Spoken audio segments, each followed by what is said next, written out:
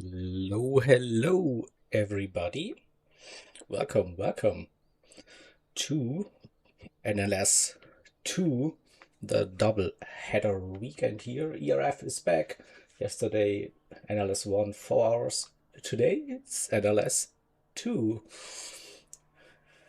So, some more endurance racing here happening on the Nürburgring 24-hour layout.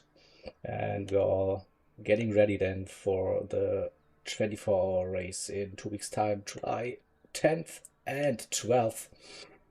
Then we are, looking for the 14 teams to qualify for this big event coming up. So, the 14 fastest team from both NLS races will qualify then for the main event.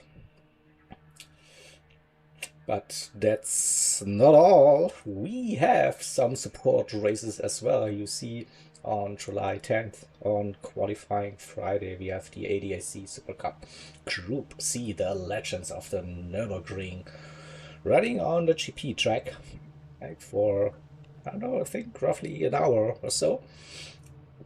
Before then, we have qualifying on the Friday, and then Saturday, Sunday, the 24-hour race itself.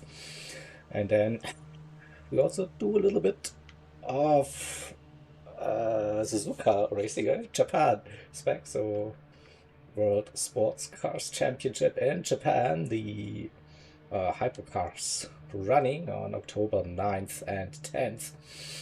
There also with a little bit of a support race and happening with the Legends of Suzuka. It's not quite 1,000 kilometers, but you get the gist. Like that, the cars will be using those late 90s, early 2000 GTC cars at Suzuka for the support race as well.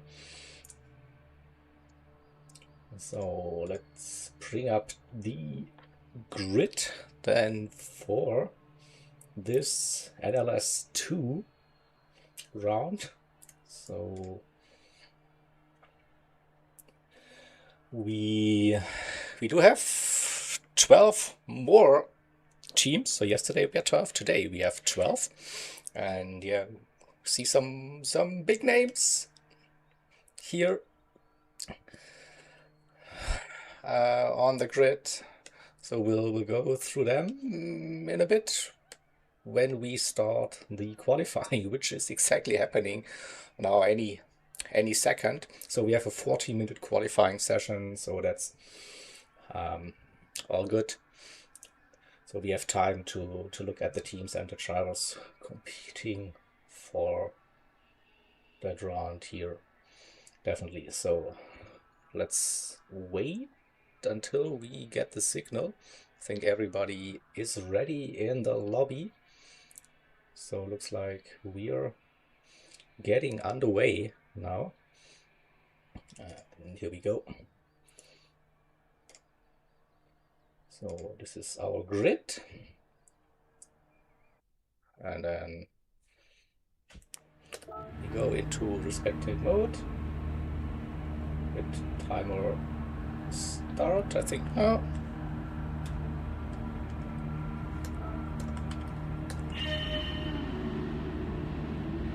A little bit too early.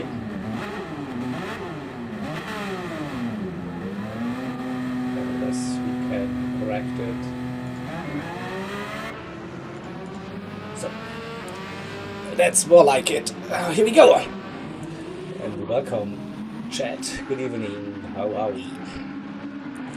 Are we having a good time over this hot weekend here in Europe? So probably not the ideal time to do some sim racing where all your equipment is putting even more heat into your rooms where you are. So yeah, but yeah, dedication, that's what we want, of course. So 40 minutes now for qualifying. We see the racing soft tires. For the race itself, we have the mediums and the hard tires. So that's the Regulations for NLS. We have a custom BOP per car, so two of the greatest BOP designers on the game, Philo and AMS Dude, they put their heads together and they created a GT3 BOP and for the ERF NLS and N24 race for us. So let's have a look at our 12 teams today. So 57 we have Rogue GDC, man, that's Clockwork Motorsports. They came up with a victory yesterday in the 58 car. So can the 57 repeat that here as well? The car looked strong. I think they found a good setup, good tune for that Ferrari 296. We do have Apex Motorsport with us, AMS, and we have Rodriguez is the qualifying and stint 1 driver here running the Audi R8 for this race. So yesterday we had the GT Finland racers in the 67 car running that car. Today we see the AMS crew with that. Then we have Tavernello racing the 33 Ferrari 296. Matteo Cigno is the qualifying driver for the usually all Italian team, but they have broadened their lineup. Some new familiar faces in the ERF racing scene. Matteo is definitely one of those drivers who competed for different teams in the previous years. Then let's go to track design racing. It's the number 3 Porsche for a team that entered 4 teams for this NLS 1 and 2 races. Let's see if they can manage to make the trip with all of 4 of their cars. Let's see, and Maleus is a hell of a driver. So I've followed him on a recent 24-hour race here, the Nürburgring. Boy, he was flying, he was smashing it like crazy, and yeah, good shout. So AMS, so they competed last year and they also won, so the champions here. So good to see them back, of course, here on the grid. Next up, it is the 33 Porsche, that is Scotty Motorsports. Here a new entry to ERF. Let's see what they can do. So I haven't seen much of them yet. It will be interesting how the pace gonna look like. Then it's TDR, the number 5. This time it's an AMG, so they have 3 Porsche 992s and 1 AMG on their roster with pole sitter, another crazy fast German driver in their team. So he's also usually smashing it around the ring. Yeah, definitely one to watch on that track for NLS and maybe also for the N24. So then it's the GT Finland Racers, the 66 car, and they're back in a BMW. Oh boy, they had great races in the past in that M6 machinery, especially here at the Nürburgring. And yeah, good to see them also entering 2 teams for NLS 1 and 2, the 67 yesterday, the Audi R8 with a nice little throwback livery Audi Quattro design. Today it's a classic M Motorsport livery here as well. The Bielstein Mercedes has to be included in an NLS event. Alright, or even an N24 event. Let's see, so we saw some overtaking happening on on the outlap. So interesting. So that's Rust Racing Team. They also entered 2 teams for another 1 and 2. So today it's the number 10 car. Another AMG here on the track. So then let's see, another BMW is running. We have the number 19, that's Celerity Academy Racing, or short car. So also I haven't seen them racing with the ERF, so also new, I reckon. Also don't recognize those driver names for now. Will be another surprise for me, at least, how they will perform running in a BMW. Not like a bad thing here at the Nürburgring. Then we see that's the 99 Ferrari 296 ACR, the team name. Also, I think I recognize the Italian driver. So we have plenty of Italian teams, by the way.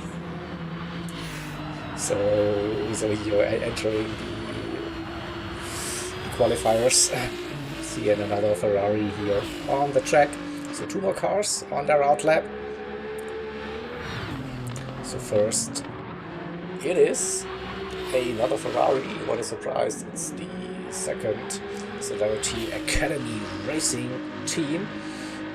Here the 91 car. And then we have Inferno Motorsport here with the Lexus RCF. Ooh, talking on, he nearly lost it out of Flanscott. That's a way to warm up your tires. So Inferno, they've competed in a couple of events for ERF, and they're back, and they're also a team to watch, definitely. So we do the onboard run now. Rogue GTC man for Clockwork Motorsports is now on his first flying lap on the GP track. So also with the conditions, it's still a sunny, warm day at the Nürburgring. Couple of clouds, but perfect conditions for the qualifiers. So you can't blame it on the conditions. So we have, like from the game, equal conditions. So there's no wind. The weather won't be progressing at all. It will be textbook conditions for this one. So let's see what Rogue can do for CWM. So they had a great run yesterday. So I think they went to a 756 or something like that in qualifying.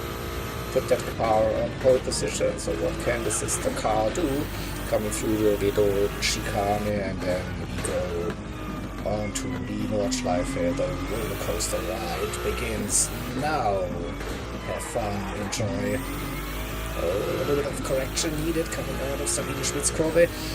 We run down into Hatzenbach. The entry is fast. Flat the kink. Then we go on to the brakes, dropping down to second gear maybe. Yeah. Third on exit. Out of the S's. Using the gears a little bit for rotation. So we leave Hatzenbach and go on to the Viertelbacher Höhe, the run uphill towards Flugplatz, the double right-hander. It should be flat. Yep. Kept it down, no drum at all. 6th gear, a little bit early maybe, but it's also dependent on how you set up your car, your gearbox. You can adjust those gears as you like. 282 kph at Schwedenkreuz, braking hard for Arenberg, the downhill right-hander. You have to be committed early on the power again for the run downhill into Fuchsröhre. Again, getting nearly up to 270 kph, 72 at the end through Kompression into Adenauer Forst, right, and then it gets slowly left into the right exit, early on the power again for the run into Metzgesfeld we go. So say hello to the chili prop and rubber tree on the left hand side. It's already gone into Metzgesfeld now, a little lift needed maybe for the entry. Now brake, third gear. On the power again, early, braking for Cullenhardt, downhill, we go. Oh, second, third, a bit sketchy, but nevertheless, keeps momentum through Spiegelkurve and now into the triple right-hander, miss, hit, miss. It is now braking for Wehrsifen.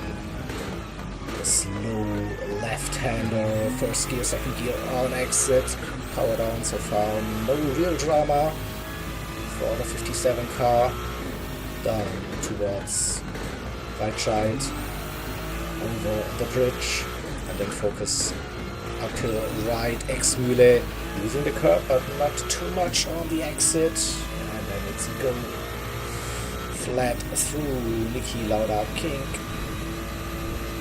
Brake for Bergwerk. Early on the power again to carry the speed now for the long section uphill. Now it's the run through Kesselchen and Klostertal. So nice run so far, no doubt about that. We'll stay in fifth gear. Pretty sure no need to go into sixth gear. Then get ready for Nürburgring, the left-hander, a little lift needed maybe. Yeah, it's 80% lift. Or throttle, 20% lift, put that way out of Klostertal. Now we brake for Steilstrecke, but we don't go straight, we go right up towards the Caracciola carousel. Now taking the curve. Uphill we go, and now let's fall into the carousel that can't read. First gear, and then second gear on exit. Interesting approach, so keep that at the limiter, the ref limiter. Now up towards Hohe 8, left into the right, and then right-hander, and then we arrived at Hohe 8, and from now on it's the fun part, right? So, you know, this fast flowing.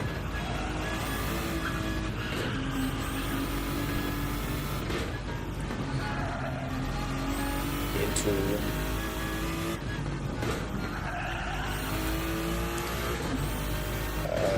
sorry, I'm just distracted. It's Brünnchen. Oh, he comes out of Brünnchen. YouTube corner. And up towards Eiskurve, over the Dresd, entering Pflanzgarten, part 1. So there's a little jump, and you brake, you turn right early on the power again, uphill it goes into the left-hander, and then the exit Pflanzgarten, and heading straight into Stefan LFS, flat out through this section. Now it's time for Schwalbenschwanz, the fast right entry, slowing that car down for the left-hander, early on the power again, use the exit curb, brake for Kleine Karussell. That's a bit of a tricky corner for many drivers, and into Geigenkopf.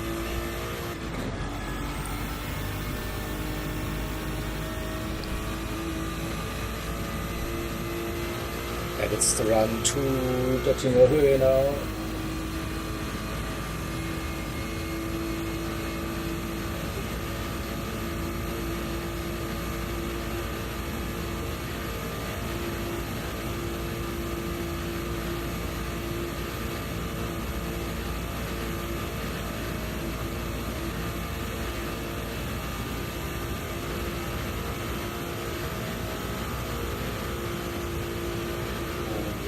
Hello.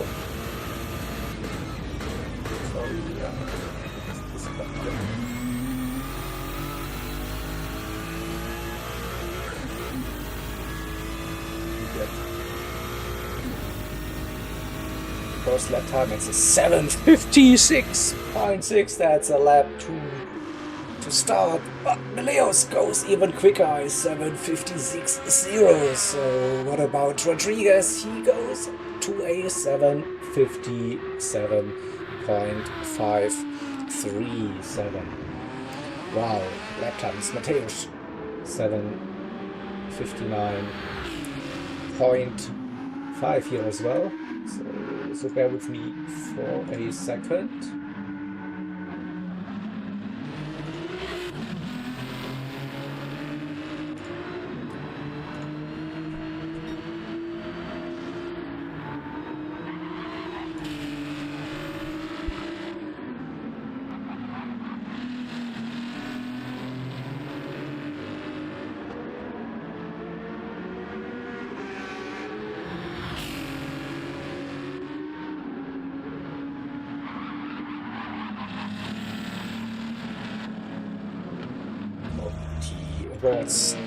That one pole setter with a 7:59 here as well, so great fast lap times. Here Tonkanon with a 7:53.4. Oh boy, what is happening?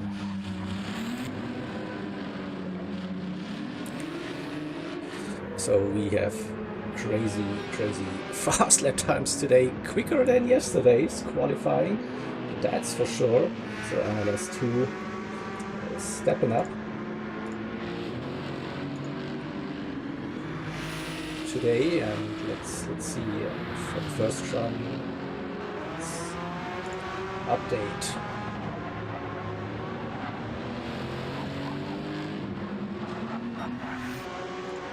All right. So on the bottom, you see the top three. We try to update those standings as good as we can throughout the qualifying and later throughout the race as well. So you always see that the top three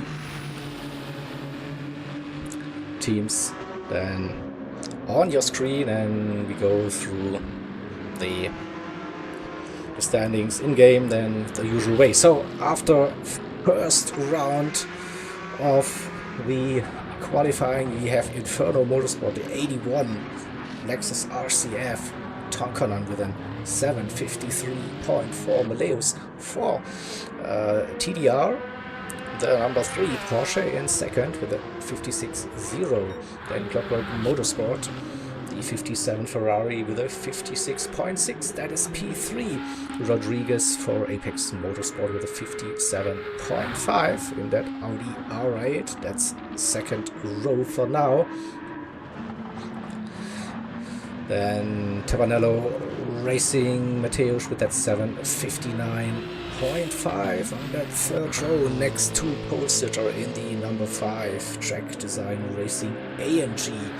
So that's 6 drivers with a sub 8 minute already. Then the GT Finland Racers, Snowman recorded an 8:01.8. Well, that's P7 for now, but has some traffic on his lap now. Not sure if he can improve. Usually that's not the ideal situation for it, so he's trying to go for the overtake. Oh, he's still up. Okay. The ACR team, the 99 entry, and Fake Rider 12 with an 8:02.8. In 9th position, the number 19 BMW for Celerity Academy Racing with an 8:04. And the number 10 Rust Racing AMG 8:07 currently. So 2 drivers, teams haven't set a lap so far. That is the 32 Porsche for the Scotty Motorsports team, and also the 91 Celerity Academy Racing Ferrari with super soda driving. Alright, so good lap times. Maleo is on our laps, he's not running. What about Rogue? Can he improve this lap time?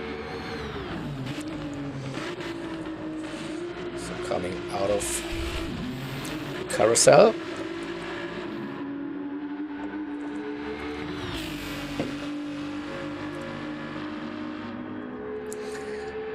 We'll find out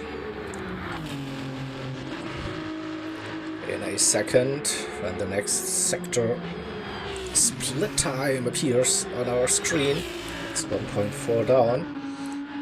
So also Rodriguez was continuing after the first lap. He's close to us. I think he will go a bit on board. The Audi coming out of Wippermann.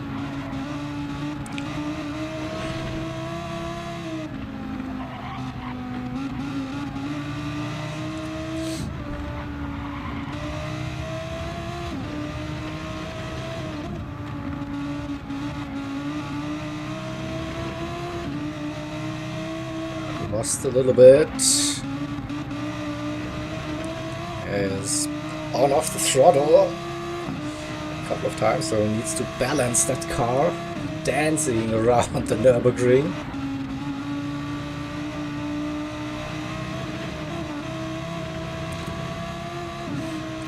Okay, so that's the fastest ever lap time recorded in ERF history at the Nürburgring 24-hour layout. That's 7:53.4 with a new BOP, of course, and yeah, really fast drivers competing. But also, like, this BOP was designed around the racing medium tires, not the softs, so it might be just a hell of a qualifying setup. And we'll see. We don't know what the race setup will look like. How good would it be? So a little improvement still for Rodriguez. And let's see the speed coming down the Döttinger. So it's 277 for now. Topping out in 6th gear, it goes a little bit uphill. So after the bridge, a little bit of a run downhill, it goes 283, something like that. So not as quick as the Ferraris yesterday. The Tavanello one was like 290s plus. I don't know, crazy lap time. So, and interesting.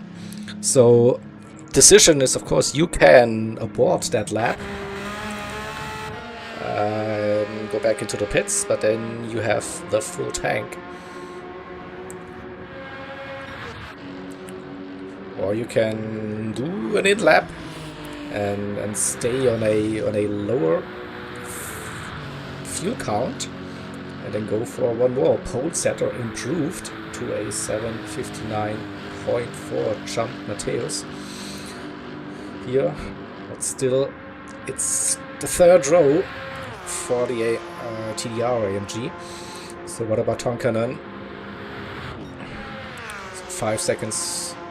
Also, I think he will be pitting, changing the tires, and then going for the next run.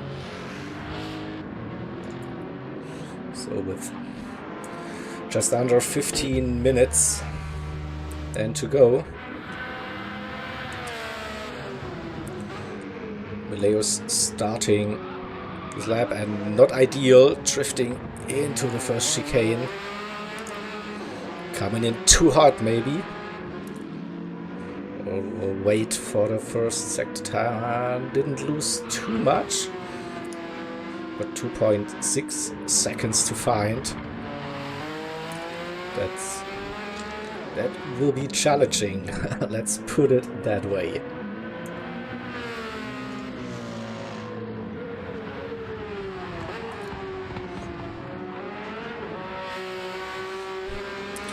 So while we have the ERF owner in our YouTube chat.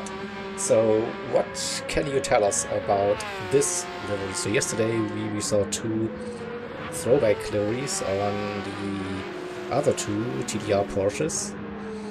This one also looks like some kind of throwback here, celebrating like the anniversary here of Porsche. So that Bilstein Mercedes, yeah, that's okay.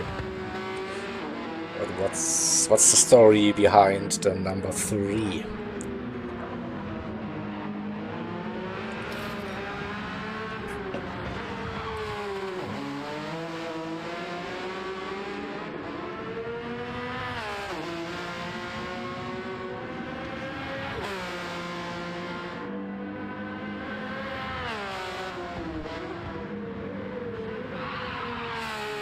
Aggressive into Hudson-Bach, a bit deep, not sure if this is the fastest way to do it. He's definitely pushing, you can clearly tell. But maybe he's...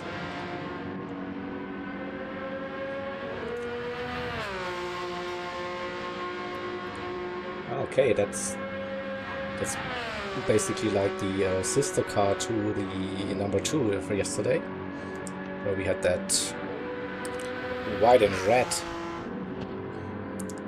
livery on, also from the same era.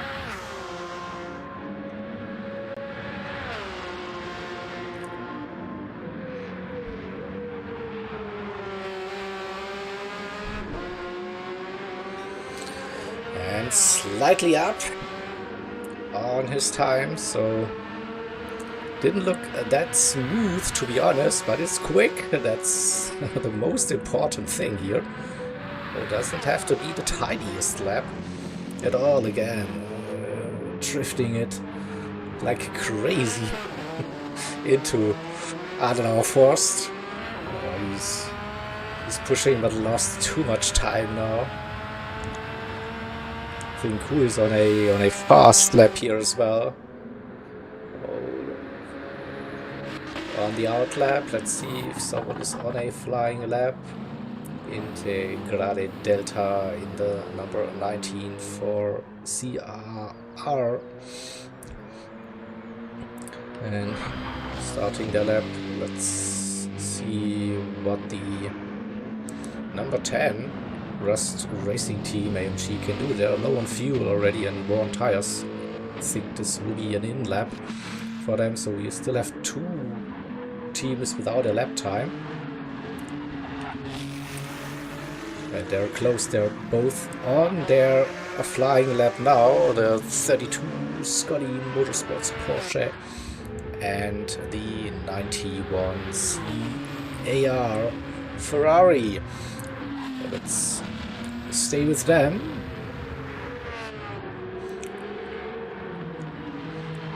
See what lap times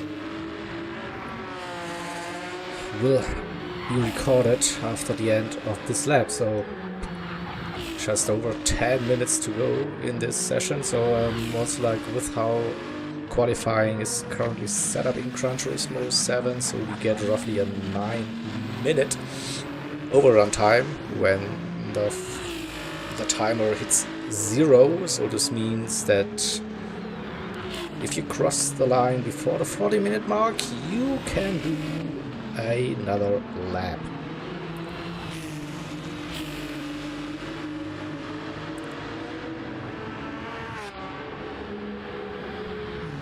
Okay, so we have information that Matthäus is improving, so let's see. Coming towards the carousel, a little bit drifty.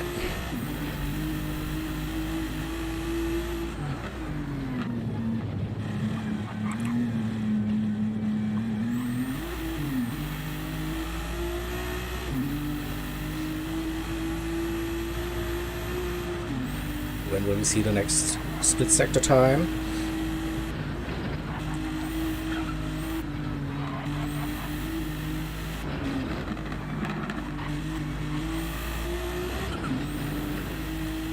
1.2 up, so this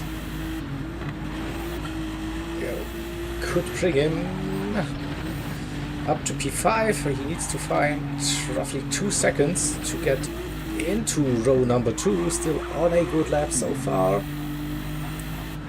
And also Maleo seems to be on a fast lap here as well, so we go back to the number 3 in a minute. Let's stay with Matthäus, who's improving 1.4. So over the crest that ice curve and then into Platzgarten we go again.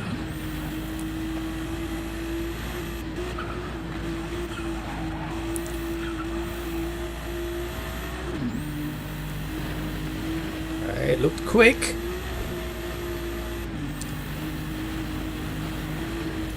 Nearly 2 seconds. That's the lap for Matthäus for row number 2. Into Schwalbenschwanz we go. A big lift, big coasting. That cost him probably a little bit of time. Let's wait for Geigenkopf and then the run. Get the next split sector at the Audi bridge. Or the Audi sign. It's more like it's 2.3, so it could be P4.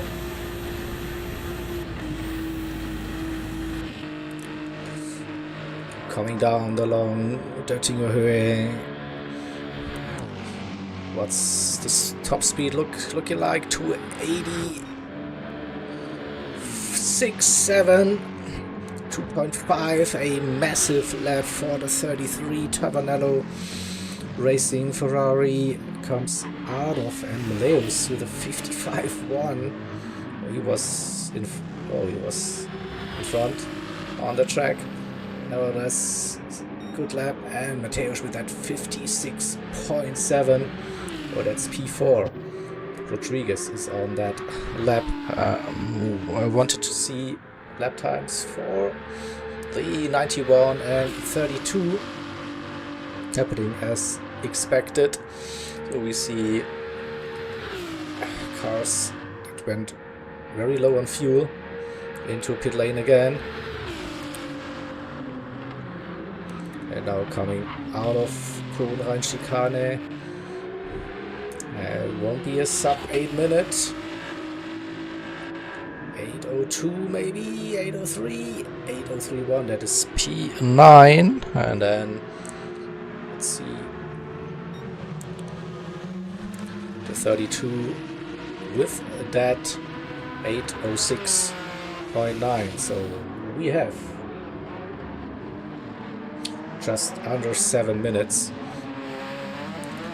And so a couple of drivers already their final lap of the session. So you still see Inferno Motorsport, the 81 Lexus RCF with that 753.4. They are sitting on top of the qualifying. Maleus, he improved on his lap time, stays in P2, but got himself a little bit of a gap to Rogue and the Clockwork Motorsports team in P3.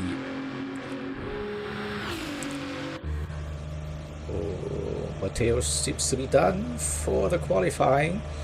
P4, he won't be improving. What about Rodriguez for Apex Motorsport, currently sitting P5.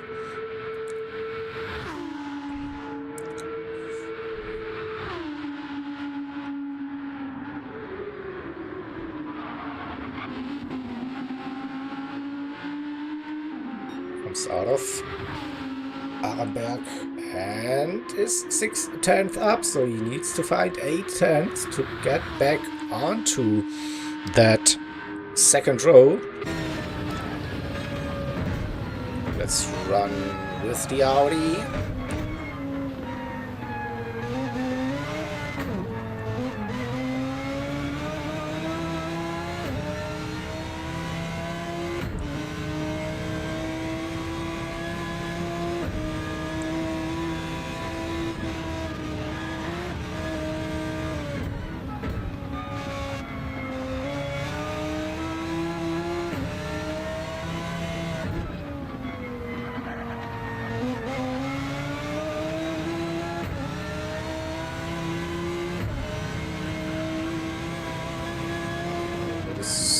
Could be still an improvement. Still think like they will lose a little bit of time on the Döttinger Höhe in that Audi, so they need to gain their time throughout the rest of the lap. It's just under 8/10 now, improving. It could be close between Tavanello Racing and Apex Motorsport for that P4 currently.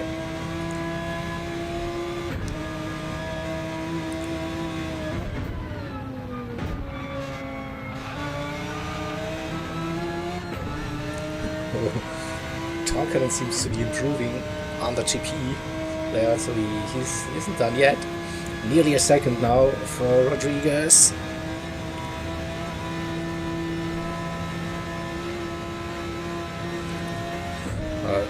He has to go to 6th gear. I think the other cars nearly hit 260, so he's 3-4 kph down. Good Kurve.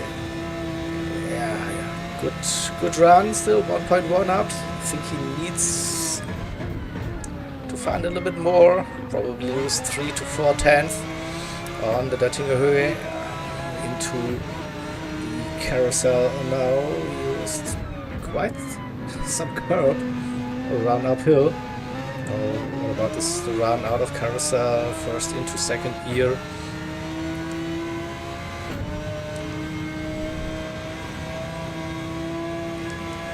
Smooth so far.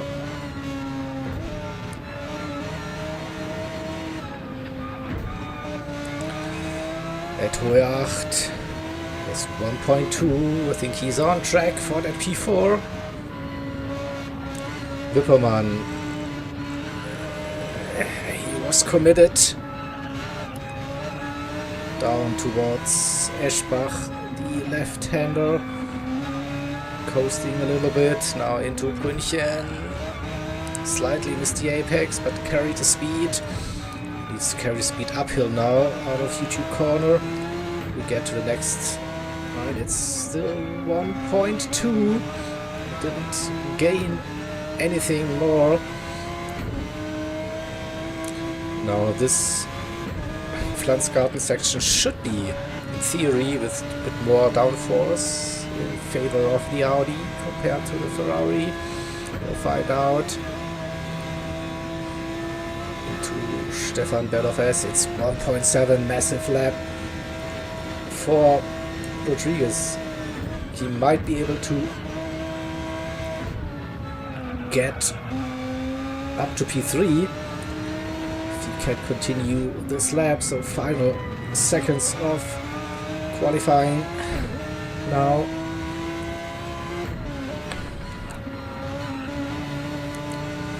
Gallenkopf. Lift needed. He runs wide onto the grass. That's okay. There's a curb. You don't lose too much time now. Head down. See. It's been 1.7 for now. Can he? He needs to find a second. So P3 is definitely possible for the 23 car. It's 1.8. He had a massive run. Still a good exit. Carried the speed. But Rogue improved to a 7:54.9. So CWM, they are smashing it to. Sorry for not showing it. We are staying with Rodriguez. He comes across the line and he jumps to P4 for now. But here Rogue with that 7:54.9. P2 got past Meleus, who is still on a flying lap, but he's not fast enough. No, he won't be improving. Pole sitter improved to a to a 58.6, stays in P6. What about Tonkanen? 6/10 up, so he is flying. It's not much track to go, left to go for Tonkanon in the RCF. Lap, he's using every inch of the track. Still 6/10 up. What a lap it is. We might see a 7:52. No way. 7:53.4. That new track record here within the ERF racing organization. What is doable? Tonkanen, he comes on to the Tingohue. So not much can go wrong now. Probably the whole 90 Kali is 1.1 second up. What a lap, what a run it is for the 81 Lexus. Holy mother-loving Jesus. What is going on? We are witnessing history, ladies and gentlemen. Wow, wow, wow. Insane. So out of Tiergarten into Hohenrhein. Final braking zone.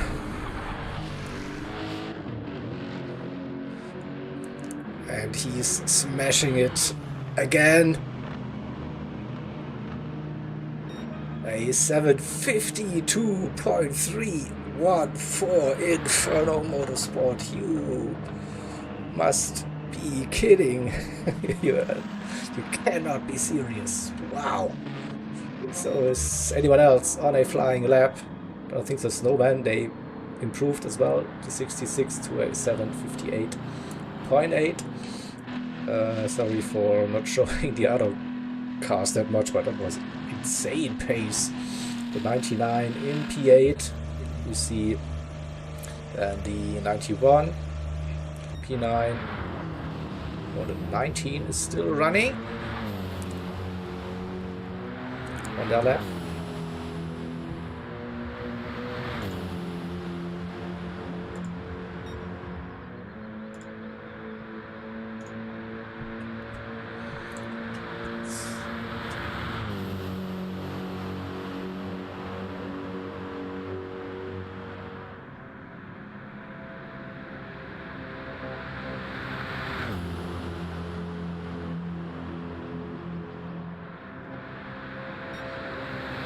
A little bit down on the personal best, so he won't be improving. It will stay with that 8:047 for the number 19, the 32 with an 8:06, the P11, and we have the number 10 car for Rust Racing with an 8:07. So Lexus OP. It looks to be like a strong car. Yesterday also the Lexus for Green Hell Racing with a phenomenal job. Yeah, that car. Yeah, well done. So now we have to wait and till we see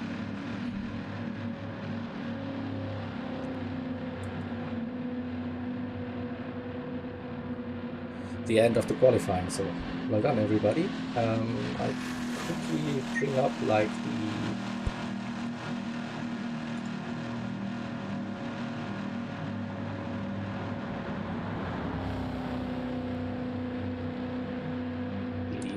the spotter guide on the entry grid. Let's go that way, so we have all 12 cars then visible for you on the screen as well, and we'll have a look. So the 81 Lexus Inferno Motorsport takes pole position, P2. Then we have Clockwork Motorsports, the 57 Ferrari on that front row. Row number 2, it is Maleos for the number 3 track design racing Porsche, next to the 23 Audi from Apex Motorsports. Row number 3, we have Tavernello Racing, the 33 Ferrari with Mateusz in the car, and joining him on the row, it's pole sitter in the number 5 TDR AMG, 4th row. Then we have GT Finland Racers, the 66 BMW alongside with the 99 Ferrari 4ACR. Then on that fifth row is the 91 Ferrari for Celerity Academy Racing, next to the sister car, the 19 BMW from the same team. And sixth row, then it's the 32 Scotty Motorsports Porsche, and we have the number 10 Rust Racing AMG and next to it. Alright, so we are waiting for that qualifying then to finish, so it's another 1.5 minutes, so let's quickly bring up the calendar for the 2026 season.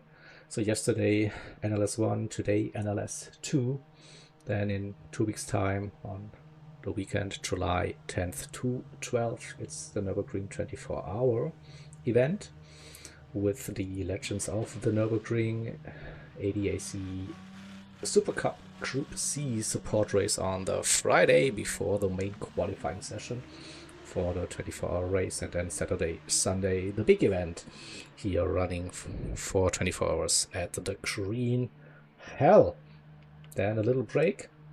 Then in October, 2 more lovely events. So the main event, of course, is the WSPC, the World Sports Cars Championship in Japan. So 6 hours of Suzuka on the Saturday, with qualifying on the Friday, and also like a little bit of a support race. Then the Legends of the original Suzuka 1000. We're not doing 1000 kilometers for that support race. Guess will be roughly around an hour in those JGTC cars from that era.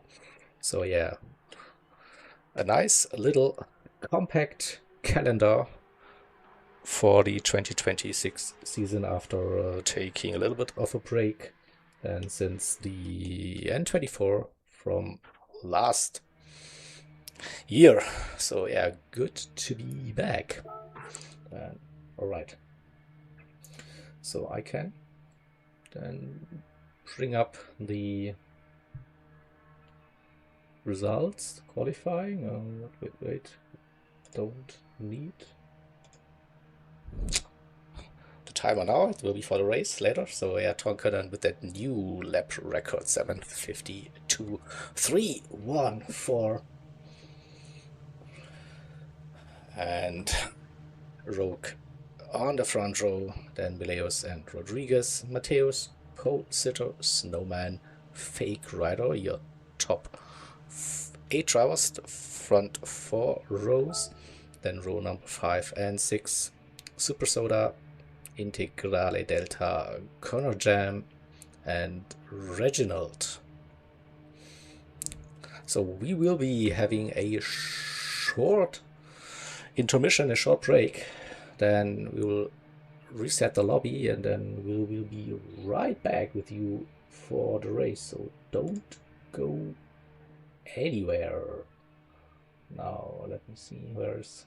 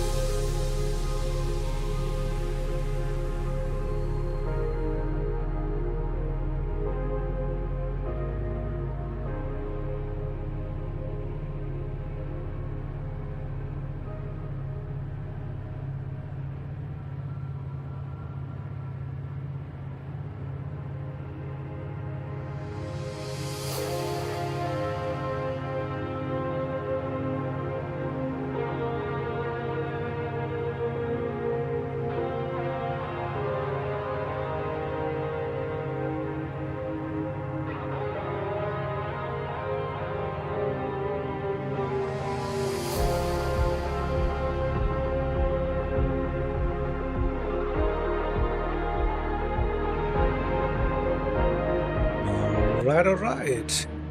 We are back. We are starting NLS number 2 with a formation lab.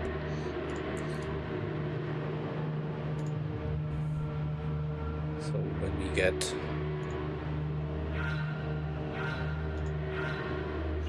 the green light, so here we go.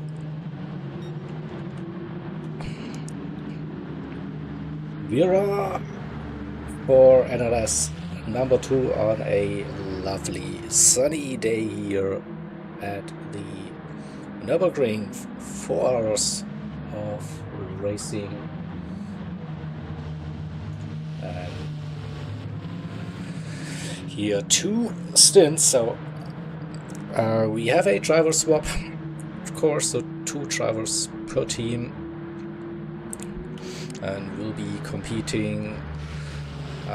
We have in total 14 spots for the N24-hour race in roughly 2 weeks' time. So from NLS 1 that happened yesterday and NLS 2 today, the 14 fastest teams on overall race time will make it to the grid for the 24-hour race. So it's not just racing for positions, also you have to keep the overall race time in mind. So this will be then calculated after this event is over, and then we know probably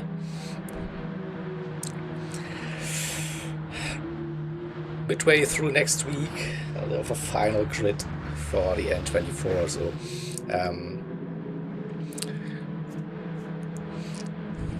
I say midway because like we have also like this incident reporting system available, so if something happens throughout the race, so you can file an incident report after the race, and then our race stewards will have a look, and this might change the race times at all, so we can't just give you the race results straight after this race here, so bear with us for a little bit then. But yeah, pretty sure you will get the needed information very soon on the ERF Discord or on our socials, so have a look at them. So yeah, now the formation lab, like the parade lab, so say hello to the fans around the track and get yourself ready then for the 4 hours.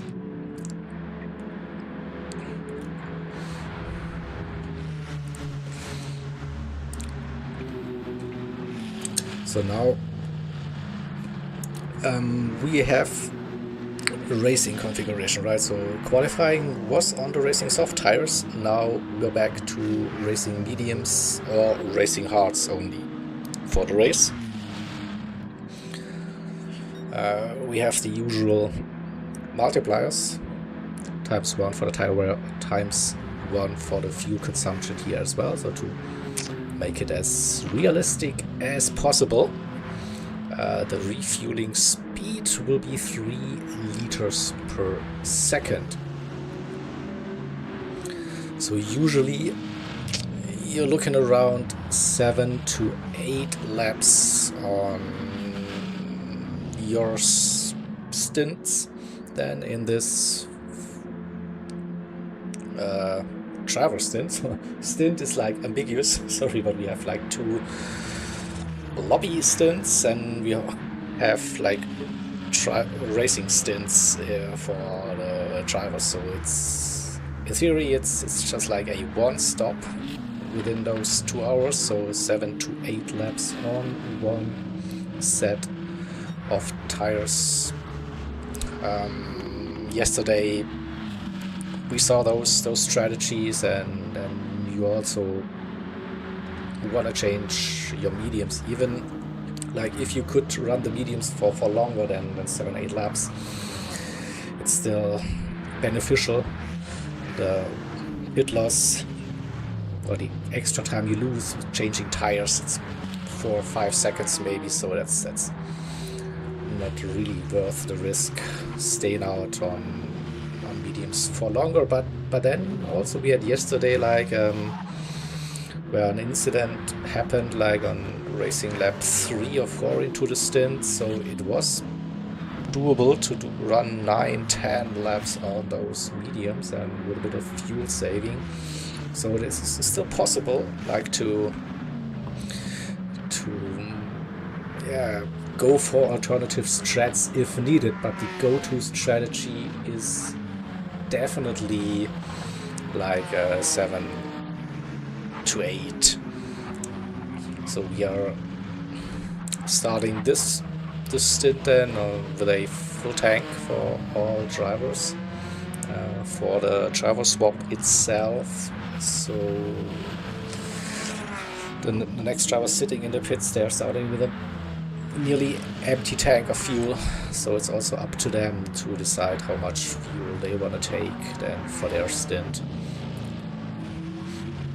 So those are the basic setups. I think everyone who's watching for quite some time knows how this works, so but I can elaborate a little bit more. So it's like a continuous race, even if you're not racing in the same lobby, right? So we are having those 12 drivers for the teams in that first lobby, and then when we are getting closer to the end of this race, we have set up a second lobby with their teammates in that lobby. So what the teammates are doing, basically they're doing a normal race, but on the first lap they're driving into their pit.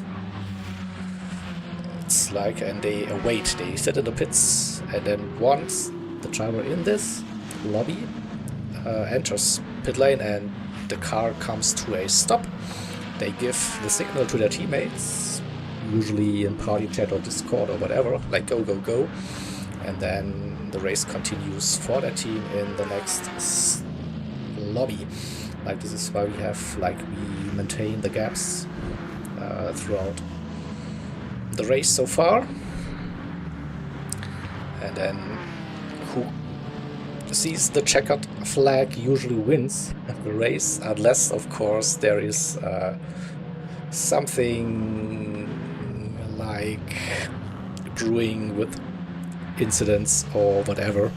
But yeah, this is like how this setup works for Gran Turismo endurance racing.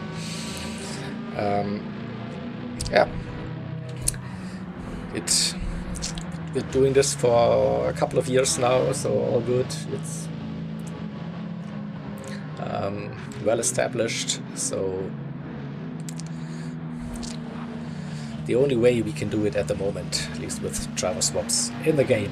Nevertheless, we had some great racing here, of course, over the last couple of years as well. And the N24 always like a challenge in itself, and then you know, the added pressure, like for it's a qualifying race for the big event. Usually we had like pre-qualifying sessions where you just did 1 or 2 qualifying laps with your teammates to enter. For this year we were like, yeah, let's for a soft comeback from streaming and organizing, so we wanted to go for a bit of shorter races, 4 hours, and use this to form our grid.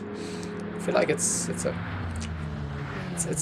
nice idea, so I really like that, to have like qualifying races instead of just pure pre-qualifying sessions. And so yeah, definitely something interesting.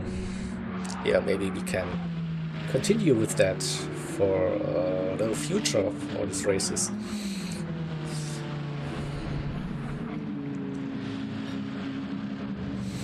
So now, still on that formation lap, it's a very long formation lap. You see it, you know it probably on the Nürburgring. Are we getting? Ooh. No! Yesterday someone had a moment on the formation lap, and this time the 57, they lost the car on the formation lap. They have damage now on the front. No way. What a silly mistake. Come on.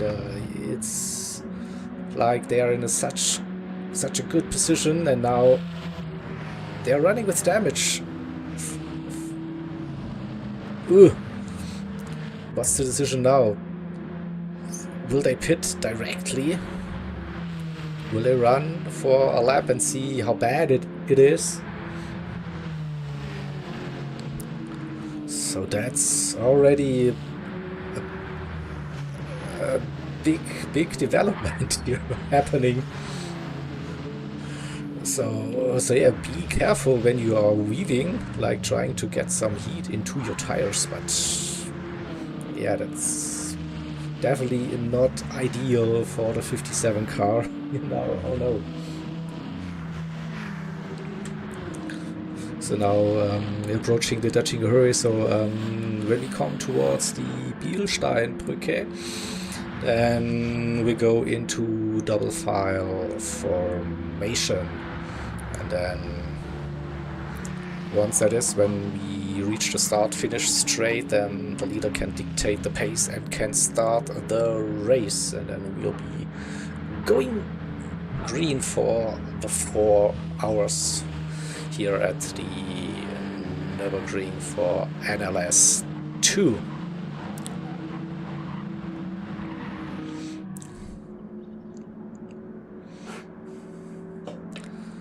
So final preparations now.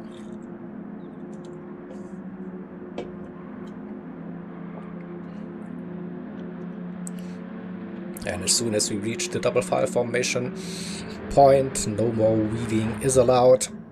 So now we should get into formation now. Come on, bunch up a little bit. You can do it. Present us a nice looking grid, please. Yeah, that's lovely. So we have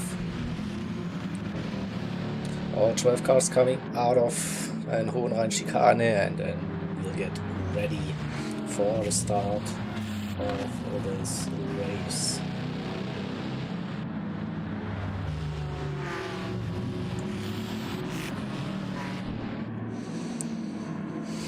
So Inferno Motorsport on pole position on the inside line, the right hand side,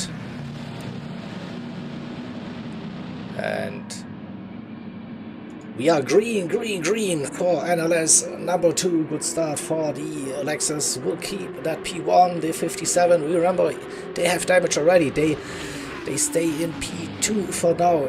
P3 we have a fight challenge and already understeer for the 57. Emilius tries to go around the outside. There's a bit of contact coming out of the first chicane, but so far it looks okay. Rodriguez loses a position to Mateus. For now, Rogue stays in P3 for a moment. He runs a bit wide, so I think that damage on the car doesn't really help. So he's already under pressure. Mateus on the inside. Mateus as well looking down into the Goodyear chicane. Then there was a bit of contact between Rogue and Mateus. Mateus wide on the inside. We make it too wide into Schumacher. No. Backed out of it. Close racing at the front. This is all good news for Inferno Motorsport and Tonkanen already. 2.3 second gap. The fighting behind them is definitely helping Tonkanen, and 81, 57 and Rogue defending like crazy with their damage. Mateus in third position, Rodriguez up to P4, Mateus then P5, pole sitter in sixth position, Snowman P7. So it settles down a little bit. Super Soda in the 91 in P8, then Integrale Delta in the 19 P9, Connor in the 32 10th position, Reggie Loud in the 10 P11, and fake rider for the 99, already 10 seconds behind P12. As we continue with that battle for P2, Meleus got past Rogue, so the number 3 TDR Porsche up to P2 again, the 57 in P3, but it's still close behind them. Let's get an early on board. Let's follow Rodriguez up towards Flugplatz. We'll have a look if the 99 has some damage. Don't think so.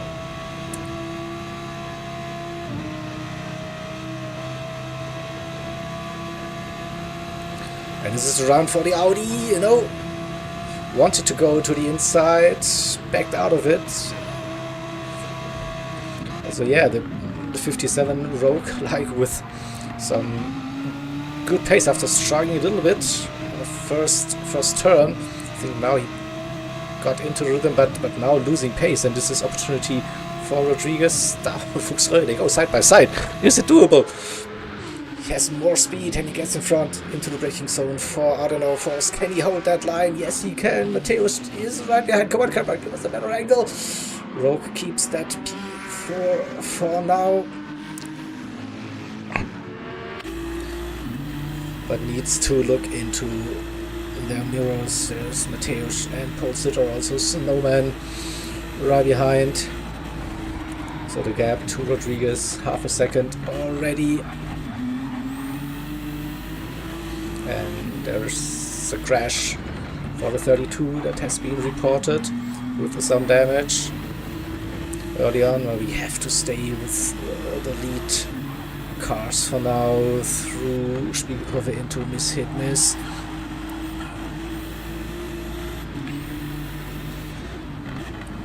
And the 57 doing everything they can. How long will they stay out? Can they stay out? Have to stay out, I don't know. They are definitely losing time here with that damage and disrupting the field a little bit. Tonkanon is gone, like already 3 seconds. So good start for the 81. And Meleus has a gap now as well, with the fighting behind helped the number 3. Rodriguez in the 23 Audi for AMS up to P3. Rogue still holding on to that P4 position. Right behind we have Tavernello racing the 33 Ferrari 296 in that slipstream range now through Kesselchen with the run. Don't think Rogue can defend that for now. Ooh, there was a bit of contact.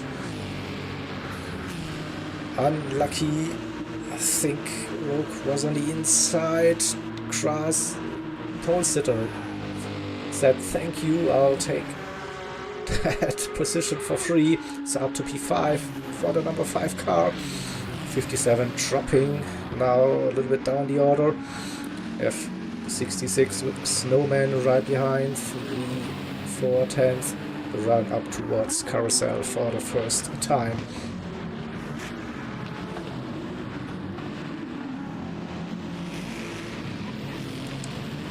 Not close enough for now. P8, the 91 Ferrari for Celerity Academy Racing. And a second to the number 19, the second CAR car. Then we have some gaps. The number 10 running with damage on the front, the Rust Racing AMG. The 99 ACR car, P11 with no damage, and as reported, Connor for Scotty Motorsports, damage on the rear. The 32 car in P12. So now we see the gaps slowly opening up. Still need to keep an eye on the 57 car. We're having more damage now, so front and both suspensions on the front. There was just suspension damage on one side, or from that mistake on the formation lap now. It's symmetrical, so maybe that's a bit easier to drive now, I don't know. Keeping the gap to Snowman and the 66 BMW. That's still good to see, but they dropped out of the slipstream range, so pole sitter has opened up a 1.6 second gap and to the 57, and without that slipstream it might be difficult for them to stay in front of the 66 and the 91. Ooh, big drift with 91 here as well, coming into Geigenkopf. So now let's see. It's 7/10, and yeah, Snowman is gaining 6/10, 5. So I think he will get the run on Rogue before the braking zone already, and probably also the 91 behind under the Bilstein Bridge, and the 66 is through up to P6, Rogue down to P7. So what's the decision now for the 57 and Rogue? Will they pit? Will they stay out?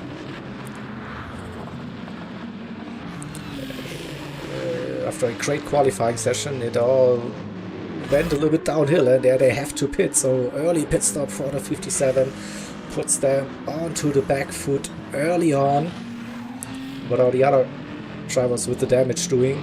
So it's the number 10 and the 32. So 10 in pit lane, the 32 as well. So the 3 cars with the damage, they pitted. Now they repair damage, but they can't make like the rest of the stint, like probably unless they switch to the hard tires. Not sure if this is a valid or good strategy at all. So let's see situation. Tonkin on 2.2 seconds. So Maleus had a good second half of that lap. It was already up to 3 seconds. It's gained half a second at least than on Tonkin, but then we have nearly 5 seconds to the 23 in that P3. Mateusz as well, 2 seconds behind in that Tavernello 33 Ferrari. Pole sitter out of slipstream range in the number 5 AMG. Snowman and Super Soda, they are still kind of close. Let's get them on board.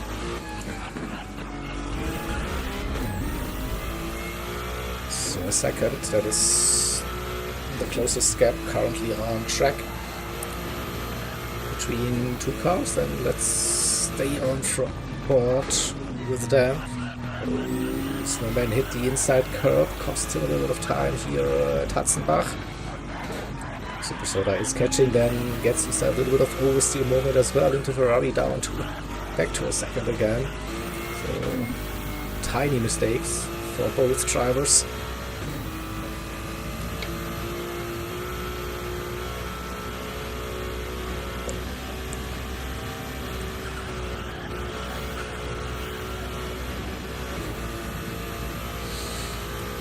Yeah, that was also my idea. The 57, they should have pitted directly, not do a whole lap. But with all that fighting and stuff, but yeah.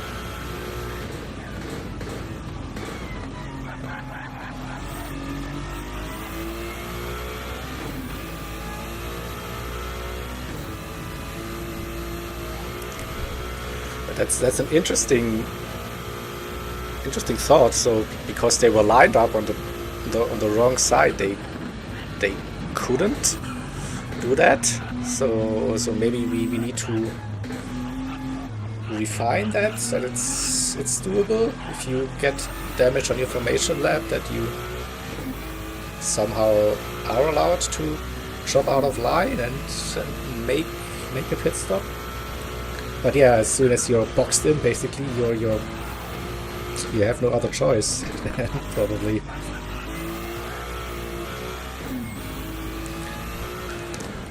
So the gap between Super Soda and Snowman up to roughly 2 seconds.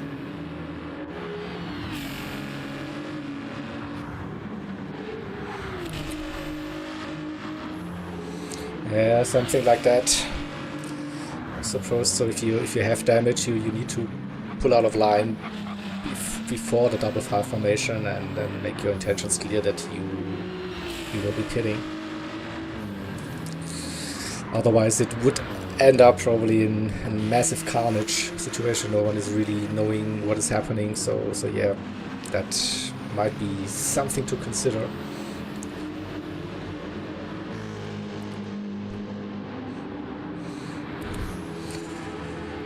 So gaps are opening now between the cars, and let's see the gaps then for those drivers that have pitted. Rogue now in 10th position, 7 seconds behind Fake Rider 12 in the 99 car, and 39 seconds to the leaders. So that early pit stop that definitely, within fixing the damage, definitely cost them a lot of time. But it's still head down and continue, and it's still a long way to go. So 3 hours, 46 minutes and a couple of seconds. So still to go. Many things can and will happen throughout this race.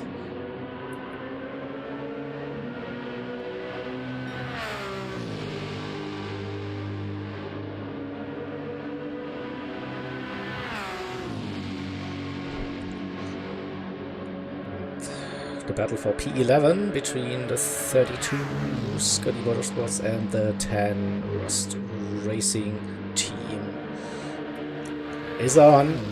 Porsche versus Mercedes AMG coming out of Mood Kurve.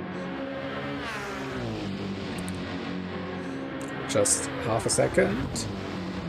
Both drivers with some damage on the first lap. They went into pit lane, repaired that damage. The 10 also took some fuel.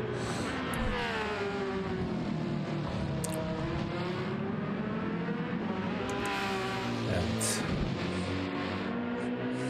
they're catching the 32 again at 4/10. But the following couple of corners, it's usually, ooh, no, the 32 with another mistake hit the curb, and then says hello to Barry and the Marshalls, gets some damage again. So unlucky start for the 32 Scotty Motorsports. So the 10 moves up into P11, then let's see the 57 closing the gap to the 99, 4.6 seconds, but losing time to the leaders, 40 seconds for now, so we'll keep an eye on that. The 99, after a bit of a slow start to the race, so where they dropped to P12, up to P9 again. 12 seconds to the 19 Porsche for Celerity Academy Racing. The 19 closing the gap to the 91 car. Their teammates 1.5 down the back straight. The Ferrari should be quick. It's just outside of the CQ range, so not gaining that much. In P6 it's the 66 GT Finland Racers in that BMW pole sitter. Then P5 in the number 5 AMG. Another 4 seconds to Matteo Zuccotta with Rodriguez. So battle for P3. Tavanello Racing versus Apex Motorsport. Audi versus Ferrari. And the gap between Tonkanen and Meleus, 3.3 seconds. So Tonkanen with already a sub 8 minute on that second lap. And in race pace up to 3.3. So then we'll stay with the battle for P3 between the 23 and the 33.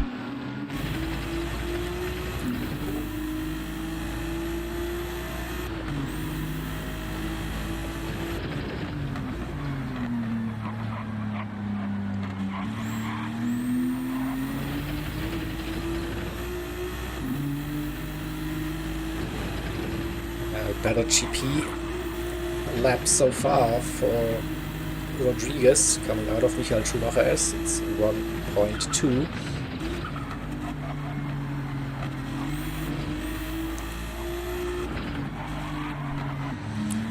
Didn't get that corner right, so it's 1.4, dropping out of slipstream range maybe now soon.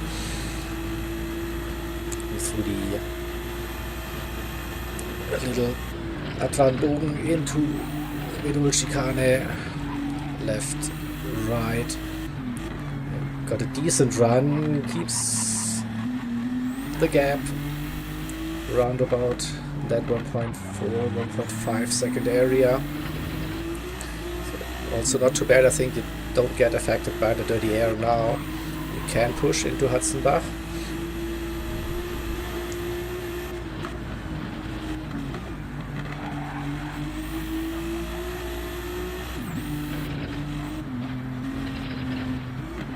Gaining some time. Ooh, bit of a wiggle. Can he catch it? Can he hold it? Ooh, that looked scary. Lost 2 tenths, but good car control. It already looked like that car snapped and it was gone, but it wasn't. So on those mediums, a little lift was needed into Flugplatz. It gets a decent run back to 1.3, so oof. Big breather, and then continue, nothing happened. A second, so that Ferrari is quick when it comes down to top speed with those setups. Where does the Audi shine? It's like constantly going up and down the gap between those two.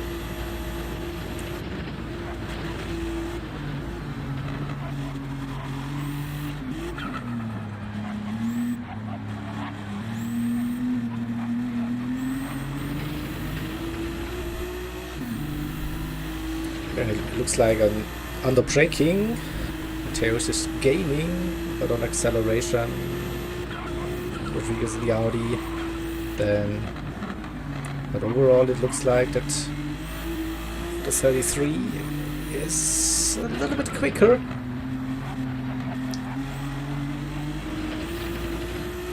Okay, so not much happening between the top two, around about 3 seconds still that gap, so we are not missing anything. We can stay with this fight for P3 into Wehrsifen.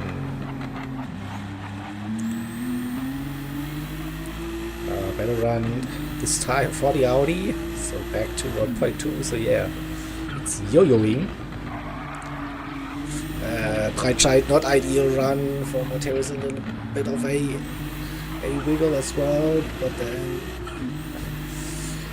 still staying with the 23 in front, not letting them break away.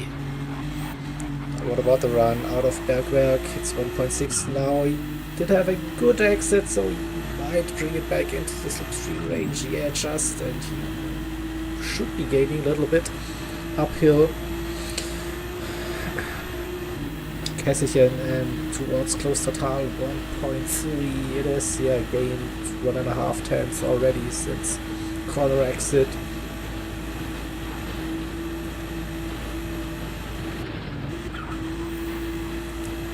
And out of Nürburgring it is 1.2. So lap times for 6 and 7, please. So Snowman in the 66, currently 807s and 809s for Super Soda. His teammate is right behind now, winning the same lap times, and just in time we see Rogue in the 57 caught the back of the 99 Ferrari.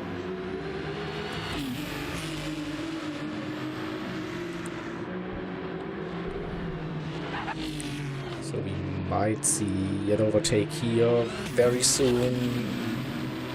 Gained massively on the 99.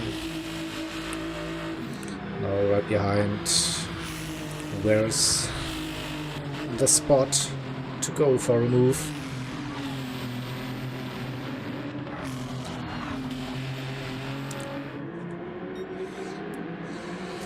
Yeah, usually this is just like a single file here, the entire section.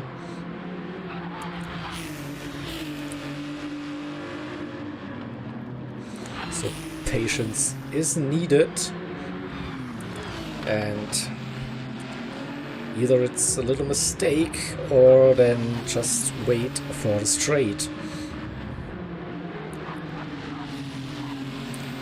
Nevertheless, I think that Rogue will overtake Fake Rider very, very soon.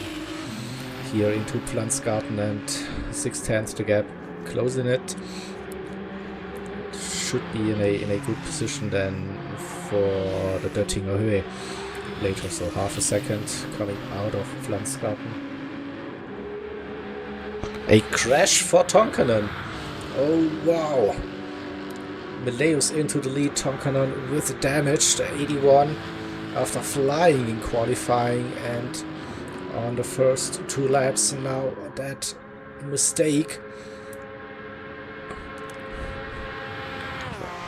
So, will they have to pit? We'll see it in a couple of seconds. We go back to the 99 versus the 57 proof. The Ferraris Rogue with a bit of a wide run coming out of Geigenkopf, but carried the speed, has 3/10. Now uses a slipstream, and yeah, Tonkanen is pitting. Again, the top 2 drivers from qualifying with mistakes, with the damage. 57 making their way back the grid, so up to P10. Where's Tonkanen? He's still in pit lane. P6, he's leaving pit lane. P6 at the moment. Yeah, so 28 seconds now that gap to the leaders.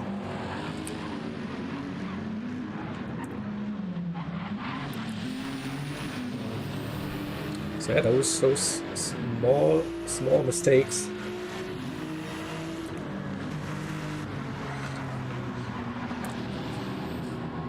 Yeah, it could be, but the theory of going to the end, no, they didn't put in enough fuel, so they will go aggressive, I think, again, and push and do another pit stop. It's still not over for the 81, but they definitely lost their good position for this race, qualifying on pole position early on in the lead. Nothing really was threatening them. Yes, Meleus was keeping them honest with between 2 and 3 seconds the gap, but not just like challenging them wheel to wheel. But yeah, it's always a bit of a mind game here as well. And one little mistake here, it's unforgiving, that track. So yeah, that have the new race situation. That we have TDR, the number 3 Porsche in the lead, the 23 Audi for Apex Motorsport P2, and the 33 Ferrari for Taranello Racing in 3rd position.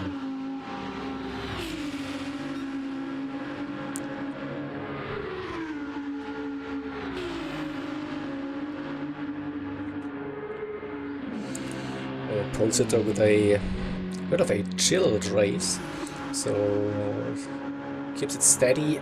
P4 Snowman in 5th position, and he has a fast charging and probably angry Tonkanen behind, just 1.7 seconds, and pretty sure that Lexus is taking no prisoners now, but is also at the risk of like making another little mistake if you're pushing too hard. So 1.5, you probably catch other finished drivers throughout this lap. So then we have the 2 Celerity Academy racing teams, the 91 Ferrari and the 19 BMW in P7 and P8. And P9, the 57 CWM Ferrari. 7 seconds to find and to gain more positions. Track. In P10 we have ACR.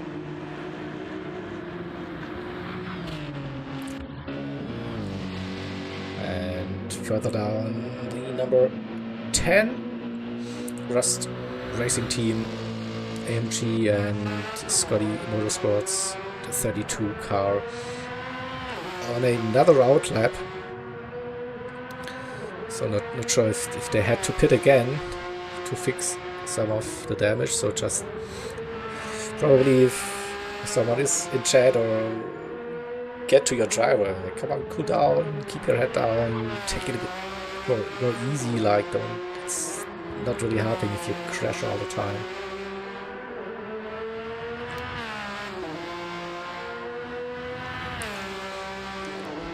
But yeah, we're all just humans, right? And we live and we learn.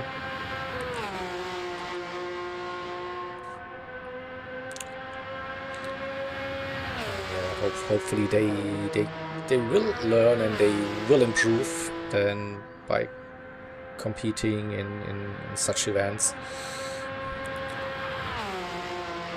But yeah, just don't push too hard, probably. With that incident for the 81, now the 3 is having a comfortable lead, 12.3 seconds already, so Maleus is really flying, so no doubt about that. Rodriguez and Mateus is still close, but the 33 just outside of the slipstream range, and I think we go to the 81, just made that move on the 66. It's like a spot where we don't see that many overtakes coming out of carousel, and also like Snowman was like, nah, no need to defend that. I was like, this guy is quick, so he's on a different strategy as well, and let's run our race, think about the overall finishing time. So I think the main goal is to qualify for the N24 for most of the teams, so yeah.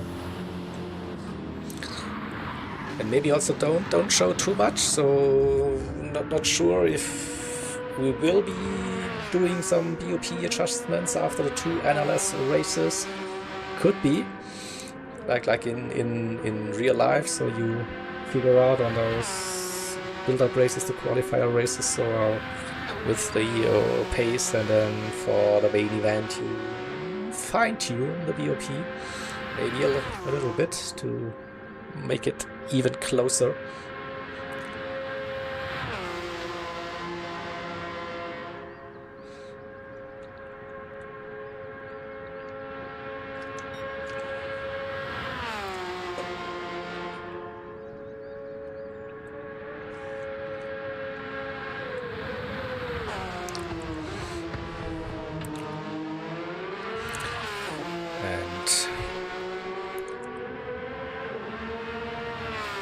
Leo's then crossing the line, starting racing lap number 5.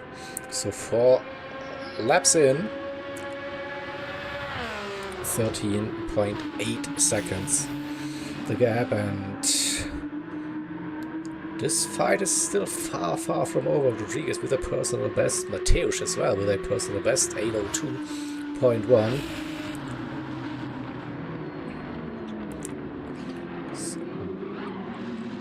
Both cars a bit of a, don't know, looked a bit sketchy, that run through the chicane.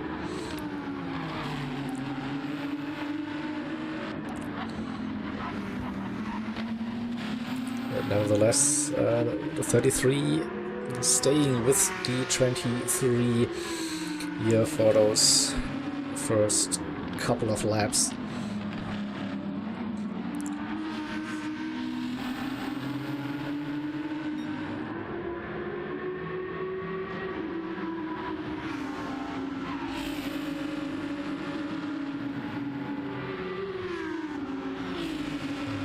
Seeing the same pattern, like this gap is going up and down, depending on the section of the track, but overall pretty close, the two drivers. Then let's have a look at pole sitters lap times, 8:04s, that is consistency, 8:05, 8:04, 8:04. So keeping it out of trouble. P4, the two track design racing cars so far in a really solid position then to qualify for the N24. Yesterday they also finished P2 and P4. So they are. It's looking promising for now, at least. Saying that, of course, with like still 3 hours 26 minutes on the clock. So it's not bad. As of now, it looks promising. Then Tom Connor for Inferno Motorsport. Already 5 seconds the gap to Snowman, and 6 seconds to Pole Sitter. So looking at those lap times, he's up, doing sub 80, so he would be gaining for 5 seconds a lap currently. So maybe next lap we will see those two drivers next to each other again.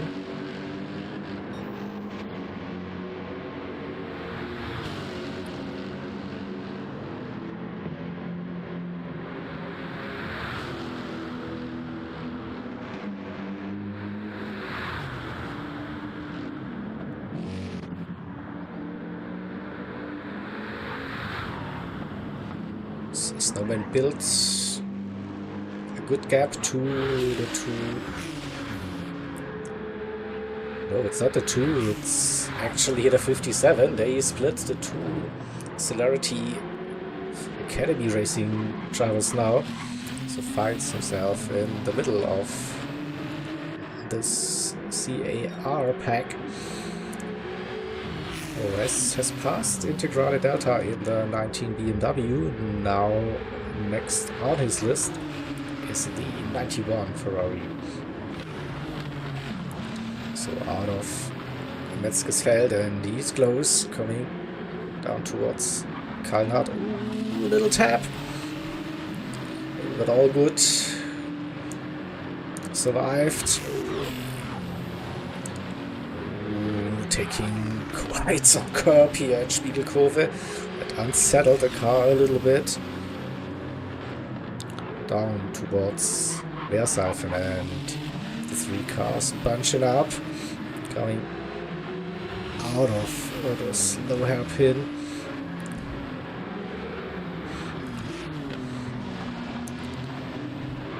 So now what's the decision? Stay behind and hope for a good run up towards Smoothkurve, or send it before Bergwerk? No, he's not close enough, half a second. Maybe he's hoping for the run uphill. Maybe they have a better aero setup compared to the... Yeah, the 91 went wide at Bergwerk, didn't get the exit speed. This could be the run for the 57. Around the outside we go at Kessichen, and he's side by side next to each other. Can they make it side by side? Yes, they can. Whoa! Super sort of hit the inside curve a little bit funny, but avoided the crash, and Rogue moves up another position up to P7. So next on his list will be the 66. That's 13 seconds now. Needs to find, but he has a little bit of clean air, and you see like 804s, 802s. Now, did it cost him that lap, the overtakes? We'll see when the next split sector time appears on our screen. I think he will be glad now to be in front of the two Celerity Academy racing cars now, and can focus on 3.6 seconds, so that definitely costs them some time.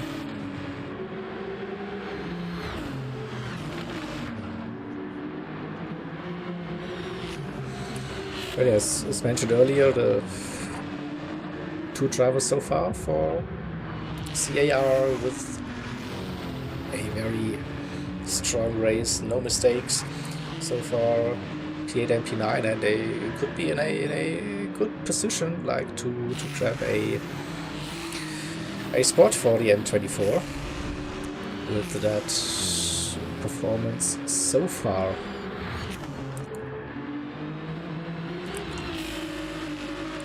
Fake radar for ACR is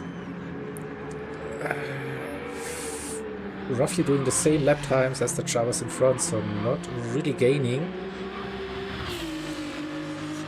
Currently stays in P10.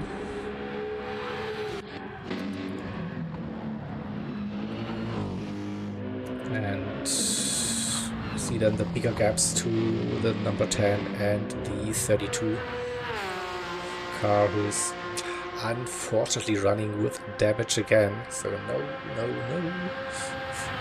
That wasn't the best way to start the race here. It's probably the third or fourth time now I see the car with some damage running.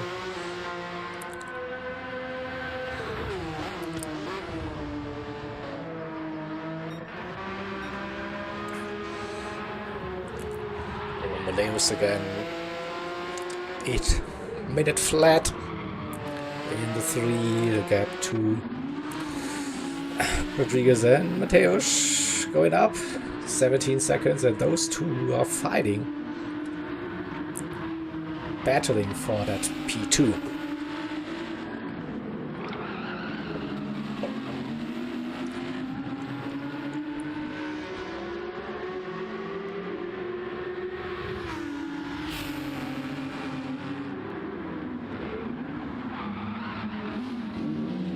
Was a bit deep and cost him some time. Let's have a look at... Oh, here we go. As predicted, Tonkanen right behind with the number 5 AMG, and he's purple, and he also with the new fastest lap of the stint, 7:58.0.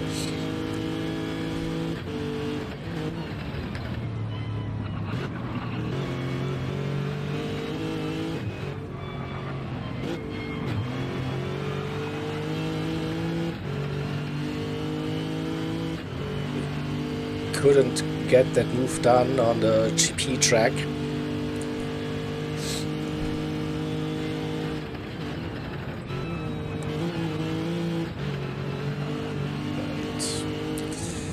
where's the opportunity? Little mistake maybe somewhere, and to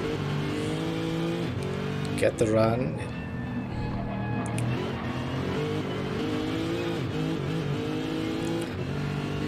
Yeah, but now right behind pole sitter.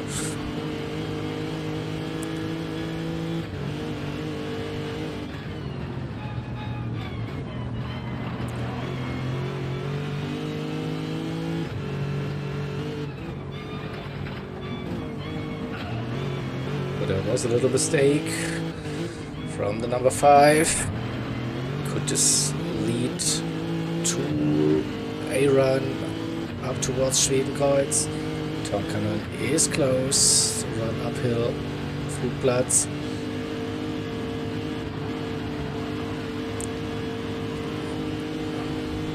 Gets the run. Gets the run. Can he take the inside? He's going for it. And he got past with ease. I'd say maybe also pole sitter not fighting that crazy fast Dutch driver. So up to P4 again for the 81. And then, yeah, what's that, 8.7 seconds, so it's... Don't think it's impossible.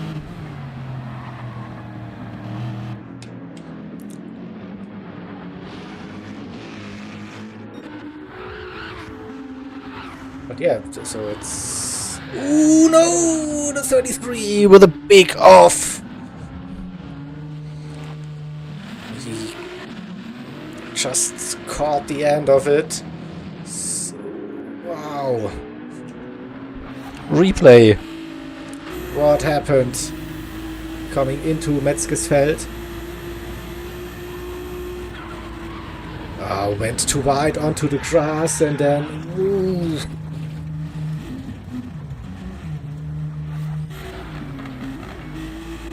And this brings Tonkanen and pole sitter back into contention for that P3. Matthäus is struggling now.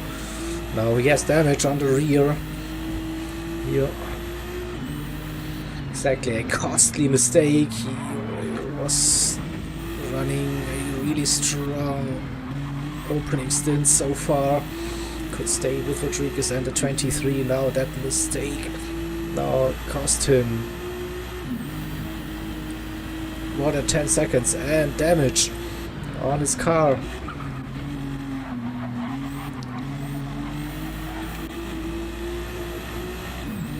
He will be losing 2 positions.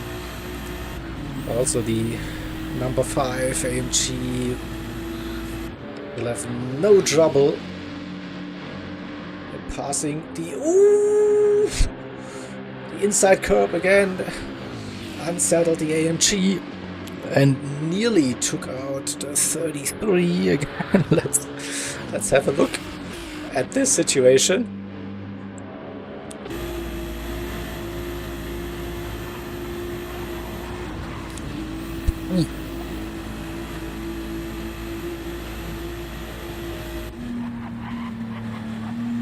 Oh, we need to see it from pole sitter's perspective.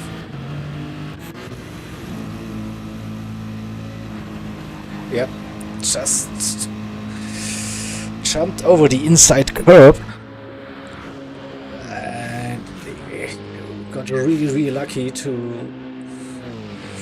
not crash into the 33 and then put them into the wall. Just a slight off track and good reaction here from Matthäus, but that's, yeah, that mistake definitely now puts the 33 on the back foot from P3 to P5, running with the damage. Now it's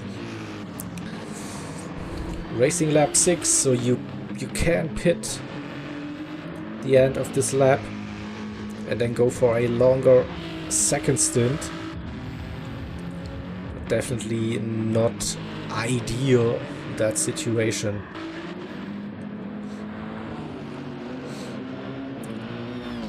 suddenly we have some bigger gaps now, and the 81 up to P3, or just under 10 seconds the gap to the 23, now running in P2 with our race leaders, the number 3 TDR Porsche and Maleus leading nearly 19 seconds now.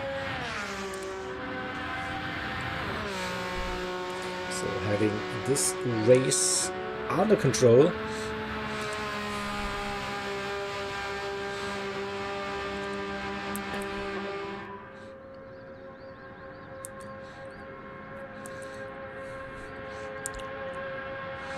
So we'll be doing at least one more lap before pitting. Yes, doesn't have to take any risks now, I think, with this healthy gap.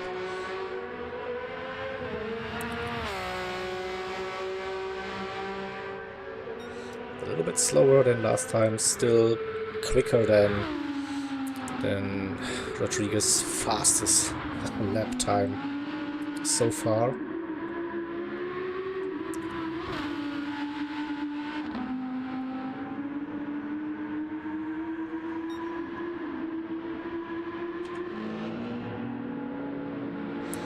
So the Jarvis Bernd also lost a bit of time with this fighting and the incidents. And yes, expected the 33 comes in, so an early pit stop, then go longer on the mediums, fix that damage. They will drop down a couple of positions for now. So the 66 BMW moves up into P5 and the 57 Ferrari for Clockwork Motorsports up to P6.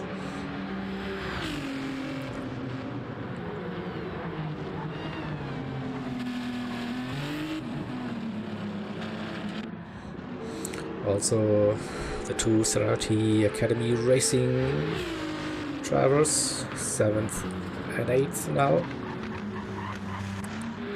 ACR up into P9, and we see now the 33 comes out of pit lane.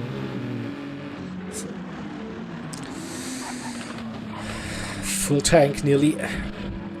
And now, probably with that adopted strategy, now go longer. So remember, it's the end of lap 16 to drive into the pit lane then and change over to your teammate.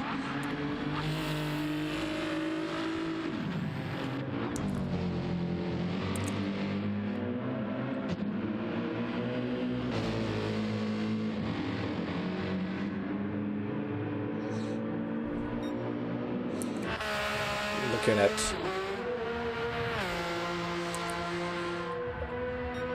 Reginald and Connor, we see improvements, so I still see the 32 running with that damaged front.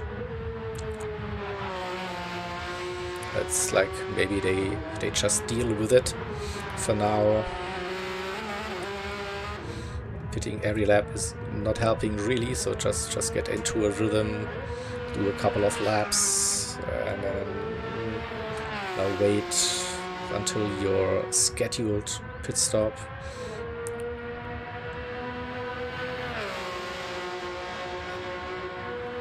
They are slowly improving on their lap times. So let's see those gaps. 1:33 to the number 10 car, 51 seconds to the 33 that just pitted to fix that damage and go for a long final stint.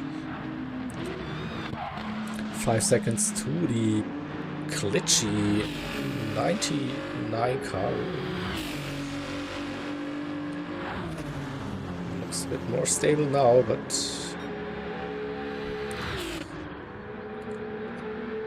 sure. So then we still see those two team drivers doing team formation lap after lap. So the photographers from the team love those images later on, grabbing those race highlights and present it like on their socials or in their team channels or whatever. 7 and 8 for the ZRT Academy Racing drivers.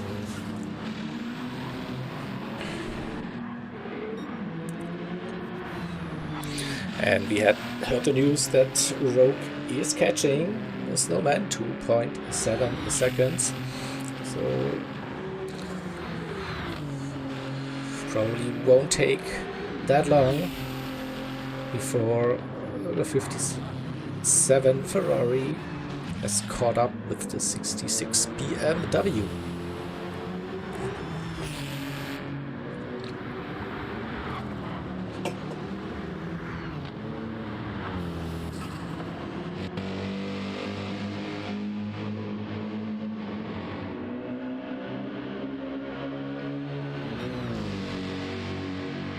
Nothing new for a pole sitter driving a consistent race in P4. Tonkanen, on the other hand, is pushing. He gained on the leader and also gained on Rodriguez in P2. We're looking at the lap times, but it's not like 3-4 seconds per lap quicker. Still making some progress here. And he might be going for a little bit longer on those mediums here as well. He had to pit early. Then lap 3 with that damage. So maybe the 23 and the number 3 they will pit now. The end of this lap. Fuel shouldn't be an issue to go longer. But definitely the tire wear is visible now, and it's, yeah, look at the lap time, it's 4 seconds off the personal best now. It still looks to be like at 8:02, 8:03 something, so far from a slow lap, but definitely not able to get to those 8 minutes or sub 8 minutes anymore with their tire wear. As mentioned earlier, Meleos and the number 3 crew have all of the options they want. They can extend, they can come in now.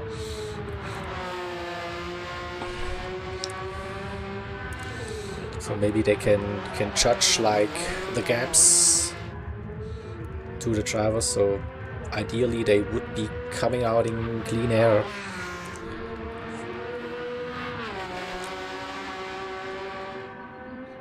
I think with the pit stop it would be something around P4, but this is like their teammates, maybe they're on the same strategy, so if they make the call pit now for both cars, then it should be probably like a good time, and it's like clear track for the number 3 car. We'll see. So coming towards the end of racing lap number 7. So well within the pit stop window now. And now going longer. It's an 8:03 this time.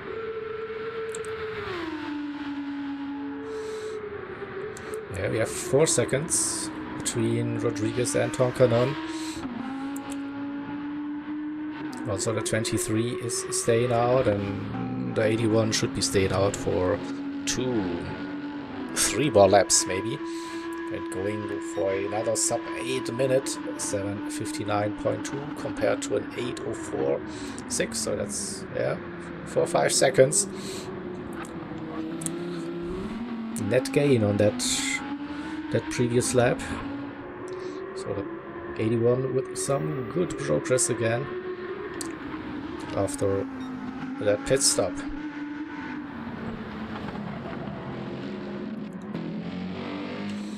Let's see. Oh, just in time. 57 going for the move. Rogue on Snowman. Gets in front for turn number 1 coming out of the first chicane. Oh, and the 2 CAR drivers into pit lane going for their arguably scheduled pit stop. So 57 up to P5 again, past the 66.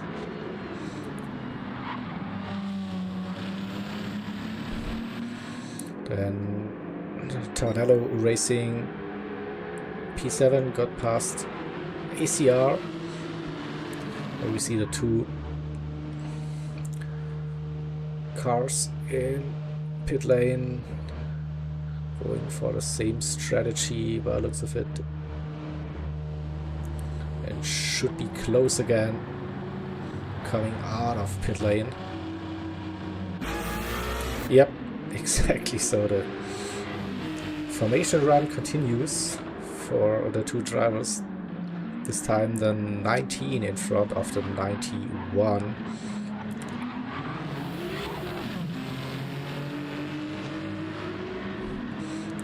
Are there some team orders happening?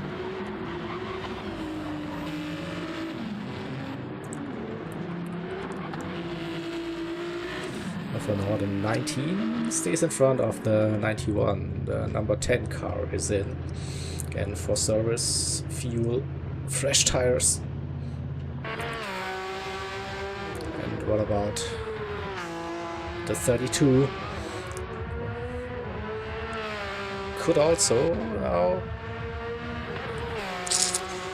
make that decision to come in to repair the damage again. Would be also within their pit stop window now.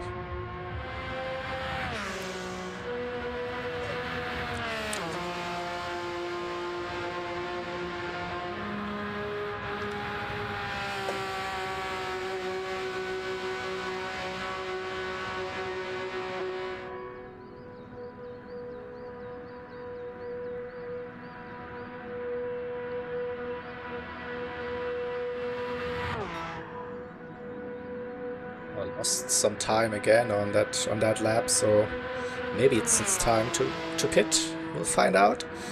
Watching them come through Hohenrhein chicane. Will they head over to the right hand side? Yep. In for service. Alright. So a minute now between P11 and P10. Then goes to the 91 and the 19 still closer. 91 struggling a little bit on those first couple of corners here. Maybe the tires still not feeling that good. 41 seconds the gap to the 99 Ferrari from ACR, but they need to pit.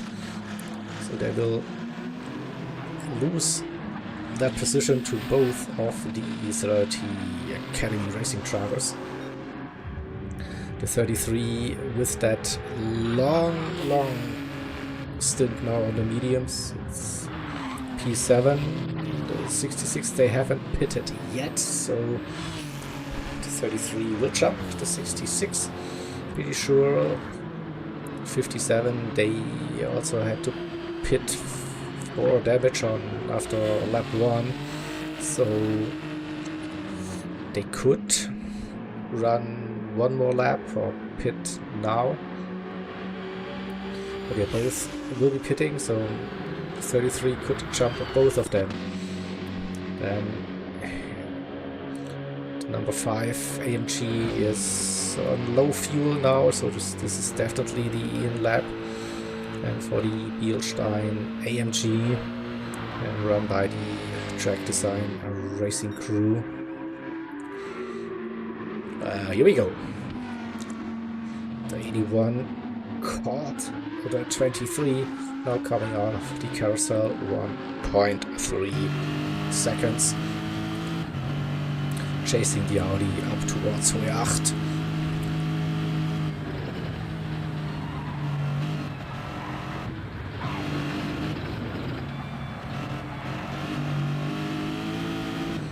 A good run.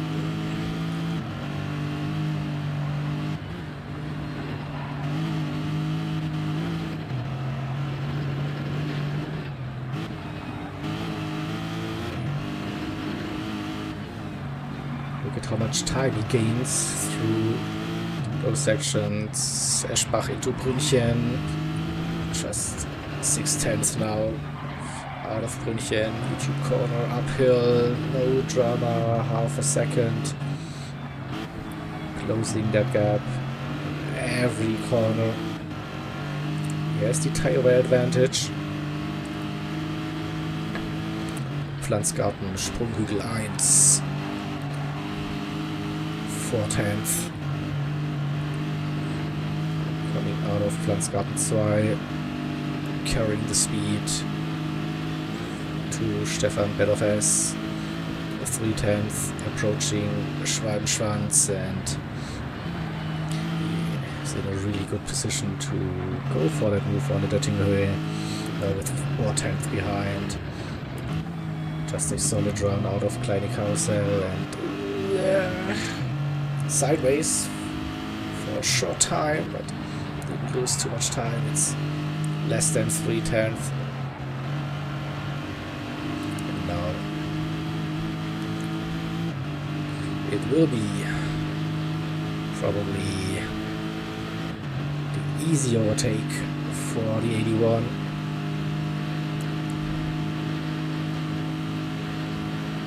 They're gaining now. Okay, so that is interesting. But that little bump draft, did it cost them too much? So Meleus is in the leaders, and probably also the 23 will be pitting. So maybe that was maybe the smart move. Like don't fight it. So he probably knows like it's should be the end of the stint for the 23. So yeah, good thinking by the 81. Now they get into the lead now, but they have to pit again. So the 81 leads. Now the 3 is in for service. The 23 is in for service. 20 seconds the gap between those two. Also the number 5 car is in now. So 3 back out on track.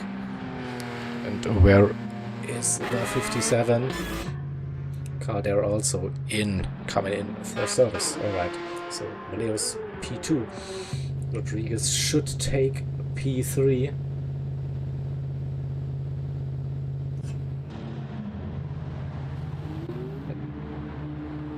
Don't think we have a rule that bump drafting is not allowed, but I stand corrected if we have a rule in the rulebook, so not sure. Okay, so bump drafting is not allowed. Ooh, so we might see an incident report coming here. Uh-oh.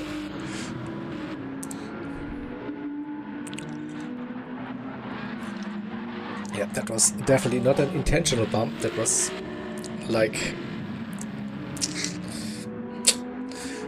with full intention. Oh no! And then the 33 disconnected from the lobby. No way, they just started lap 10. So, oh no. That's a bummer for Tavanel Racing. So they had a great first stint yesterday, then they couldn't.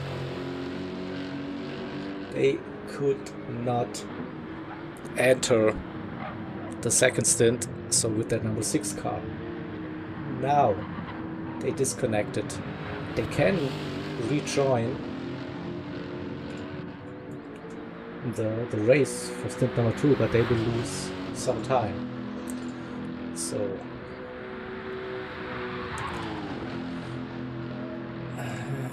we have a disconnect calculation formula for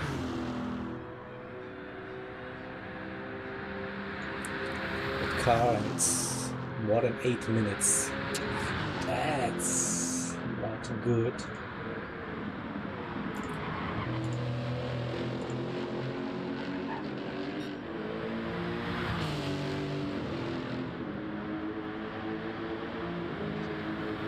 But yeah, bad luck, unlucky for Tavanello Racing, so probably both of their cars and won't make it to the N24. That would be a shame, of course.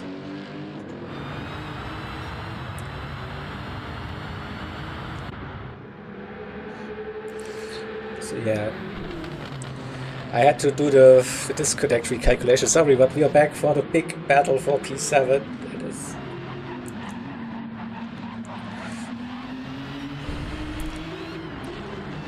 So the 99. They're on the hard tires, right? So interesting choice. I don't think the tire wear is that bad that you need to use the hard tires, but okay. So they know, but they stayed in front of the 91 car. 91 is, as the rest of the grid, on the mediums. And they're coming out side by side of Quiddelbacher Höhe, the run up towards Flugplatz. The 99 still has the inside line, but might have a compromised entry to Flugplatz, and oh, the 91, they touched. This gives the 19, the sister car, the opportunity to go into the chase position now. Let's see what happened.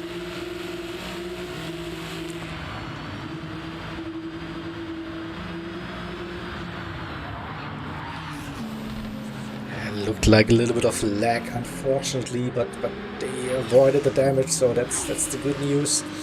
They're still like in this fight for P7. The fake rider was defending that P7 for now.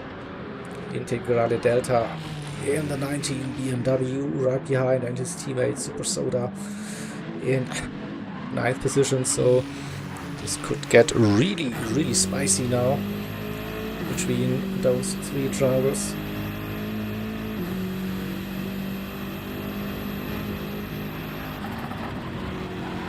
A little mistake for the 99 into Metzgesfeld.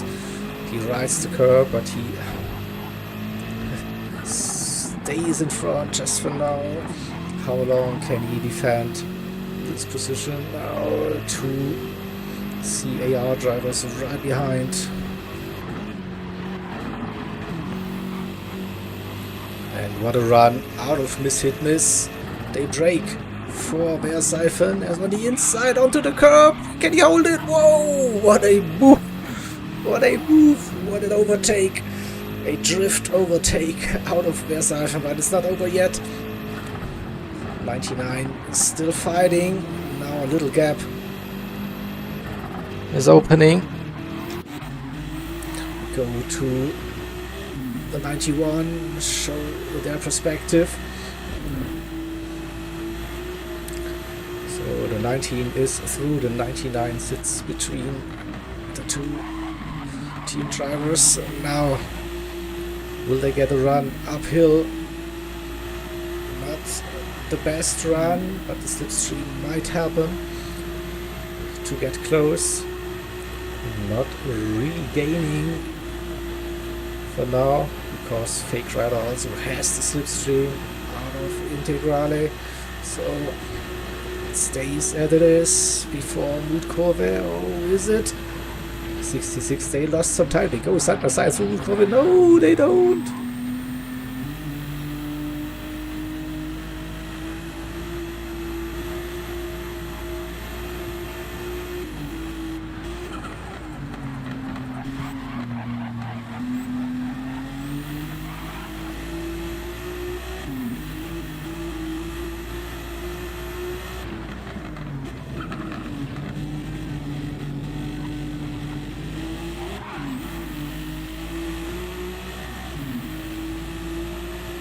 The opportunity is not close enough, and it's single file.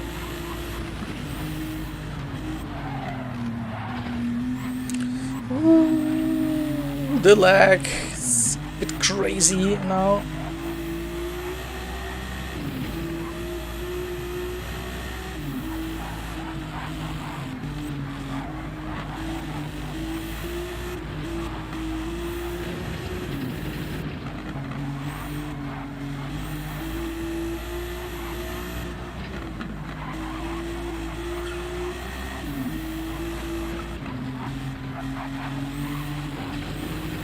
Tonkanon is in now for probably the scheduled pit stop. Oh, the 19 is gone, the 99 is defending this position.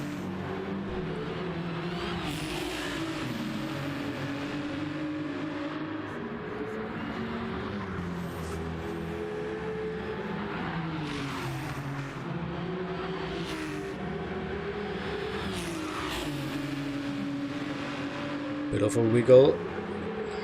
Just quick look at Tonkanon. What's the gap to Maleus? That's 15 odd seconds.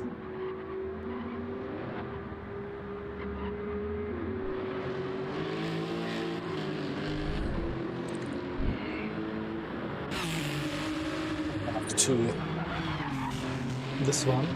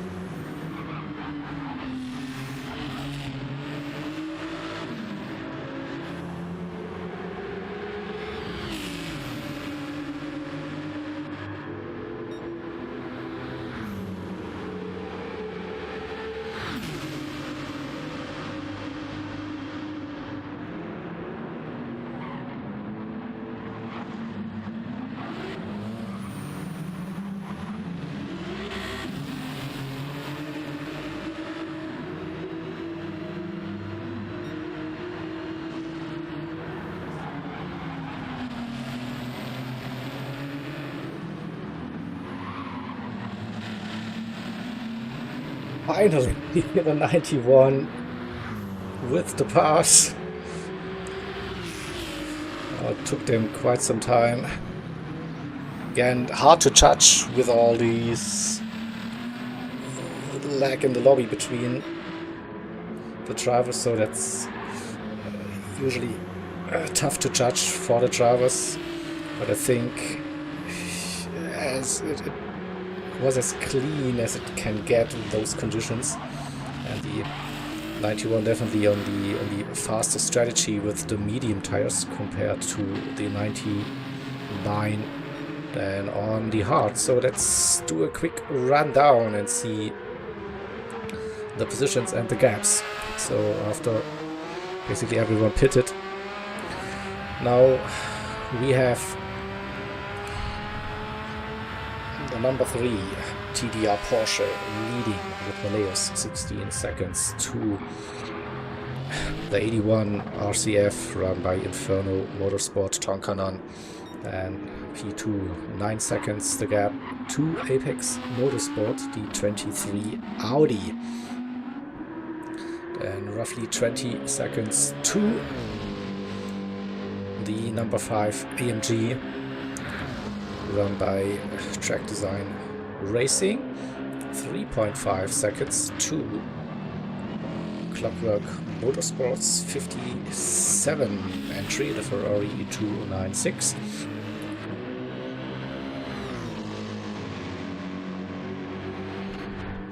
In P6 we have the 66 GT Finland racers.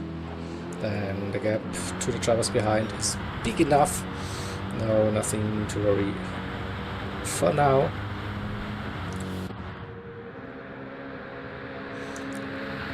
And we have the two Celerity Academy racing teams. Number 19 in the BMW and 91 in the Ferrari. P9 after fighting for a couple of quarters. ACR.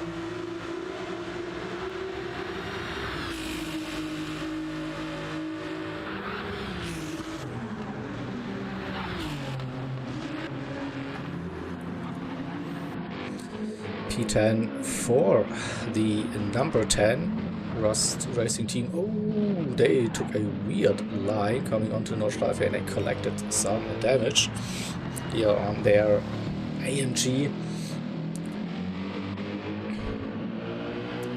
And P11 we have Scotty Motorsports, the 32 Porsche.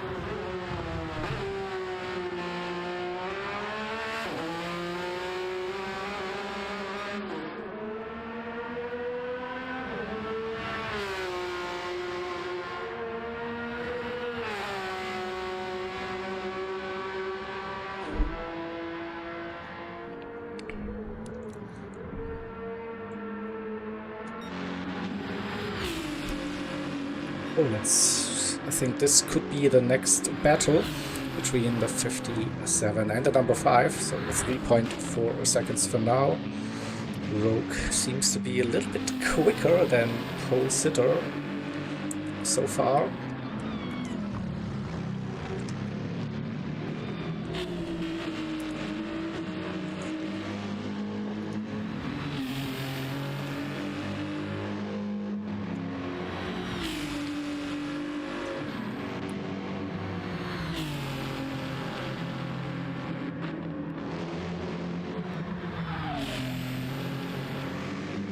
Not like gaining massively, but a couple of tenths, hundredths here and there.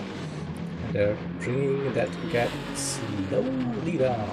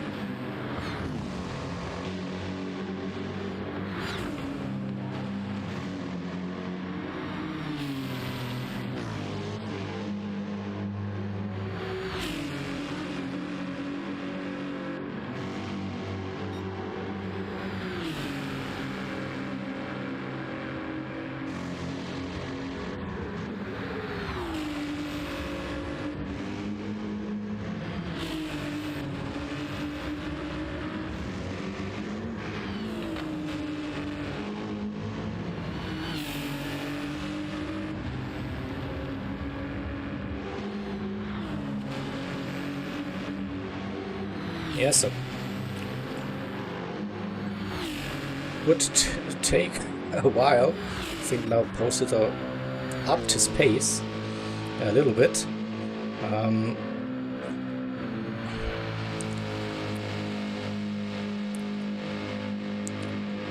He's arguably on a personal best in this lap. See a couple of blue sectors here, 1.4 seconds indeed.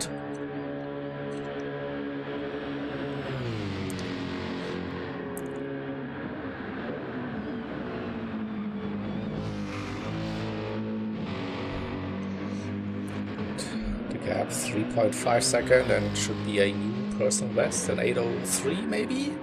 802.7 in even. So 802.5. Yeah. Both with some good lap times. Now Still, that could be something to watch later on in this stint. The rest of the gap seems to be big enough, I think. So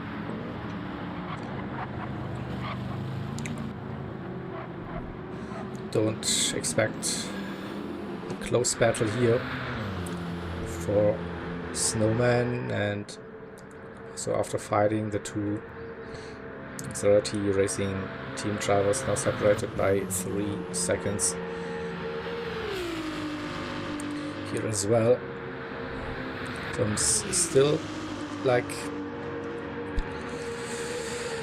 I don't know, it's a head scratcher for me that 929 is using the racing hard tires. So maybe they misread the regulations, so it's racing mediums and racing hards available, but you don't have to use both of them. So maybe they felt like they had to use both compounds during their stints. So otherwise, doesn't really make that much sense to run those hards.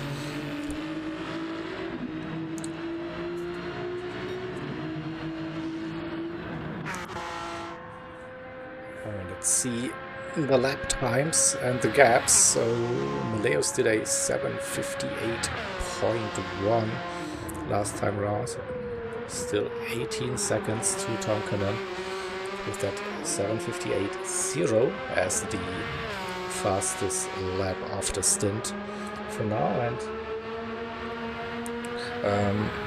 I have to go for a little break. I leave you with the onboards now for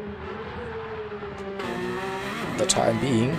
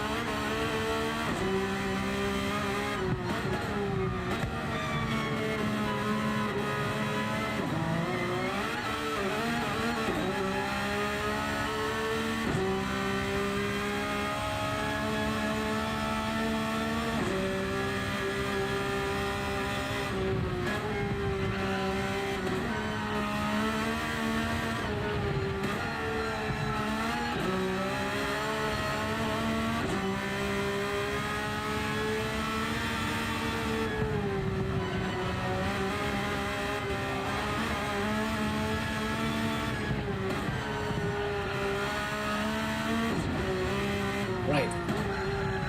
Back. gap didn't really change, so between the two.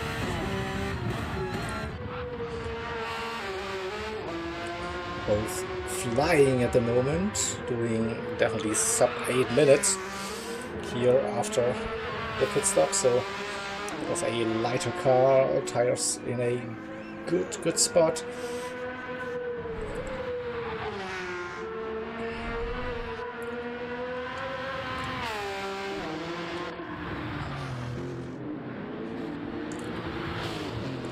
So yeah, nothing changes for those two drivers. P3 still have Apex Motorsport. 12-13 seconds currently that gap.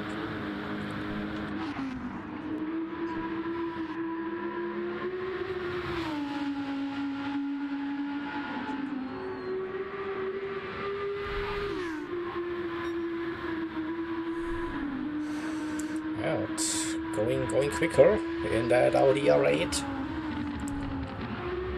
Maybe getting closer to a 8-minute flat towards the end of that stint.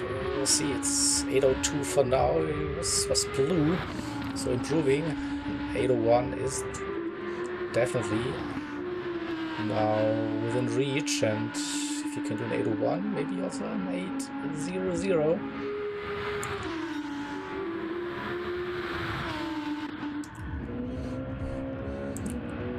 Between pole sitter and Rogue,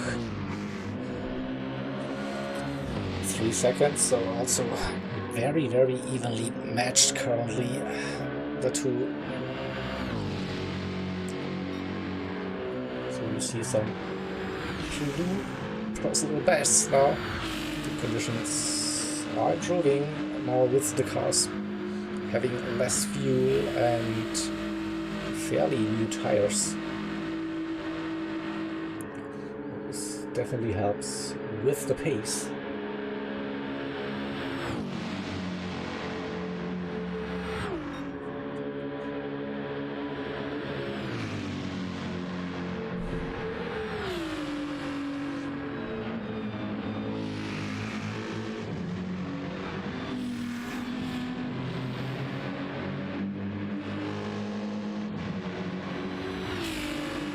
Just like we have 4 more laps to go before we go to the travel swaps.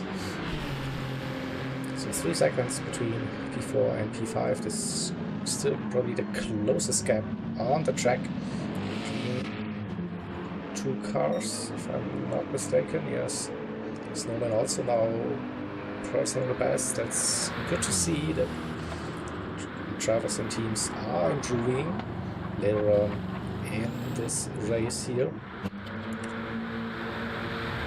Yeah, between the two teammates, Integrale and Supersoda, it's 4.6 seconds now, so that the BMW are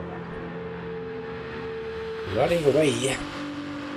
Nobody that see that the 91 Ferrari runs with a little bit of damage on the front right suspension wheel. So maybe a little bit of an off-track somewhere, touched the wall, the barriers. Nothing major, shouldn't have a big impact on the racing. But the car still drives fine. 99 ACR. Ferrari in that 9th position.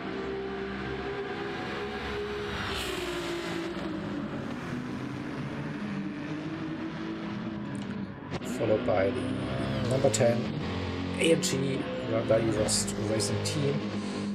Roughly 2 minutes the gap to P9. A nice little jump here, Flanscott. And another 2 minutes.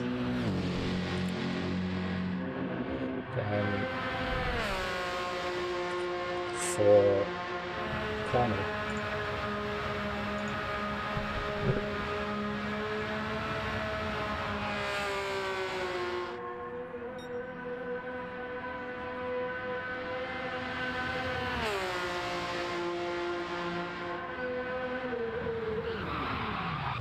Oh, another little whoopsie and big damage for the 32 car.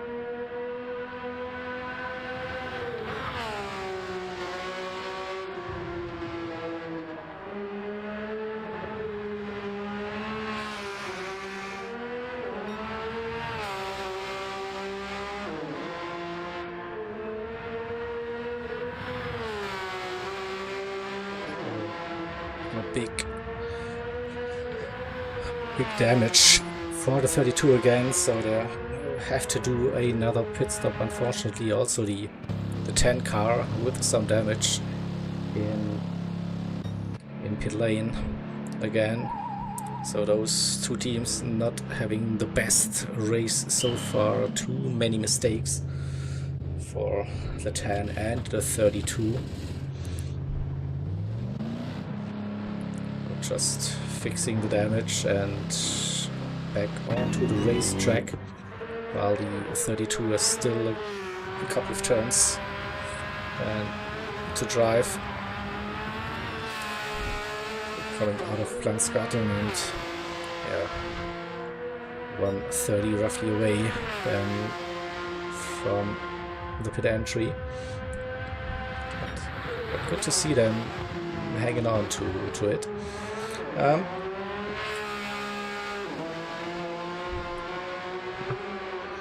Mileus has extended that lead, now 22.4 seconds, with sub 8 minutes running the 81 car.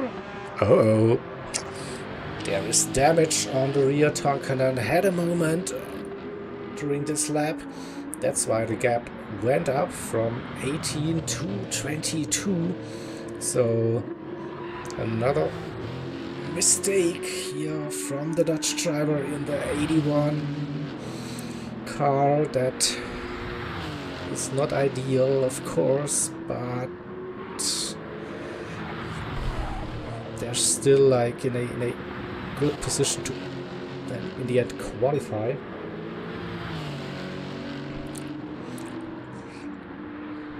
Will they pit again and fix that damage? They will lose that position to the 23 car, definitely, with roughly 30 seconds to P4.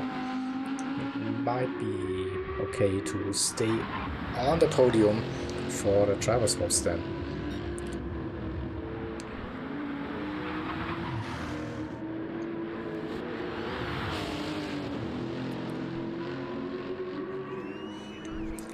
Yeah, we'll stay with the Lexus now.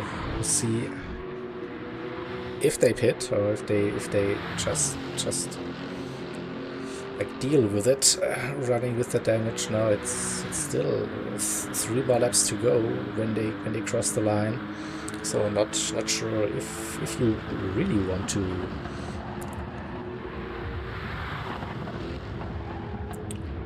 stay out for that long with a damaged car. It sounds like, yeah, 3 laps, yeah, that's doable, but the 8-minute lap, 3 laps, that's 24 minutes. So it doesn't sound like it's manageable.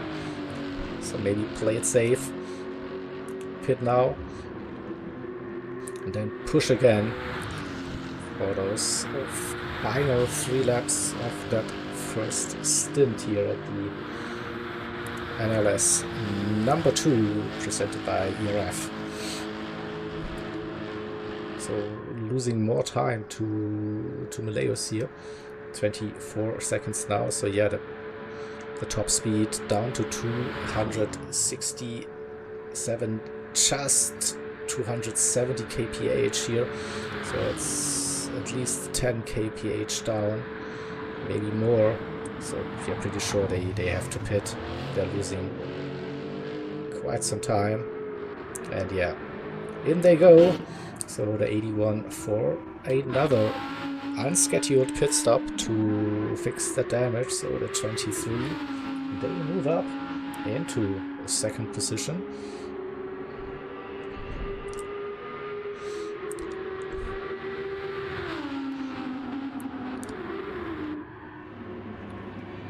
So repairs are done.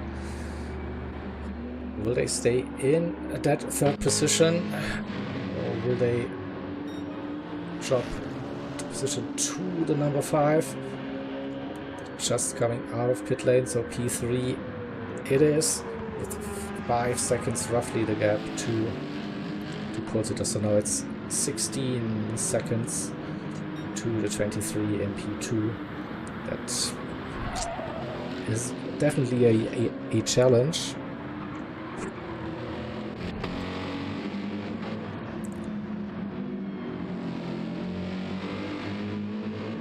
Pole sitter in 4th position, Rogue is chipping away.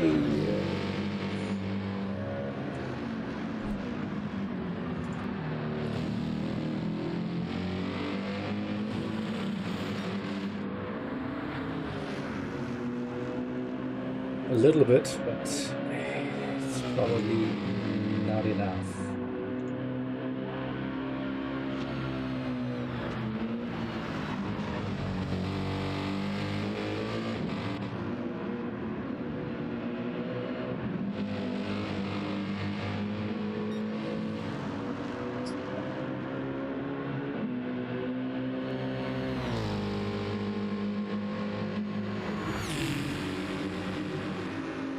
Something here.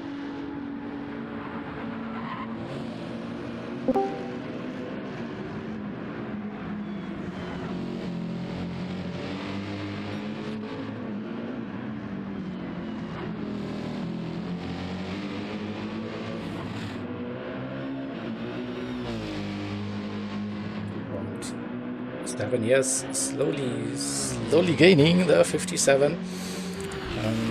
Can they catch the number 5 car before the driver swaps? That is the question.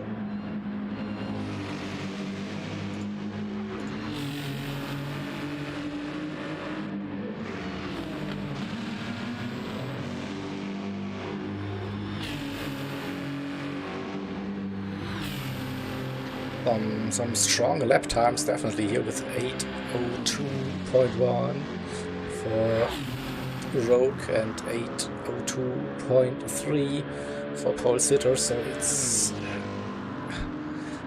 not much, but every little bit counts, and still 3 laps to go, or this and 2 more. So it's not out of reach at all for the 57 after their unlucky race start with the damage on the formation lap. Then had to do 1 entire lap with that damaged car.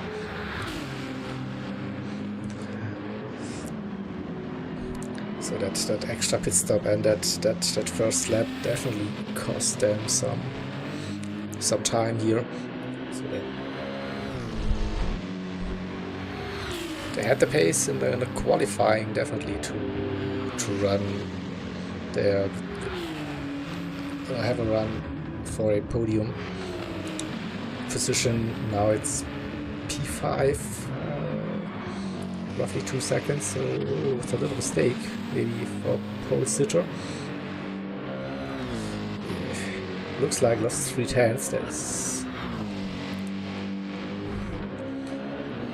might get interesting earlier than expected here, so maybe also just different parts of the tracks where the different cars have their strengths and weaknesses. For this one, up to 2.1, so still I think Rogue in the 57 is gaining slowly on pole sitter in the number 5. So we'll definitely keep an eye on that, and we'll also keep an eye on Tankanen again for Infernal Motorsport after pitting again to fix the damage. 15.8 to Rodriguez. In P2, 48 to the number 3 car. So it's, as we've mentioned a couple of times throughout NLS 1 and 2, the broadcast, it is not about the finishing position in your race that matters. It's the overall race time. You need to be worried.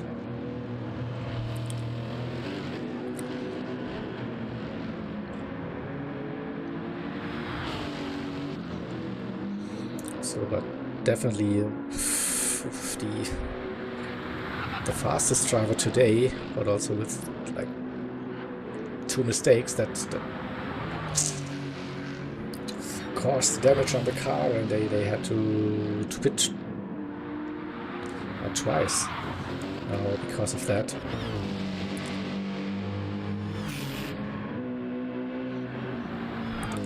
The gap between pole sitter and Rogue is it's not really changing. 2.3, 2.4 now, so a good run in the AMG here through Nürburgring down towards Brünchen. So Carousel Hohe 8, that was a strong section for pole sitter. Now again it's 2.1, so corner entry, quarter exit, always the gap jumps up and down.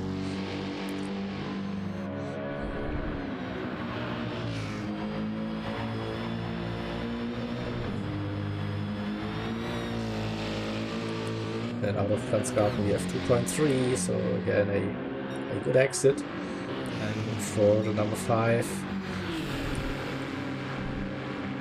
giving them that needed gap for the Datino Höhe. It's definitely 2.5 now. It looked like a bit of a shaky entry to Schwalbenschwanz for Rogue.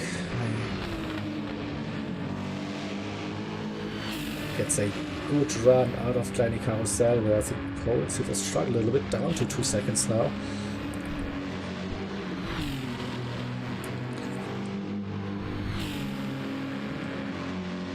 And had a good run out of Geigenkopf, 2.1. Now will be that gap. It will probably stay roughly the same. Now that Ferrari is gaining now, so probably a bit less rear wing compared to the AMG. So gain the 10th.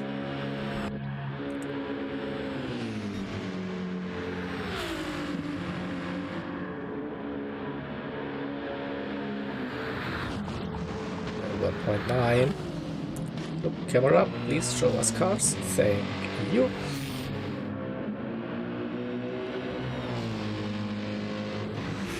Both traveled with not the fastest lap times now. Maybe tire wear is slowly kicking in. And we're doing a little bit of a rundown again. So Maleus is 33 seconds up the road in that number 3.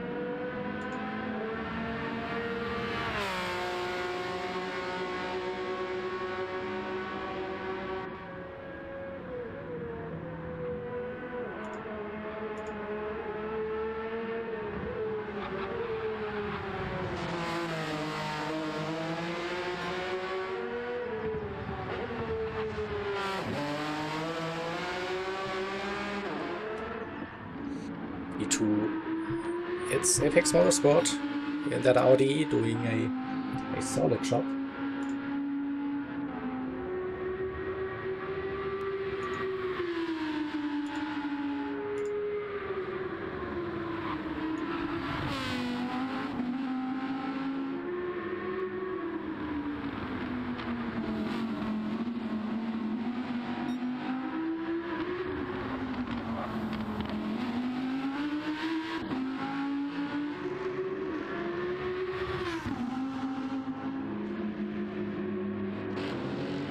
Tonkanen is pushing, is going purple again. Why not? So gaining on Rodriguez, so gain 4 seconds since the pit stop.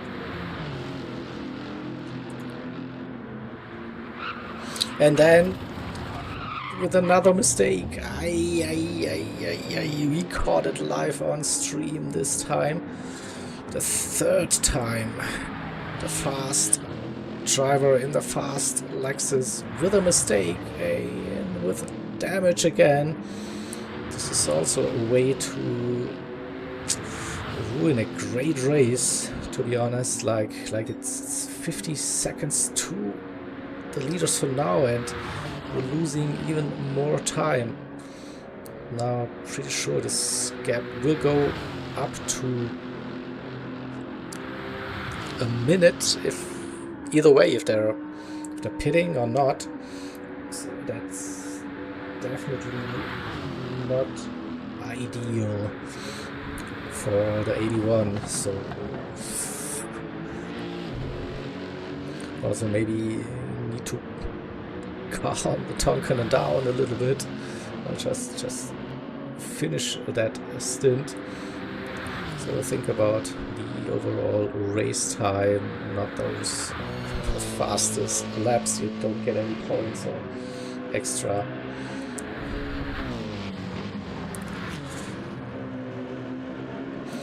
Merit from it. And this gap is still like it's like a brewing battle between pole sitter and Rogue. Track design racing versus Clockwork Motorsports. AMG versus Ferrari. So around about 2 seconds it is, and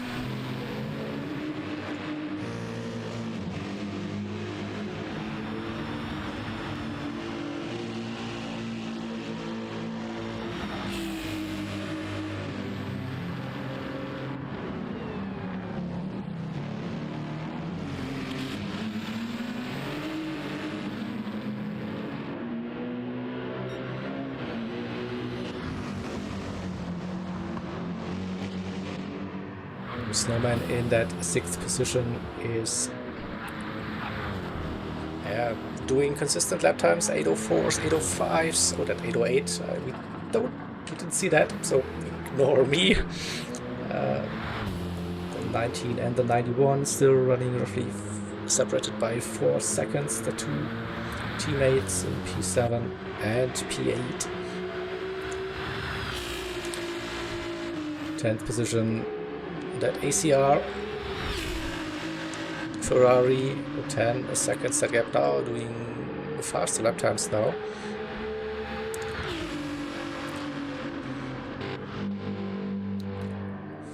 Then we see the number 10 car over there, not having a good time with the damage, and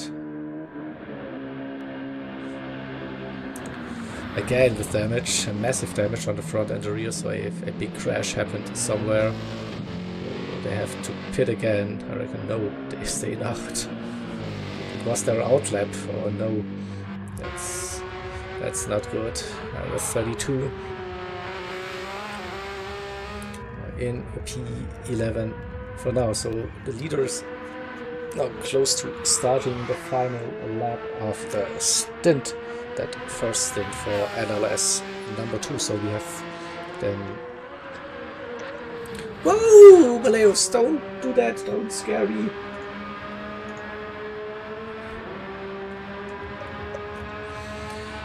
No damage, but whoa, what is happening today?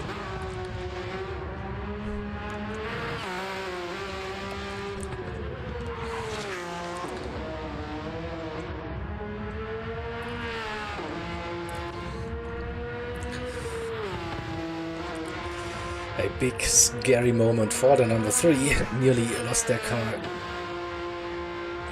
Here out of Pflanzgarten, Stefan Belloves cost them quite some time, but they survived. And yeah, I was just going to say, so when they cross the line, it will be the final lap. And for this stint number 1, the race will continue in the next lobby. Then we will then go to that next lobby. So we would have like a split screen running with that second lobby then side by side. Today we don't have a second streamer, unfortunately, so I have to leave this lobby at some point and then go to the next one. So we'll be missing a couple of seconds or a minute maybe of racing action when I switch lobbies. But that's how it is for today. Of course, we aim to get full coverage for the N24, then with 12 stints and continuous stream as we did in the past. So looking to get some help then as well. So if you're watching and if you want to help us with the commentary, and if you do this, if you have fun doing commentary on endurance races, hit us up on the Discord. We'll guide you through the process. It's not hard actually to do broadcasting for these events. So yeah, any help would be much appreciated, definitely. So Mileus on that final lap of the stint. Rodriguez as well in that 23. Tonkanen, now he's stayed out, he's not pitting. But it's 55 seconds now, and we might have a three-way battle for P3. Look at that. The 81, the 5, and the 57. Now really close on track on their final lap of the day. So they will hand that car over to their teammates. And then the race will continue, but this could be a promising setup with the 81, the 5, and the 57 separated by 3 seconds maybe now. And there's still the big Nordschleife coming with that 81, running with damage. Will be losing some time on this lap.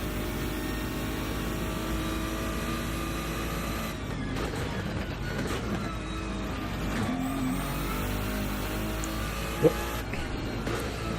Little wiggle, but Thick Rogue smells blood now. He's really close within slipstream range, but so is Pole Sitter now behind Tonkanen on that final lap. So a nice little three-way battle for position.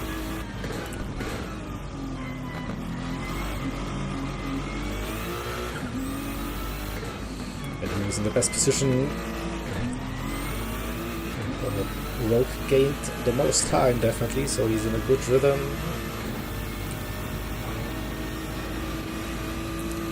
Tonkanen the fastest driver, but with damage. Sitter, a very controlled race so far, kept out of trouble. It might be the lucky one in the end, we don't know. It's heating up between the three now.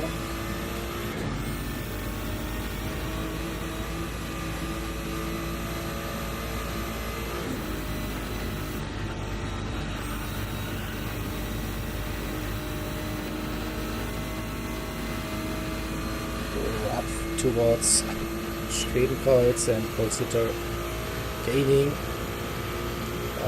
on Tonkanen around the outside. Schwedenkreuz, what a move! So Pole Sitter up to P3. Tonkanen lost that position now.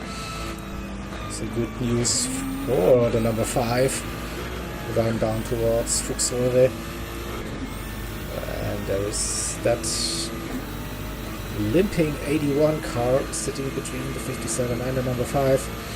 Kompression up towards Adenauer Forst.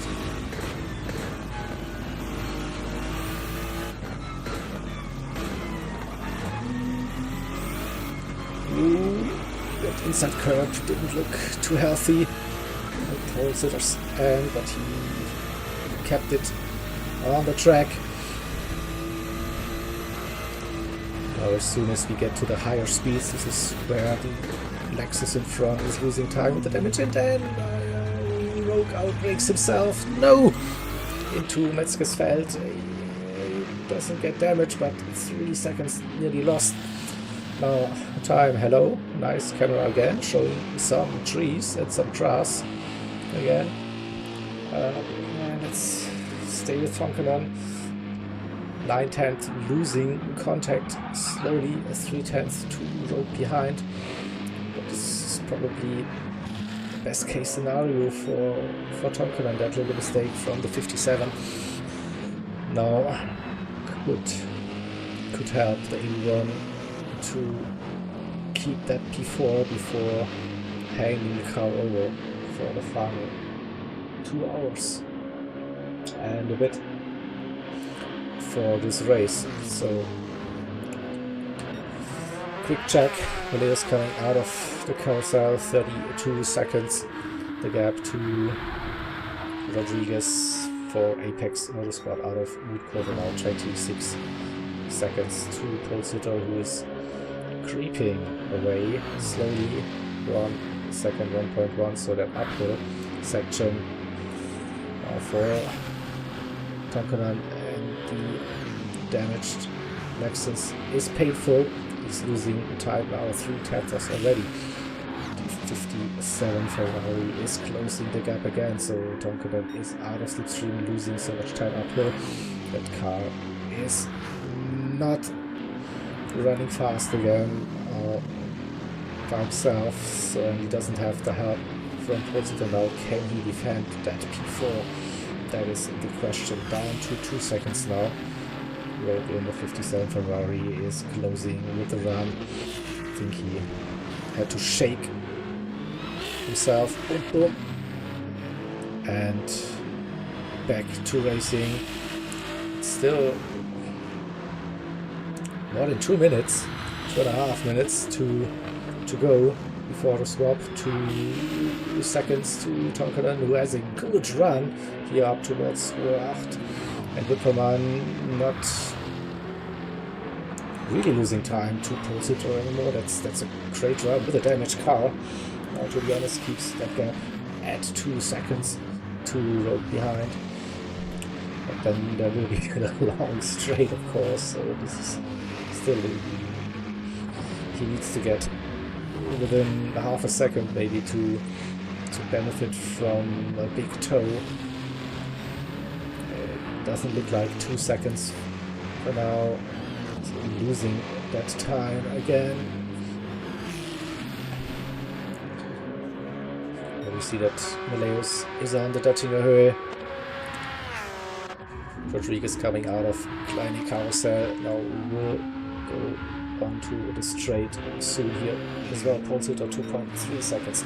Tonkanen now definitely lost contact to the number 5, and 57 is closing the high speed sections. Stefan Bellof down to a second, so into Schwalbenschwanz. That car doesn't comply with the inputs. The RCF is struggling now on those final couple of meters. Meleus is in for the driver swap. We have Rogue less than a second behind Tonkanen for P4 Geigenkopf. It's 9/10.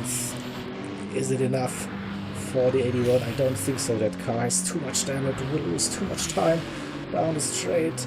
57 is in the slipstream, gaining already 6/10. 5,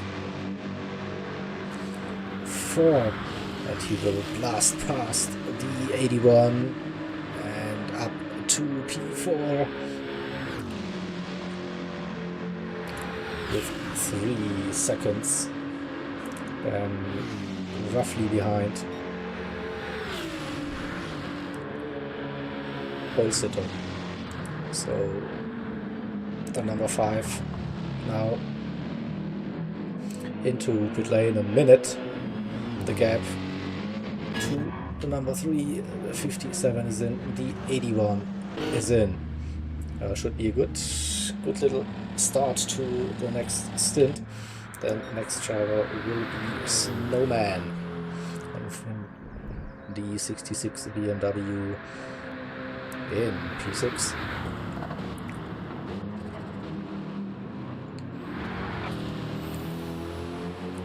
So into pit lane we go.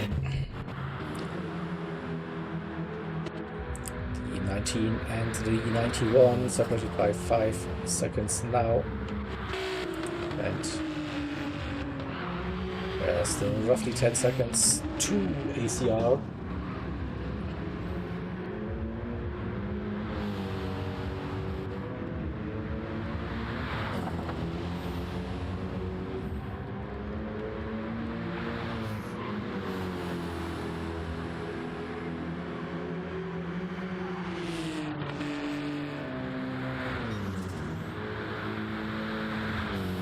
On that final stretch now. Coming home for the swap to Celerity Academy Racing drivers into Driver Delta and Super Soda Lapru.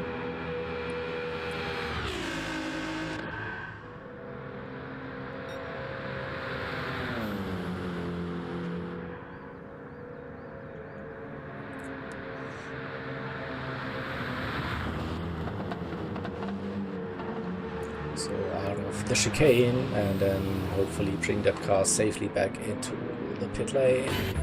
The 19 is in, so is the 91.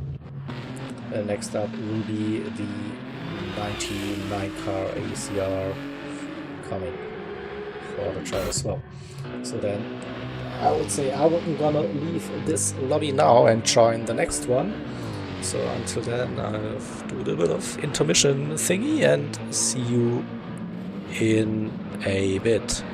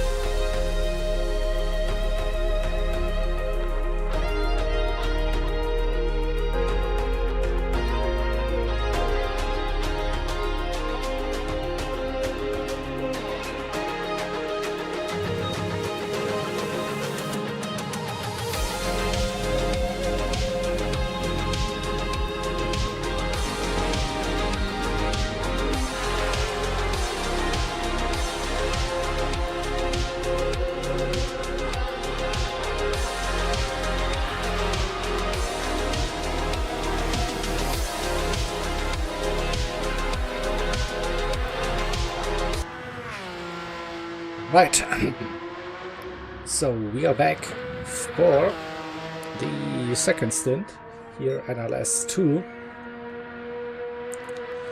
and we have to probably wait a little bit before we get the actual positions and deltas showing then on the track, but we see Shadow Chef driving in that number 3 Porsche. Then for track design racing, so Meleus had a more than 30-second gap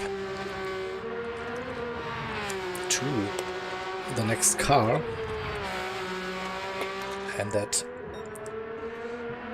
next car was the 23 Apex Motorsport Audi R8. So Rodriguez handed that car over to Kung Pao.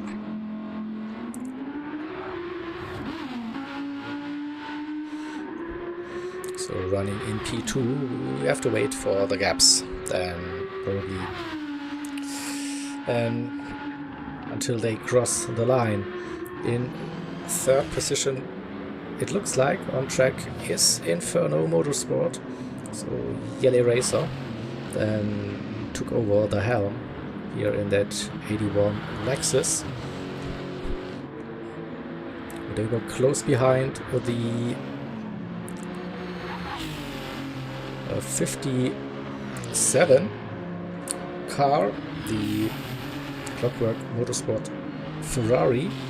Now we have Spirit driving for the team, and JD in that number 5. AMG, they pitted third, but it looks like they took more fuel on that pit stop. So currently they are down to P5. In 6th position, it is the GT Finland Racers, then the BMW Razor, now driving for the team. And you have ACR in the 7th position, the 99 Ferrari.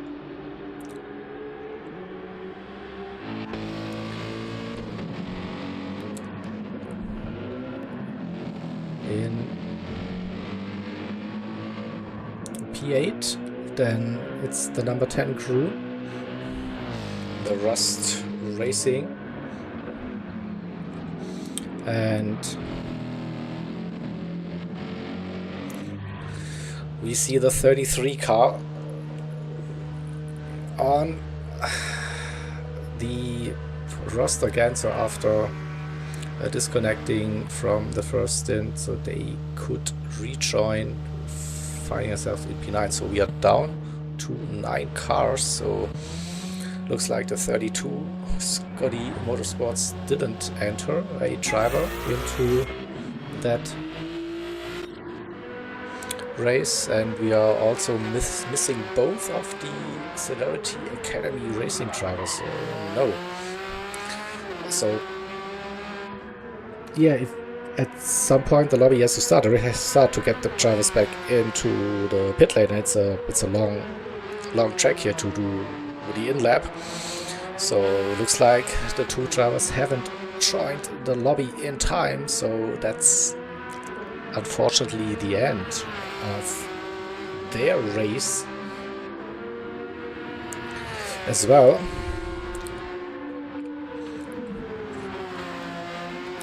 And yeah, so we are running with then 9 cars then for the final couple of hours for NLS number 2. So let's have a quick look. So 1 hour 48, 30 seconds remaining, and we should slowly get an update on the gaps between the cars once they are crossing the line. So roughly 40 seconds for that number 3 Porsche. Now to the 23 Audi. And yeah, ignore those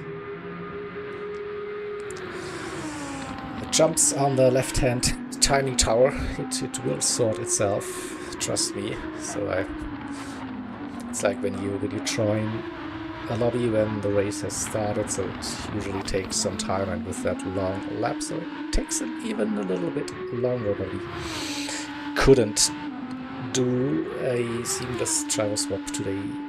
Usually we have a system in place so that it's not the norm that we do it like that. Okay, so in third position it's the 81 Lexus with the yellow racer for Infernal Motorsport. So in the first stint, the teammate Tonkanen had great pace, but also had 3 mistakes. He had put damage on that car. So in the end, a minute behind the leaders now after the driver swap. So Yelly gained a little bit, and also less than a minute. So can he keep it clean in the arguably really fast Lexus RCF, but maybe also a tricky car to drive? So we don't know. We had yesterday also a RCF running for the Green Hell Racers, and they also had a solid race.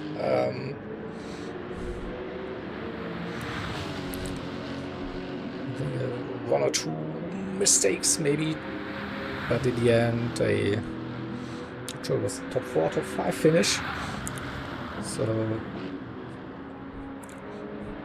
that Lexus seems to be a fast car if you know how to drive it. For Clockwork Motorsports, their sister team yesterday, they won NLS number 1, the 58 car.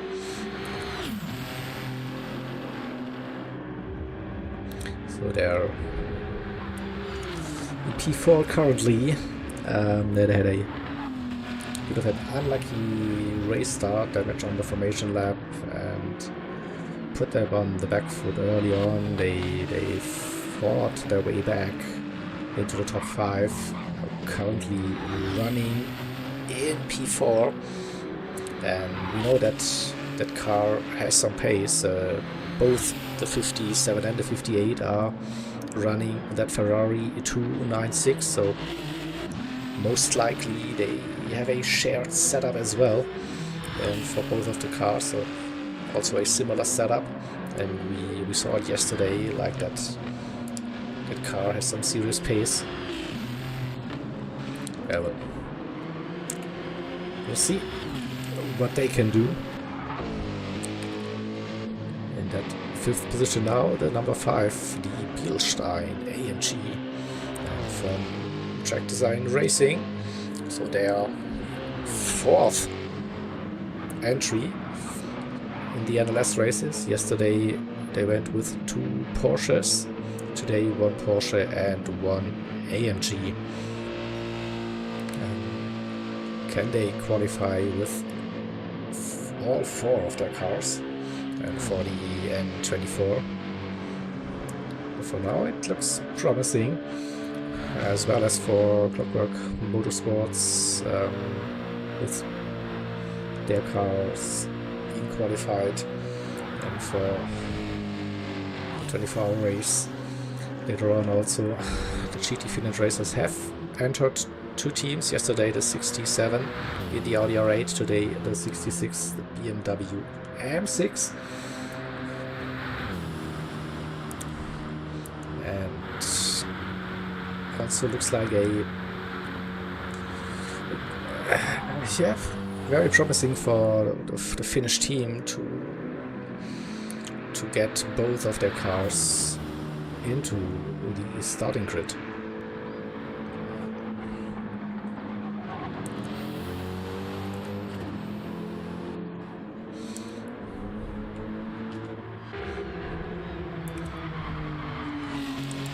So with the 99, so it's already 3 minutes and 22 seconds. So if they can keep that gap, so maybe there's a chance to to qualify.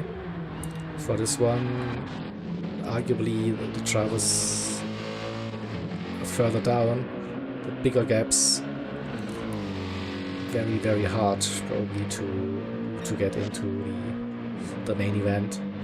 Now the number 10 now with already 7 minutes, and the 33, they will be roughly 8:30, 8:40, something like that maybe.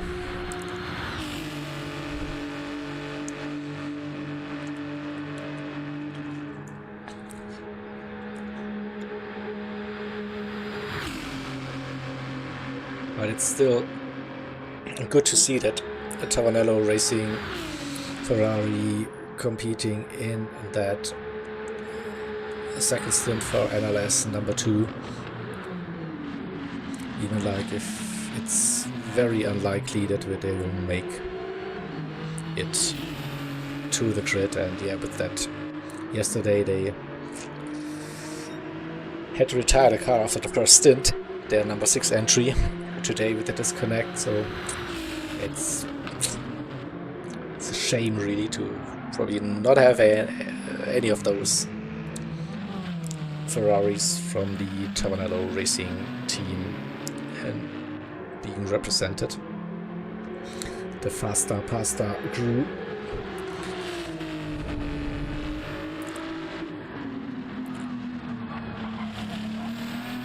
So we should have now the gaps. So it's roughly 53 minutes to P8. And they have 4 minutes to P7.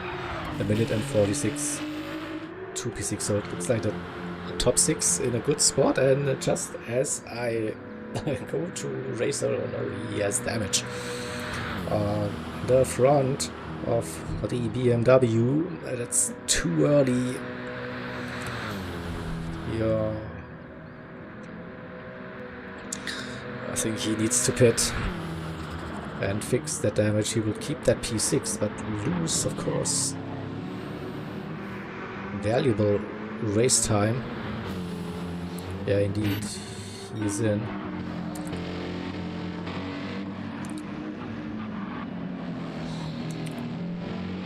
So P5, it's the number 5. 5 seconds roughly, that gap to the 57, and it looks like that 81 car is flying again. Yellow Racer with a 7:59.1 already setting the pace. Then in that second stint for NLS number 2, you see Campau with that 8:03.9 and Shadow Chef with an 8:01.9, so clearly that 81 is the fastest car at the moment. Shadow Chef is increasing that gap here for the number 3. 41 seconds now, his gap.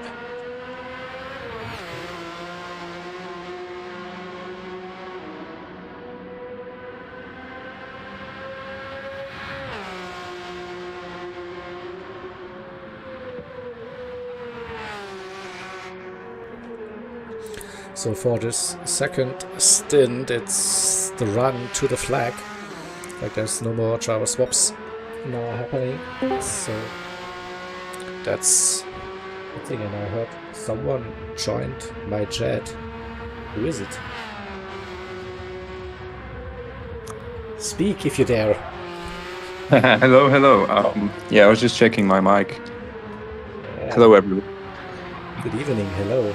So wait a minute, I have some echo on my ear. Not sure where that comes from. Or is it your end? Can you? It could be, yeah. Unfortunately, I cannot use headphones. So Okay. So shall we go to a different chat? If that's easier. yeah, of course. If it helps. So you I don't know, go to a PSN chat or what do you recommend? Yeah, sure. Yeah, let's do that. Okay, then we'll try and do that. Okay.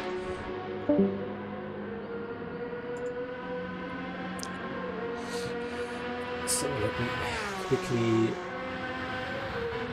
set up a chat and then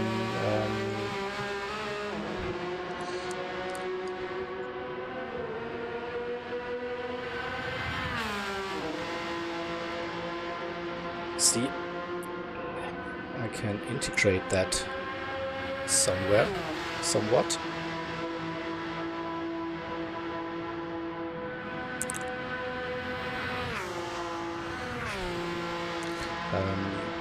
You still see the calendar. I'm not missing any racing action, so let's see how can I do this now.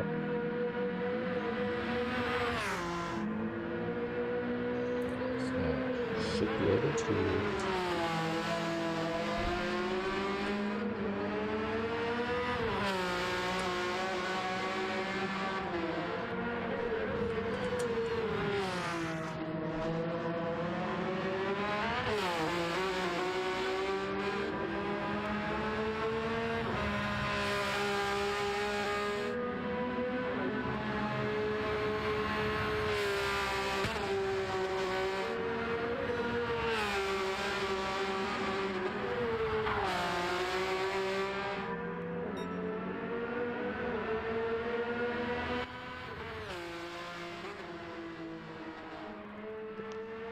Can you hear me?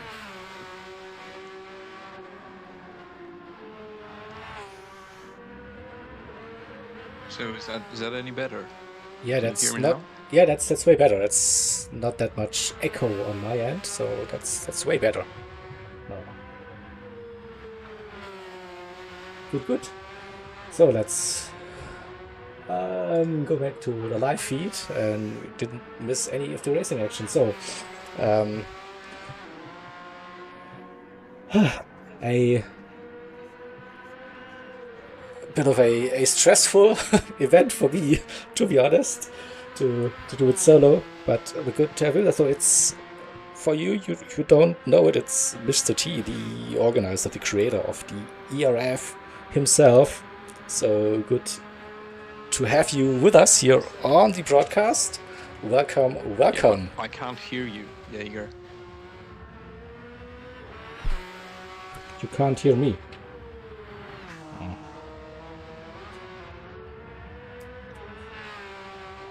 Okay. That is...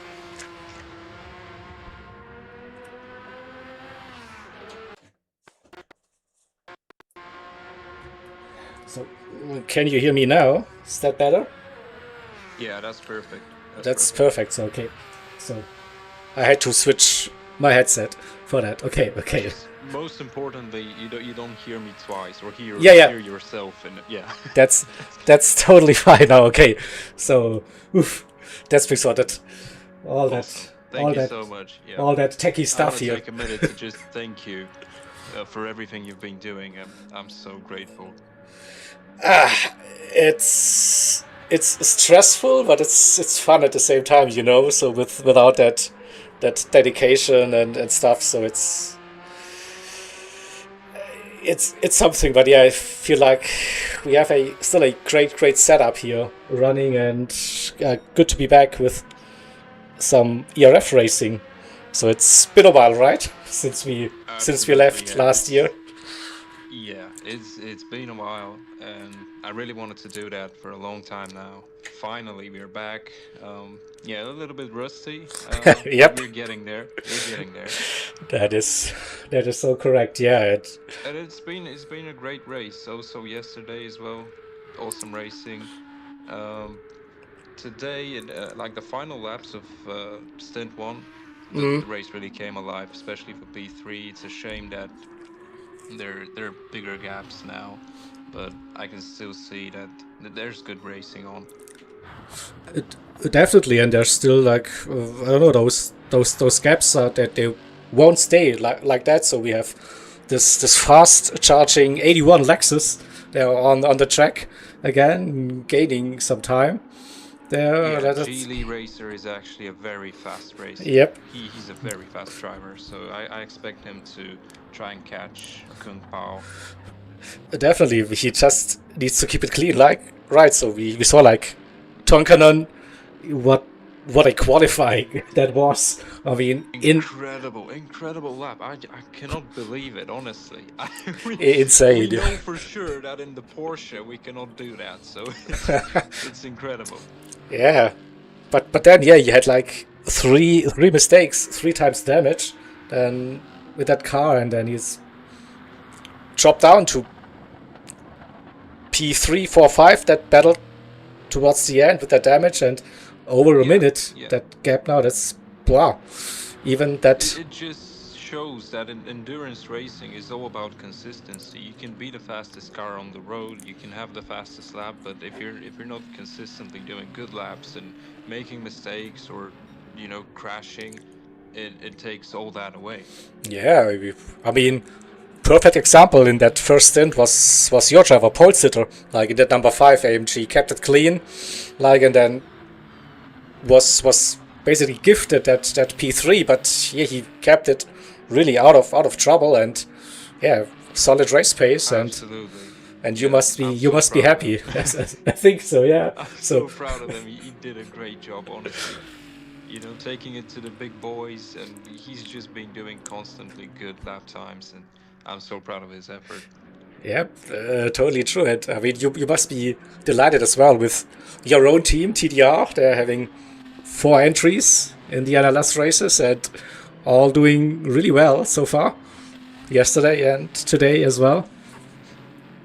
Yeah, it's crazy. It's the first time I've entered 4 cars. Our biggest effort's been 2, so obviously it's double the workload, double the organization, and yeah, double the livery making as well. Yeah, but you know what? I have amazing drivers, and they also help with everything. So yeah, I'm grateful for that opportunity. Some of the best drivers out there. That's true. Yeah, it's always amazes me where do you find all those crazy fast drivers running for your team? I mean, well, I try. It's we grab a coffee or something, then we go get a drink, and this and that, and then would you like to drive for me? Yeah. I mean, yesterday we had a Lewis like driving for your team. He did Lewis like hot lapping. Like, come on. For my lack of skill. I mean, you did a really good job. I mean, coming out of retirement and doing like really late notice qualifying at stint 1 yesterday, and kept it mostly clean. I think that for your stint. I had 2 or 3 mistakes, and honestly, I tried, but yeah, I was really lacking, especially with the new physics. That's one of the things that was the hardest for me to adapt to. It's the new physics. It's so hard on a controller right now. It's very hard with trail braking and then being precise. It was much easier before, for sure. You are using a controller, or no? Yeah, absolutely. All the immersion is gone now. The motorsport nerd is using a controller for racing. It's been almost 5 years since I haven't used the wheel, actually. All right. Still impressive stuff. I mean, I couldn't do that on a controller, so I'll try my best. I'll try my best for the race. I think there's still like a few seconds to grab. I'm still very rusty. I can try and be faster, but yeah, practice.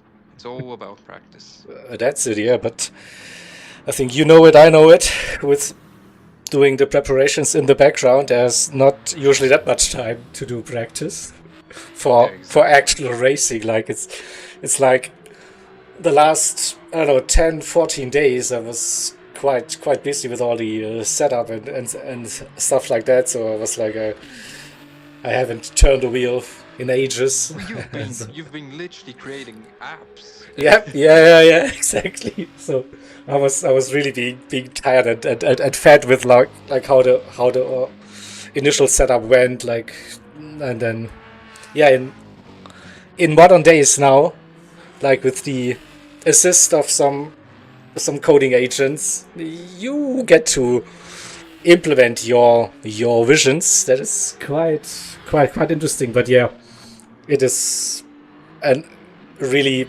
challenging but also interesting time at the moment with this AI stuff happening. And so I guess I took the opportunity to do all the things I usually don't have time to do now.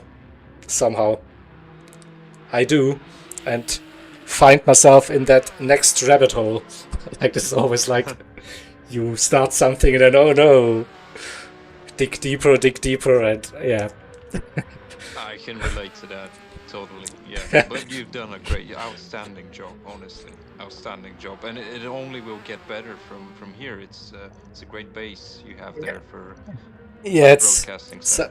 such a shame I couldn't present like the driver swap sequence I've prepared. Like, yesterday it didn't work, today it didn't work, so I still want to show that to the world. Like, I see it Yeah. in live action, so It it's still baffles me how many people don't have air conditioning in their houses in Europe, though. I don't have aircon, but I live basically in the basement, so it's quite cool here in my little streaming corner here in my room. So it's fine, but Cool. yeah, it's like there's not many windows and sun coming in, so it's manageable. So that's fine. So all good. I can live with that. But yeah, by the end of the day now, then sitting 5 hours in front of the PlayStation, the PC, and 3 monitors and stuff like that. So you know what you did, even if you haven't been racing. I can tell you that it's still exhausting to do that. Of course. Yeah. So let's talk about the LLS1 and LLS2 idea thing. So when we had like the idea to come back for 2026 with ERF for something with a reduced calendar in the end, so I immediately fell in love with our idea of doing qualifier races instead of pre-qualifying. Yeah, but it's still like we would have spent that, but we love racing. Exactly, but we would have spent probably the exact same amount of time with hosting lobbies for pre-qualifying or whatever stuff. So Absolutely, yeah. On our side, it was gonna be almost the same effort, but at the same time, we're producing a much better product for everyone, And honestly, the actual format, just the 2 races, it's a much better way to qualify for the big race, in my opinion, because drivers can do 1 or 2 fast laps and qualify the cars, but that doesn't really resonate with the actual race. The pace, the difficulties you encounter during the race, the consistency you have to have. So this is a much more realistic challenge to actually get your car through to the N24, and I think this is a much better format for that. yeah, Obviously, it can be brutal, as we saw, but it's the full package. Like, if your driver is not ready for the next stint, as we just saw with Celerity, yeah, Academy Racing, like, they did a great first stint, just keeping out of trouble, consistency, and then their drivers were nowhere in stint 2. They just didn't come on time, and that's part of racing. If you race in the N24, your drivers don't come on time, and that's game over, basically. that's it. I mean, So it simulates the actual race, and that's what's best about it. That's it. Yeah. Also, like, if you see like with Tavanello Racing, like yesterday, they had a great first stint, right, and then their second stint driver couldn't make it or somewhat, or whatever happened. So that car is basically out of contention for the N24 today. With Mateusz, he had a fantastic race with Rodriguez there battling for podium, and then he disconnected. ouch. Yeah, it So was a that big is shame. the brutal part. Absolutely You were devastated. like, this is like, but then again, those things also happen during those long events. Like, and I mean, I've said it in a couple of broadcasts. Um, it's not about getting in all your fastest drivers. You also need to think about how reliable are they with their connections, and also with like not oversleeping or doing other stuff. So team management is also something like this. And if you risk like running drivers that know like they have problems with their internet connections at times, so maybe you don't use them for those events or whatever. So this is also something you have to consider when you're entering a team, and of course want to fight for glory and everything. So Absolutely, yeah. It's the it's full package in endurance racing. Every driver matters, and the team matters. Obviously, what internet have you got, and all these yeah, technical um, details, and it's what we have in sim racing. We don't have engines and tires and suspension, but we do have these technical issues and things to iron out. So it's kind of the equivalent of the technical equipment you have in real life, which is the car, obviously. that's it. Yeah, I mean, klar, it's sometimes it's just not fair to you and whatever. And with the system we can use there with Gran Turismo 7, so you can't join an existing lobby again if you disconnect, or just lose a couple of seconds or minutes. So it's harsh, this one, but yeah, it's something that you can't avoid sometimes, and that's why, yeah, it's sorry again for the Italian team. Definitely the Tavanello racing team, great drivers, great folks, always around in the Discord as well, and keeping us entertained with their stuff. So will be missed definitely It's definitely the for the biggest event. disappointment of that race. They had pace in Mm-hmm. both cars to actually be in the top five and maybe battle in the top five on the big race. They really had a lot of pace in those cars, good drivers as well. But there you go. You can see how team management can ruin that opportunity. Unfortunately, yes, that is true with that. Yeah. So looking at the entries for NLS 1 and 2 and the N24, so it's glad to see some familiar faces and teams. So champions from the past joining us again. So I think it's also something you were really happy about to see, right? To have Definitely. CWM, AMS with us again. Honestly, the entry list this year is probably the best it has ever been. With the names, we have so many big names up there, very fast, rapid drivers. You mentioned Clockwork Motorsports are back, which is great. The defending champions are back, so yeah, everyone's here, and it's great. It's much better than we anticipated for Hmm. sure. It's stacked, and I love that. Yeah, I mean, yeah, if you're like being inactive for basically a year or so, then you don't know where you stand, right? So if if it's still like interest, then enough for teams to run in those events and what it's like. But yeah, as you said, I feel we had a really nice crit lined up for the NLS races, and so looking looking forward to the N24 then again, and It's also definitely good to know that we're still relevant. they didn't forget so entirely. Yeah, So it's yeah, definitely good to know that we're still relevant, even without doing constant events. And obviously, there's no shortage of such events. Like yep. if you stop doing them, people can just go and do other events. So it's good to see that people gravitate towards us in that perspective. We obviously try to give them the best product and the best event. Yeah, that's true. I mean, the unique selling point. I think there are quite some good things here in the ERF that separates this league from others. So with the um, amount of detail that is put into those events, and I think with the custom BOP per car.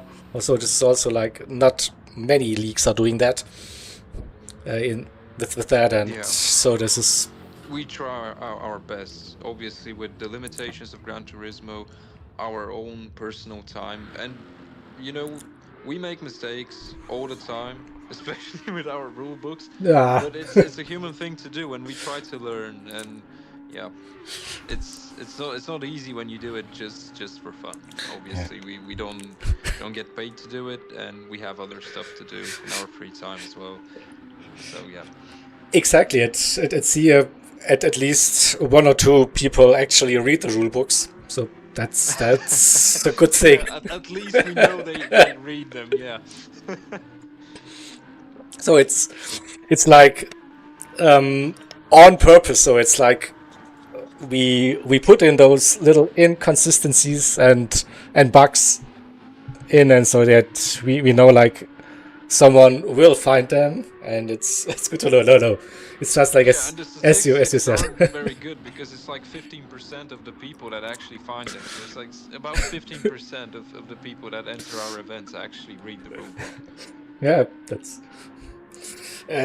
but it's like in every series I'm running or It could be competing a good like it's statistic actually for Gran Turismo. yeah, no one likes to read rule books. That I mean the rulebook topic is like it's like haunting us for there are so many years, and I think so we started small, then we maybe blew it up a little bit, then we tried to condense it again and whatever. So yeah, again, live and learn, and We're getting there. We're getting there.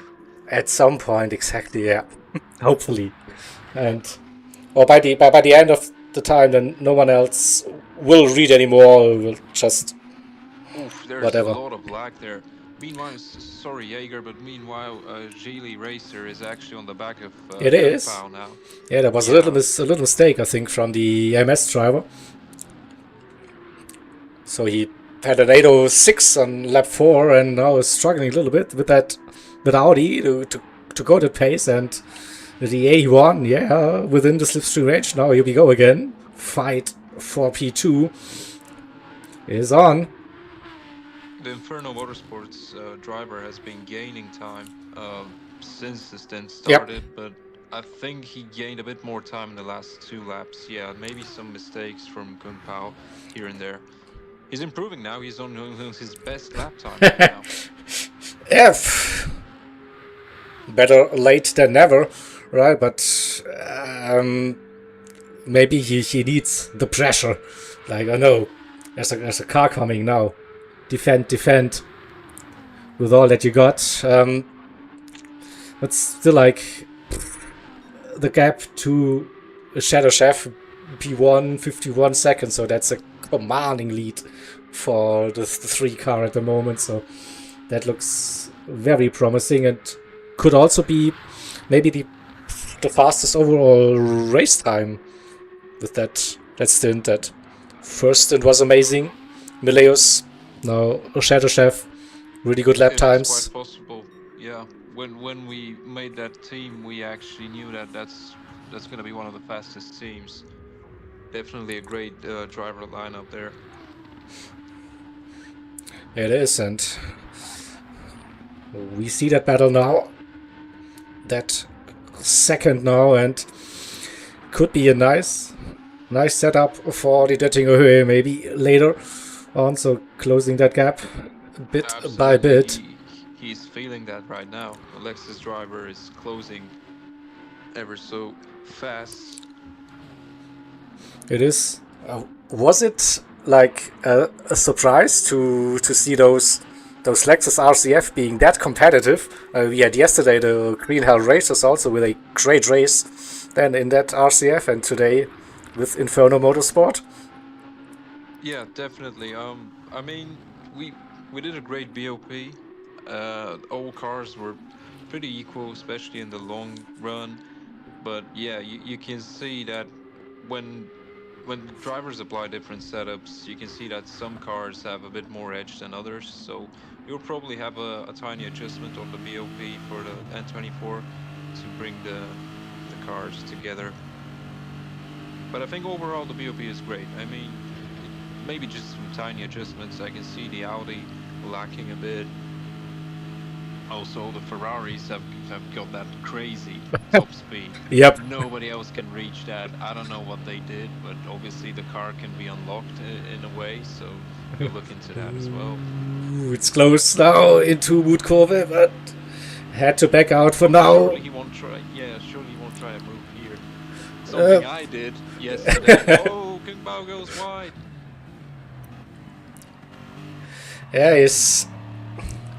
I mean, you can exactly do that, like force the opponent into a little mistake that they will run wide or off the track.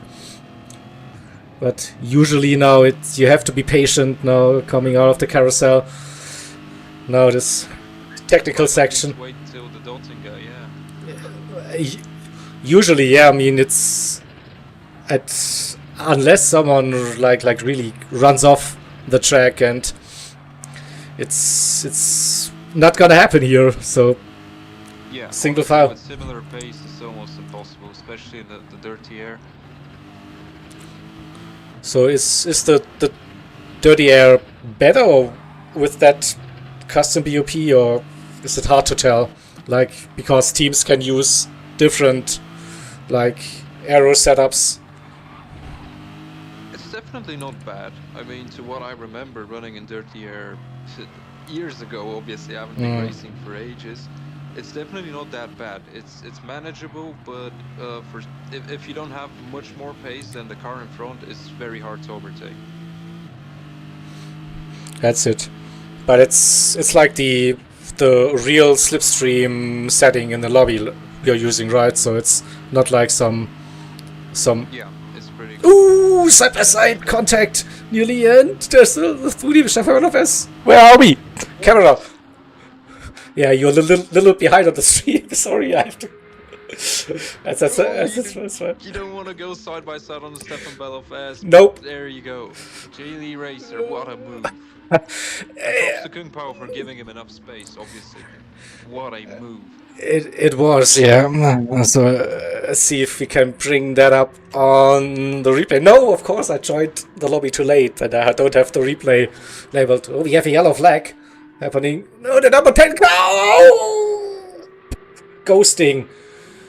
No damage on the 81, but wow! This is something like you're a passenger at that point. Yeah. In a matter of seconds, crazy stuff. Wow, yeah, and here comes the Audi Duttinger with the slipstream. He has got a good slingshot. Gets past before the Bilstein Bridge. And gets back into P2. Can he keep that position now, coming out of Tiergarten? He defends it into the braking zone. Great work by Kung Pao to capitalize on that. It wasn't even a mistake. It was just Geely Racer slowing down to not hit a car. Exactly. That was parked in the middle of the road. That's true. Yeah. And good thing we have flags on, because it goes to the number 10 car. Yep. Just in time, or whatever. This could have been a big one again. Such situations in real life would have been a massive crash, yeah. Because even with the double yellow flags, you don't expect the car to be parked there. No. Not in that position. Yeah, there was literally nothing he could have done if that car wasn't ghosted. But this still leaves us with this nice little battle for position. So starting racing lap number 7. And the two are really here front to bumper on the GP track. Yeah, absolutely amazing battle.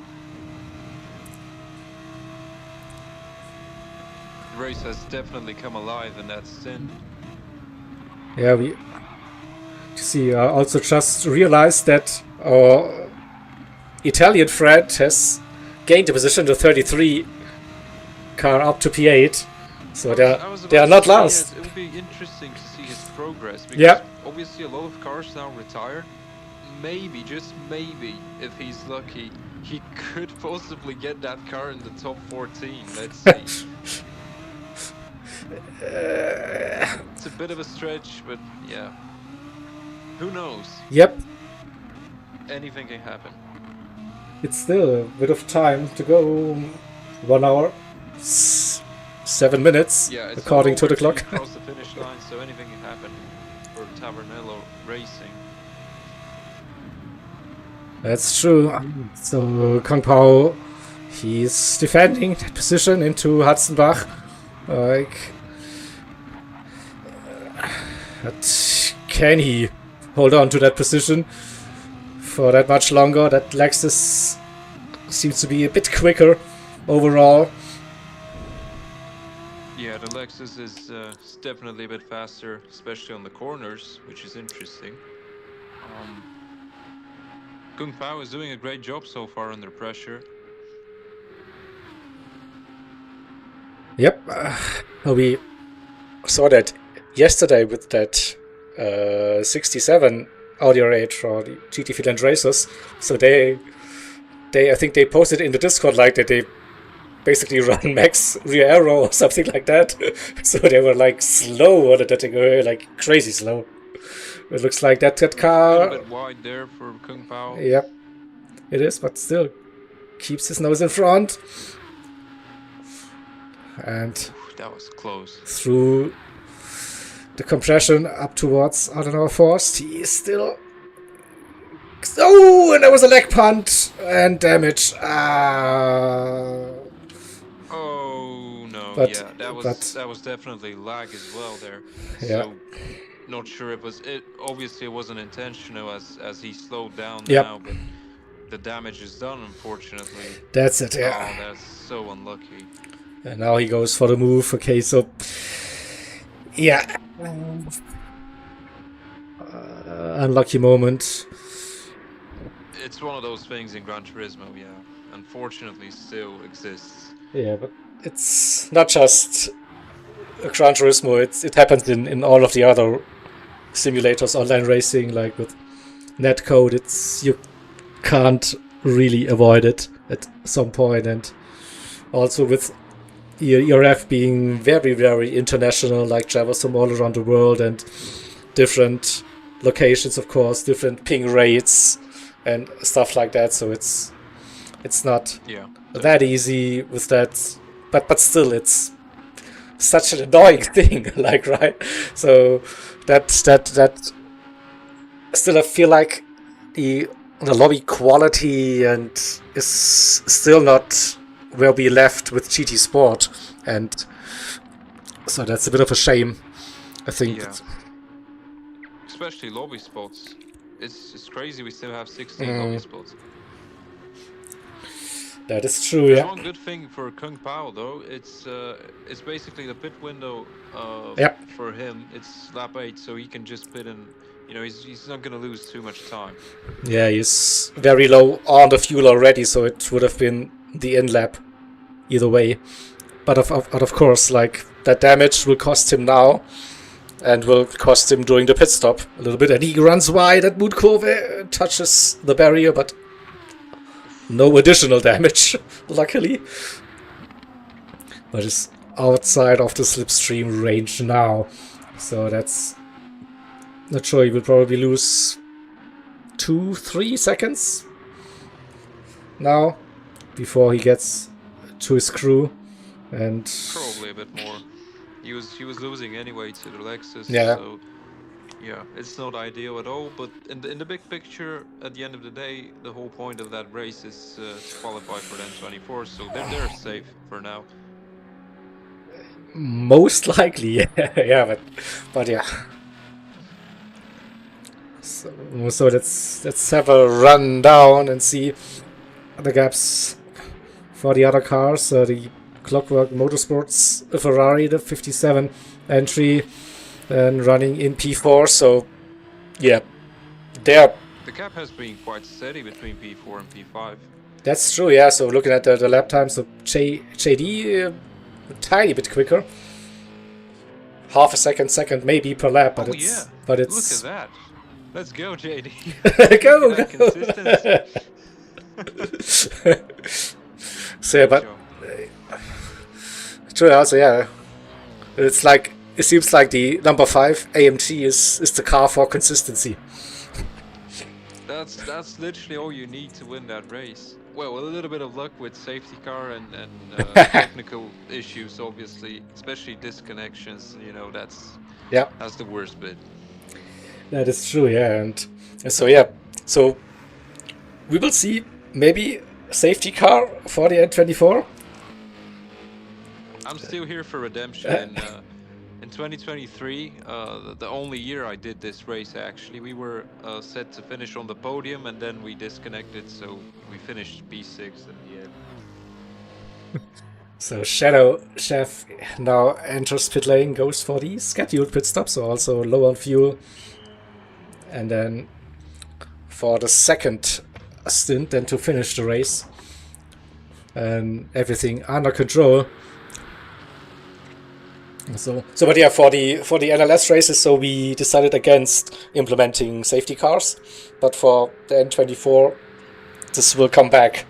Like if something crazy happens, so there will be the chance of a safety car or two or whatever during that race, right? Definitely, and the new update this year is that we don't have a safety car in the last stint, which is something that ruined a lot of people's races before, and obviously could very easily be manipulated, and it's not nice to have that. So yeah, that's something that would really make the race better. Okay, so we have nearly 6 seconds now between Yellow Racer and Kang Pao, then coming into pit lane. He didn't actually lose much time. I thought he would lose more time with that damage. So yeah, props to Kung Pao. Indeed, so we're now inside that pit stop window then for most of the teams. So Spirit also is low on fuel, so he will be pitting now as well. Well done, JD, also low on the fuel. Into pit lane we go. Yeah. Spirit goes in, JD goes in. Yeah, everyone's spitting on this lap. Yeah. No surprises there. It is. Same goes for the 66. They're also low on the fuel. Man actually pitted a lap earlier. So for him, that should be lap 7 to lap 8. Not sure if he has damage or anything. No. But he pitted on this lap. But he was a lap down, so he has to do 1 lap less compared to the rest of the grid. It's probably his thinking, so no need to run all the way. That's my subject for sure. But you already know that, Jaeger. We had probably one or two discussions about mathematics and formulas and whatever. So, whatever, it's not an easy topic, like to do this on the fly, calculate stuff and all of this. Fuel, okay. So that's all I need. Yeah. All right. So let's see. So Capero, I think he rejoined with 8:30ish behind the leaders. It's now 9:20. So I mean, he lost some time, but I don't think his lap times are too bad. We look at it at 8:02s, 8:01s. So maybe it still needs to catch up a little bit. That gap, I think, because he's a lap down. So Shadow Chef pitted. So this should be 40-50 seconds less. So I think that's still. Like he's doing solid pace in that 33, definitely. He is. I'm definitely rooting for him. Hopefully he can bring that car, but he has to have a lot of luck. I'm not sure just on pure pace that it's gonna happen. So the gap to the Rust Racing team AMG, it's a minute already. So they started behind them, and so this team is struggling a little bit in this event yesterday. Also, some mistakes in that 27 car today in the 10. The stewards some work to do, yeah. And today as well, we had a few incidents. I'm actually surprised that we're gonna have quite a few incidents to look at. Probably, yeah. So let's see, the ACR car is in. So I was like totally surprised that they put on the hard tire in that first stint. They really did. I saw that as well. I thought it wasn't right, but yeah, they put the hard tires on for the last stint. Yeah. The first driver. So I mean, that would make sense if you're gonna use the same tire on stint 2 with the second driver, but unfortunately we don't have live driver swaps in the same lobby and cars, so you're not getting the same car as your first driver. Yeah, that would be so nice, like to really have like live driver swaps, and then you would choose to, I don't know, like stay on that tire, or yeah, just use the car that the other driver just exited, and I don't think that's hard to do. Oh. Other games do it, like yeah. Sim racing that much. Yeah, not especially like private organizations like us. Yeah, not that hardcore kind of endurance racing stuff. So this is not what Gran Turismo had in mind, probably for a casual racing game, easy to jump on. But I mean, it has still decent physics, and you can do quite some serious racing, if I put it that way.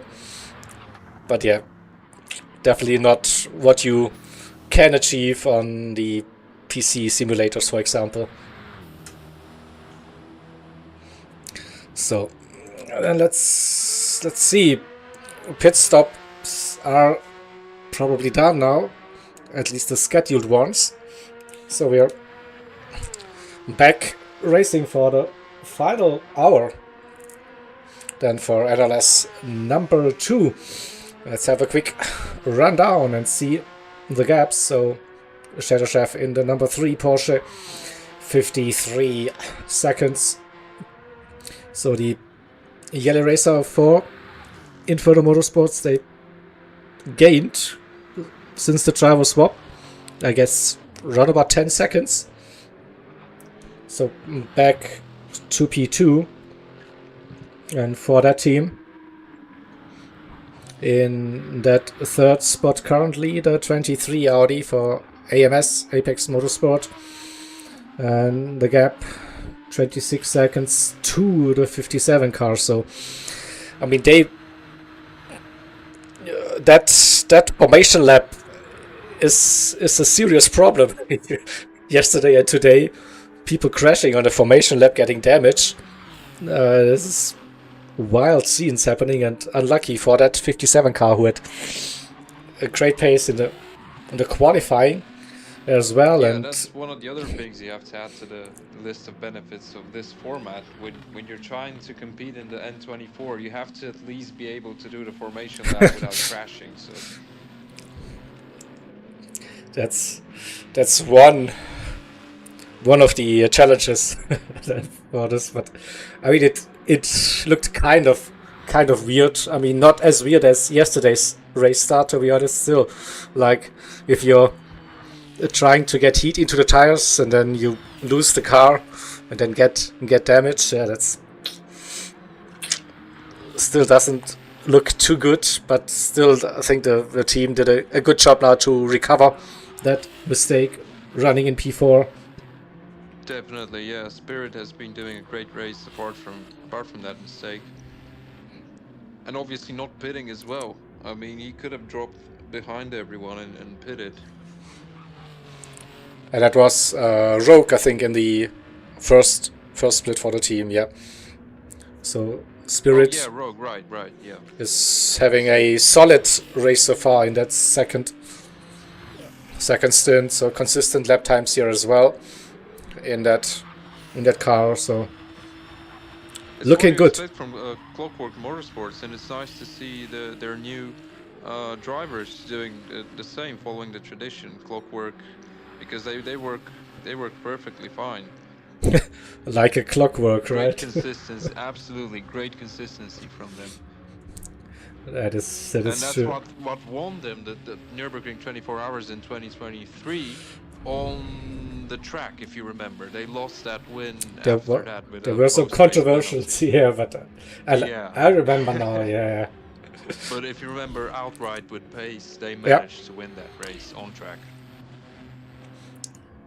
that is correct. Yeah, so yeah, running P4, Ferrari looking strong. Also, definitely someone to watch for the N24. Then both of the cars, I think they have found a good setup on that Ferrari. So yesterday, serious pace in that 58 car. Super fast cars, yeah, especially on the straight. I was actually thinking we were gonna get 4 Ferraris in. That was my prediction, and yeah, unfortunately, you know the story. The 2 Tavernello cars drop, so we'll probably most likely get only 2 Ferraris now in the N24.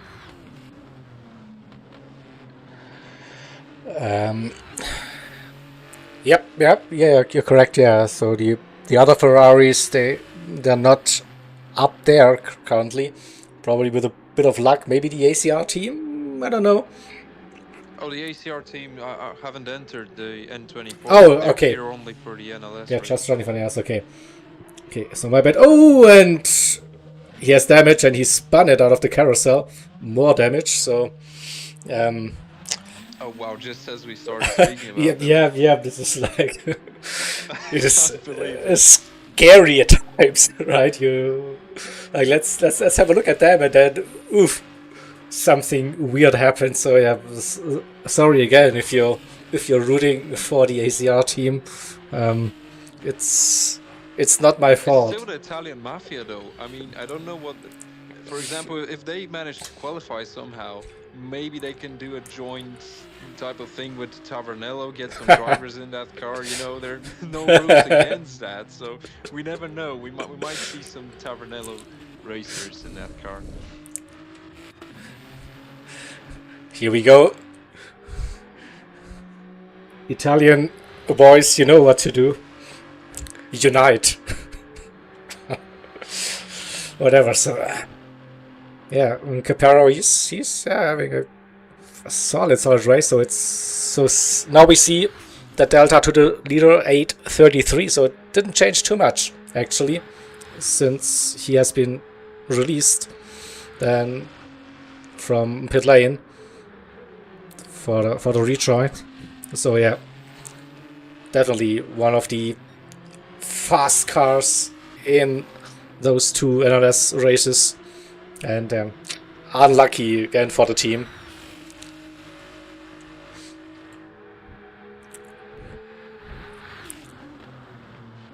So ooh no, hello.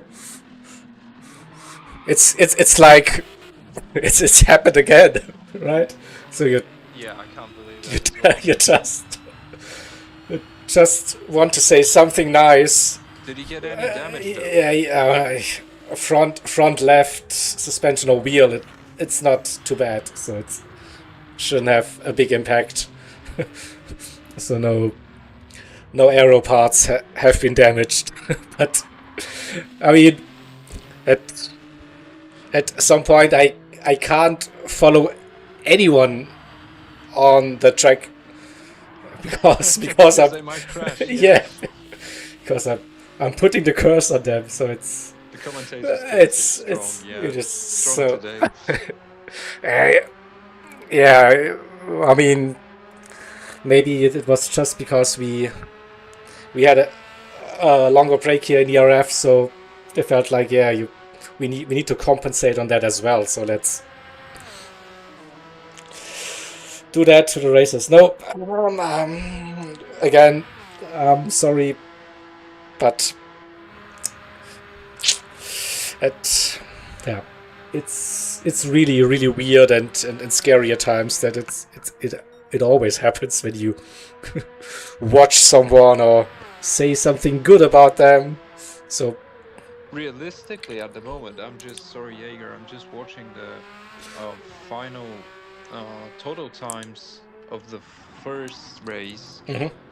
and realistically, I think the Tavernello guys will need another minute or two ahead to actually get into the top 14.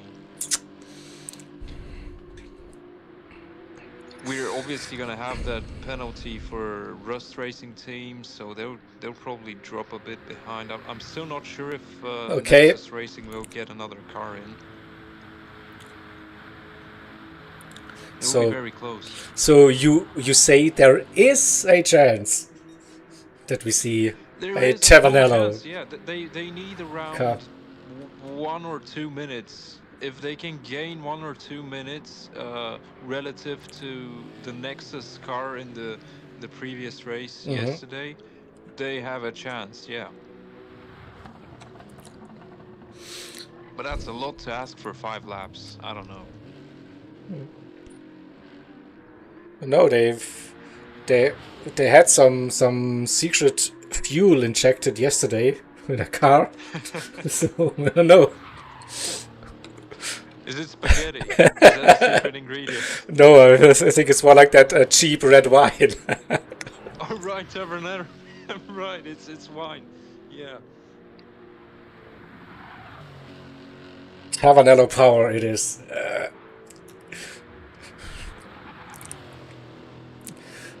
So Meanwhile, Geely Racers has been closing the yep, gap slightly to Shadow Shep.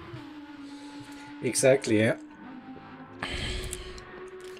So while you're still here, so I just bring up the schedule. So what do we have in store for the rest of the year here in ERF? So it's just basically the opener here this weekend, NLS 1 and 2, right? So the big things are still like in front of us. So the Nürburgring Yeah, definitely. 24. The big races are. The good is yet to come. Unfortunately, in real life, the best races are gone now, so I don't know what we're gonna do for the rest of the year. Yeah, Well, we have the ERF, so there you go. replicate the Yeah. sim racing exactly. So here we go.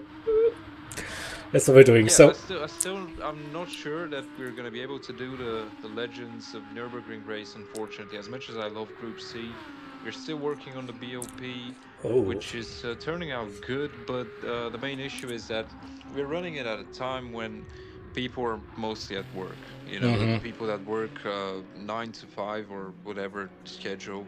They're at work at that time, so it's a bit harder to get people to race. But we'll try anyway because we love Group C, um, and it's a fun tradition to do the Legends race as well. So we'll try to do that, and then obviously we have something massive in store for next year with the um, revival of the World Sports Prototype Championship. Something that ruled the racing world in the 80s with the prototypes, obviously raced at Le Mans. They had the Le Mans race only with prototypes back then. It was Group C and Group C1, C1 and C2. So we're trying to do that because we have the limitations of grid spots. So doing a multi-class race is obviously almost impossible. It's going to be like 7 cars in each category, which is not really fun to race with 7 cars for 24 hours. still like that would be still a great looking grid, of course. For sure, yeah. But yeah, so we're here with the hypercars. I'm actually so happy that PD added those cars in Gran Turismo. It's been a while. Everyone wanted them, and everyone's been asking for them for so long, and it feels actually surreal to get them finally. It felt like an eternity, right? But I mean, there's Yeah. still missing one or two more, then to also maybe get a bit more, bit of an IMSA style grid or whatever. So True, Yeah, I get that, but at the same time, with only 16 lobby spots, I mean, these are enough, diverse manufacturers. Because if you get more cars, you just can't use all of them Yeah, because you have true. only 14 spots at the end of the day. So I'm happy with that. I'm happy with that selection, and obviously the WSPC in Japan, the event that we just added, it's like a prelude for what's to come in 2027 when we want to do that full season of racing, come back as an organization and have that proper season with all the best races like the Spa 6 hours, the Le Mans 24-hour Le Mans, something that we've wanted to do since day one. Obviously, that's the favorite race of everyone, in the racing world. So I'm really looking forward to that. It's gonna be epic, and it's a good break to finally be able to race other categories than GT3, Yep. which has been the dominant force in Gran Turismo, and it didn't even have the newest cars up until last year, which is crazy to me. But yeah, Yeah.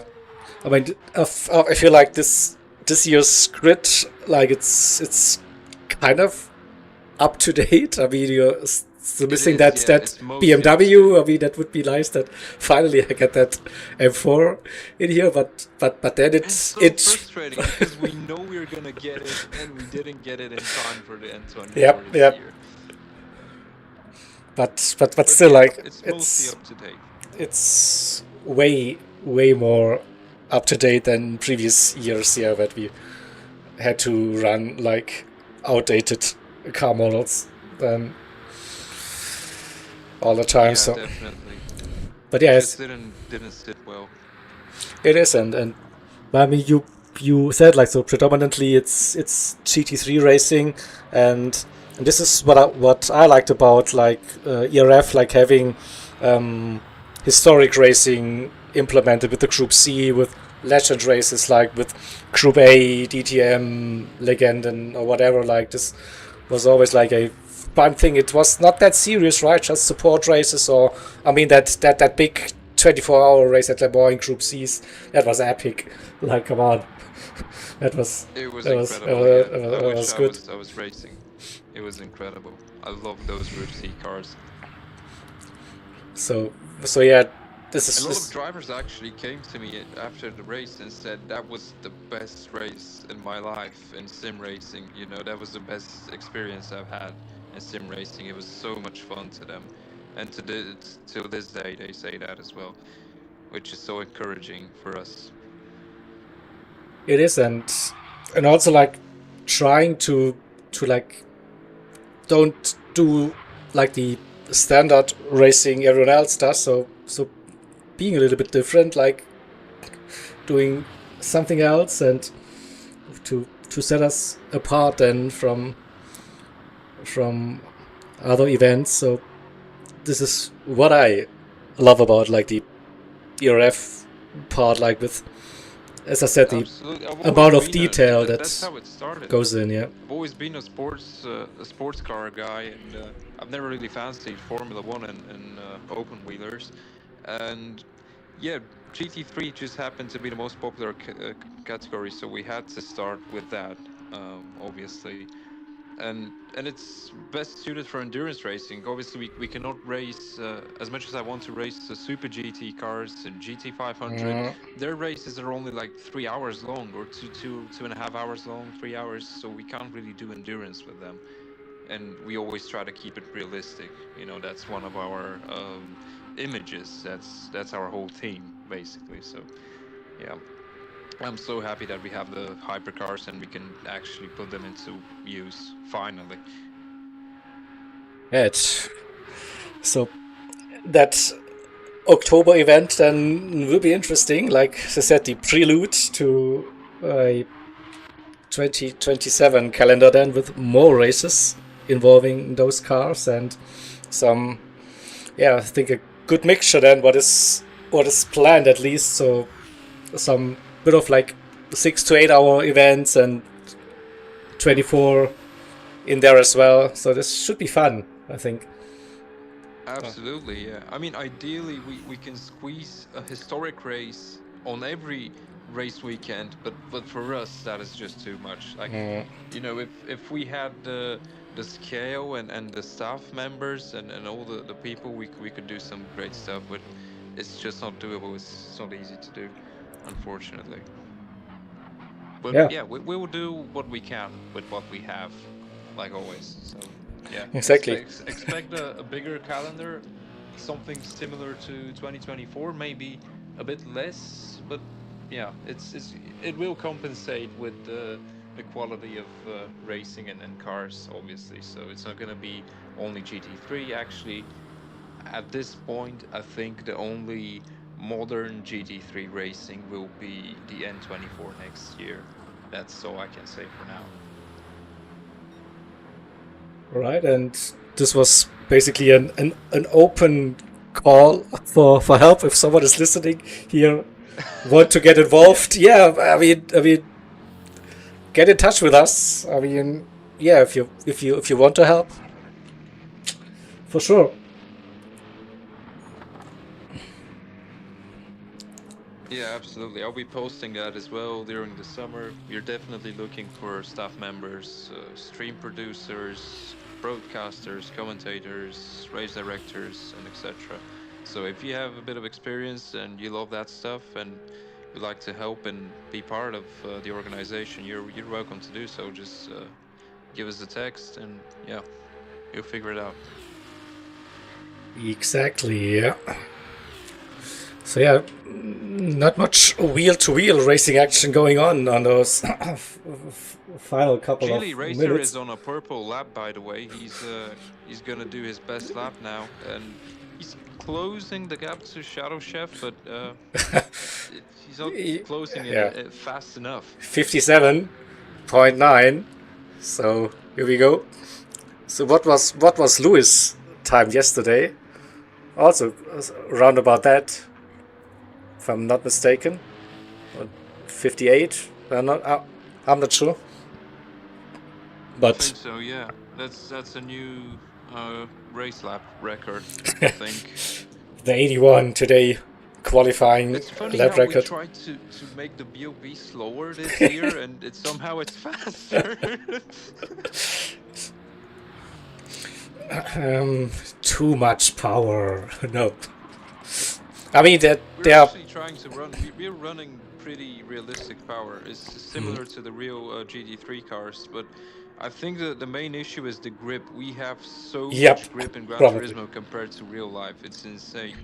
So yeah, that's we've been talking about it with Dude today, and we're gonna ban racing soft tires entirely. Not even we're not gonna use them for the N24 qualifying, and we're not gonna use racing softs anymore in GT3 racing in the ERF at all. It's just gonna be racing mediums and hards.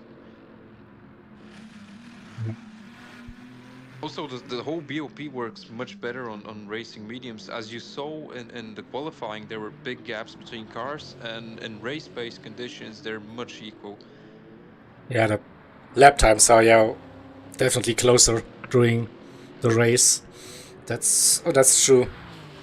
But yeah, if you look like real life, so that's nearly 10 seconds quicker, right? Than we are Yeah, which doing is insane. with similar specs at least on what we can do. But yeah, that's crazy.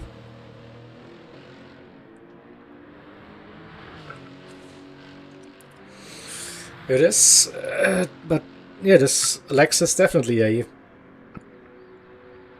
car to watch with then arguably two Lexus RCFs making the grid for the N24.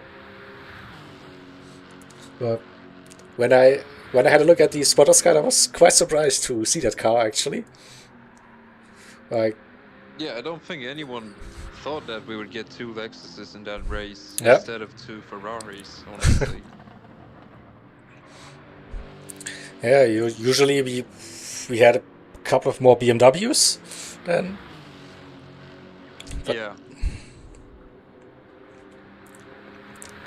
If that was real life, I wouldn't be concerned about the Lexus because obviously it breaks at some point during the race. But Yeah, this time it cannot break.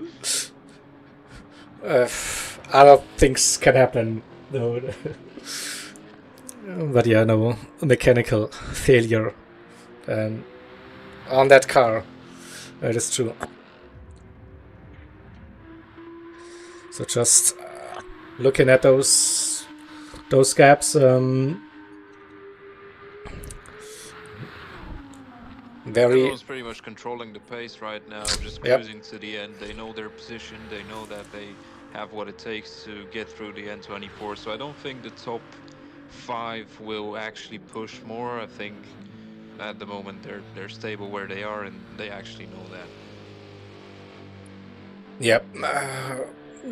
Again, we see the consistency now, not like going for the crazy fast laps, except for that Lexus, but the rest like really controlling the pace now and everything. So yeah, with the top 6, they will definitely make it to the N24 grid.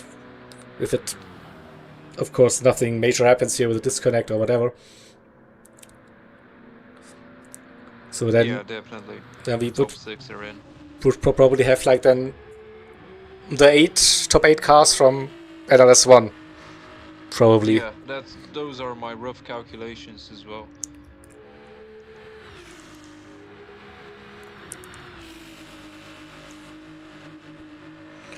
Yep.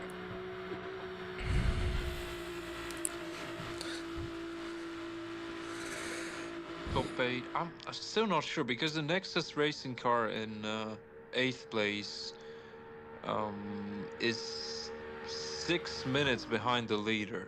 Okay. 6 minutes and 2 seconds behind the leader, so that's quite a lot. It is, yeah, but you still, if it's somewhat comparable now, the race pace between the two front runners in NLS1 and 2, so that it would still be okay, because you said like the ACR team have not entered the N24, so they're currently with that 6 minutes something behind the leaders now in that P7, and then the Chavanello Racing with 2:33 behind that ACR team currently. Yeah, that's such a waste for the ACR team. They could have entered and then just added 2 drivers from the teams that didn't make it, because I think they still have a chance, because this race is a bit faster than the race yesterday, I think, in terms of overall pace.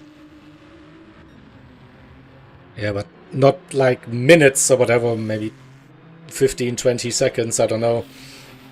Well, the difference is 5 seconds at the moment. They have a yeah, chance. Yeah, that's true, yeah. That is true.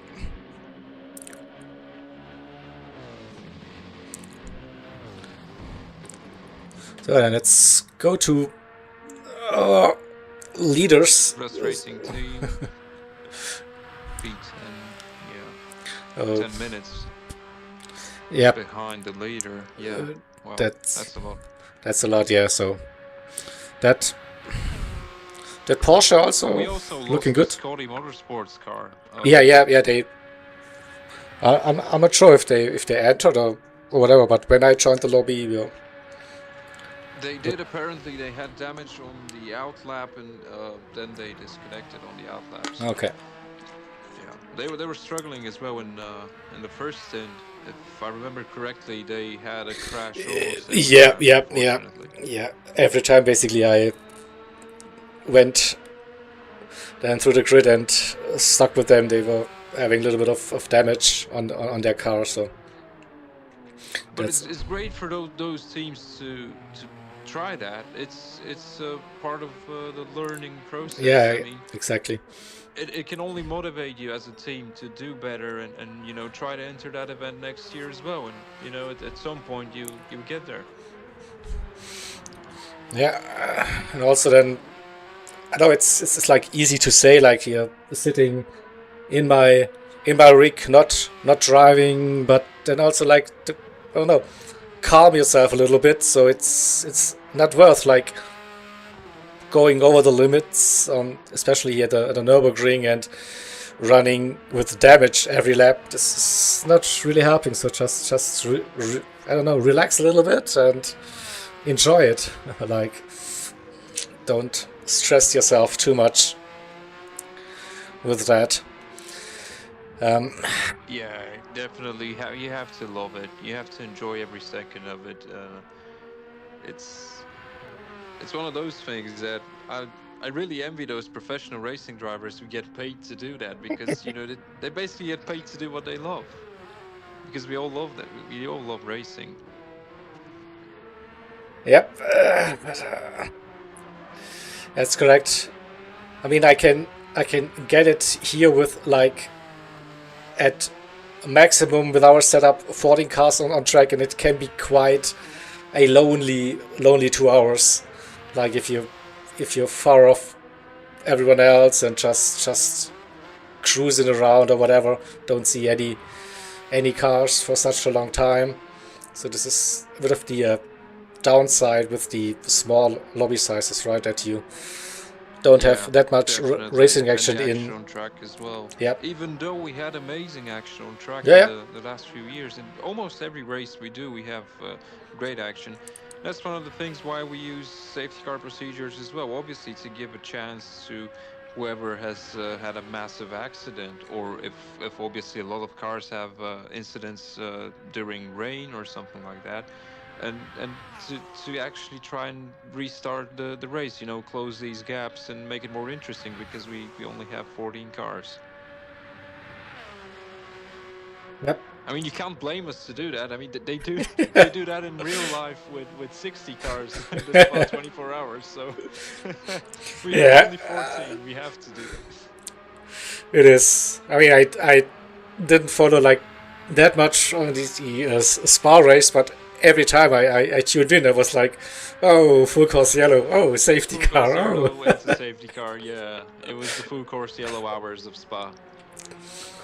So, I think I went to bed when it was like that, and then tuned in this morning and was like, oh, great. FCY. Yeah. Okay, but yeah. I mean, it's racing and incidents happen, and sometimes, yeah, there's some debris on the track and not safe, and you have to do something about that, right? But it's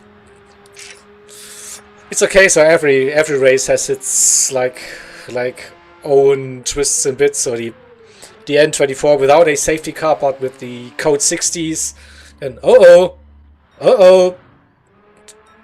there was a big lag spike, and I thought like the lobby died. Yeah, I just saw that. So no, it looks fine. It looks fine.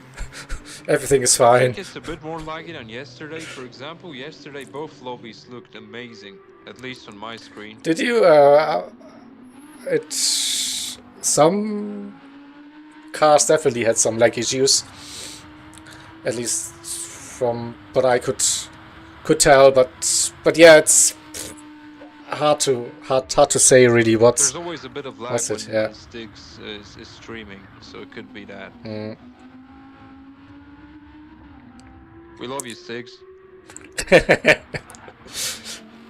Fix your internet. The beauty of racing as well is improving yourself. So even like you said, even when you're running alone in that pack in a stint, even if it's nighttime and there are no cars around you, it's still not boring, because you're trying to improve your skill and your lap time with every lap. It's experience, and that's how we get better at racing, and that's what we love when we're racing. Just get better at it. Yeah, especially here at Nürburgring Nordschleife, and so it's like It's never boring here. Every corner is like a roller coaster journey. It's such an amazing track. It's so different from any other track. Yeah, that's the beauty, and also the big challenge here at this track. And I don't know, someone said it's the perfect lap here at the Nordschleife. It doesn't exist. So I can agree. Yeah, absolutely, absolutely. It's impossible to get it right. There's always that, that tiny bit of a gap missing, or you always do these tiny little mistakes. You can be faster at some point, and you just can't get the whole package together for a perfect lap. That's so true. yep. But it's also Because if we what see real life those drivers drivers' say, right? optimal times, we Yeah. can always find some more time. Yeah. It is true, and I mean in real life, those also the track is constantly evolving, like, and then it's no lap is like the other. It's especially here at the Nordschleife, so it's like crazy. Good thing we don't have the traffic here that they have in real life. That's insane. I don't know how these guys do it. It's insane. You have Dacias, you have 318 BMWs racing with production cars racing with GT3 machinery. It's crazy. The difference in speed is insane. That's really true, yeah. And I mean, it's like also this big race, like with then those pro drivers, with those gentlemen and amateur drivers all sharing the same racetrack in like really race cars versus production cars and whatever. So yeah, this is like the whole race is like a big track day, isn't it? Yeah, totally like it, and then like with like the location, and then of course nighttime visibility, and with rain and whatever else adds to that one. This is, I mean, probably one of the race like no other. Yeah, it's definitely, but also like many drivers say it's like this or the Le Mans 24, both so challenging, but totally different, like in a way what to expect, like. So I think the unpredictability here at the Nordschleife is like that. What you it's like you come around a corner, and then there's suddenly two cars parked, and boom, whatever. So it's like this is more like the tricky part, I think. With Le Mans, you have big straights and probably better visibility in those cars, and see more of the track than what lies in front of you. But it's more like a public road. It's not like a proper racetrack than Nordschleife. You don't know you don't know what you're gonna see on the next corner. Is it going to be another GT3 car or a Dacia with a puncher going 150 kilometers less than you? So it's a crazy race. But yeah, those people manage to survive and judge those situations correctly usually. So I don't know if this just luck, or close your eyes and send it, and I don't know. But it's probably so. Yeah, a bit of that and a lot of skill, definitely. Skill. Yeah. Can't beat experience, I guess, then at some point. So it's. No, it's always a great watch, that race. It's I admired all these drivers. It's such a great watch every year. Amazing race. It's incredible. Yeah. And I would really love to have another class in this race. Obviously, if we have more lobby slots, which will come eventually. If it doesn't come in GT7, it will be there for GT8. And the direction Gran Turismo are taking with online racing, especially with the third spec, is pretty good. So I'm actually happy with what they're doing. So maybe GT8 will be very good in that perspective. And they're adding the new cars, which is nice. So yeah, I would love to do Le Mans with hypercars and GT3 cars, obviously, and I would love to do this one with GT3 cars, GT4 cars, mixed with some of the other touring cars we have, like the old Alfa Romeo DTM maybe, and maybe a few entries of like production cars. We'll see. It all depends on how many lobby slots we get. Yeah. Let's stream a little bit. Yeah, of course, of course. I mean, it's a matter of time, obviously. And for us, staying on Gran Turismo is big because it's the most affordable platform, and Yeah. most people have this game. Going to iRacing is a dream as well, but then we have to go into another territory. Obviously, most of the drivers here don't even have iRacing, so yeah. Yeah, probably, and also like then setting up like a racing series like that with those big organized events that already exists and the official endurance races. So it's not sure if this is the way to go with that. So Yeah, yeah, it's something to think about in the future, definitely. But yeah, we've made a name for ourselves in Gran Turismo, and yeah, for now we're gonna stick with it. yep, that's definitely the goal. And then at some point, I mean, I would love to get the opportunity at least to say like I pay for a dedicated server with up to 40, 50 slots or whatever. So to go away from that peer-to-peer, player-to-player based lobbies, like rent something for a couple of hours and let them race and then do something. So I mean, Yeah, PD definitely. they showcase basically on their live events that they can have like 40, 50 car grids like in their LAN setups. So why not port that to I I rent a server for that. Hopefully, Yeah, hopefully. Yeah, this would be I so think I so think great. it's Like yeah, realistic. yeah. This is probably the one of the easiest parts. Like if I'm judging that from my software development perspective and what is doable, like with things. So like just it's all there. I think in that game, and there's so much more hidden from us in that game that we'd Yeah, love to definitely. access so Well, desperately. let's hope they give us some of that, Yeah. especially for Gran Turismo 8. Obviously, it's probably not gonna come for GT7, but yeah, let's hope they give us at least half of what they have. We can still do it. We can Yeah, still manage it.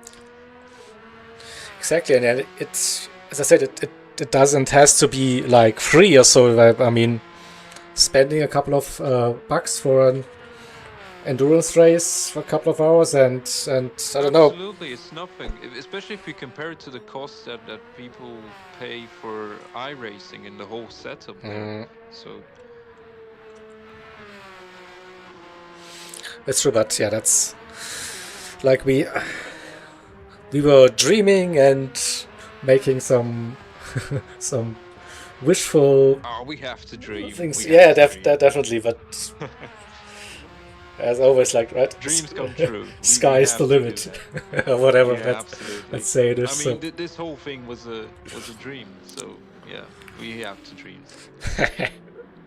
so yeah, now Everything starts with a dream. usually yeah, like but then you have to at some point also make decisions to make it happen and Yeah, absolutely. You have to put in the work. put in the work. Yeah, exactly. So okay, just going through the grid and see that Kung Pao is running with a bit of front arrow damage. Just saying, Oof. just saying, He but hasn't it's lost a lot of time though, which is surprising. yeah, maybe it just happened this lap. So the last couple of laps were quite consistent with an 804. But I think it's the penultimate lap, so he probably He should not be able to worth bring it now. home. Yeah, Yeah. no, not hitting, but might be losing a little bit of time. It's still 30 seconds to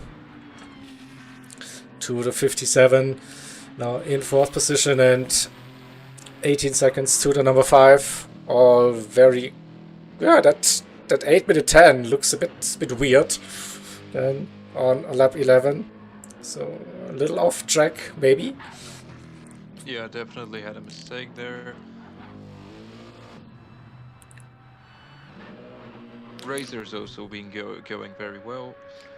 It is, and then Shadow Chefs comes into Tiergarten and Hohenrhein, and then will tackle the final lap for NLS2. Yep, the gap is down to 38. It's round about where they started this stint. So, great job by the Inferno Motorsports guys for keeping that gap steady. Yeah, that's true. I mean, but they are a little bit low on fuel, if I be honest here. Do they have to pit again? I think it was yesterday as well, where your driver Lugi had a bit of a mistake, and yeah, they have to come in.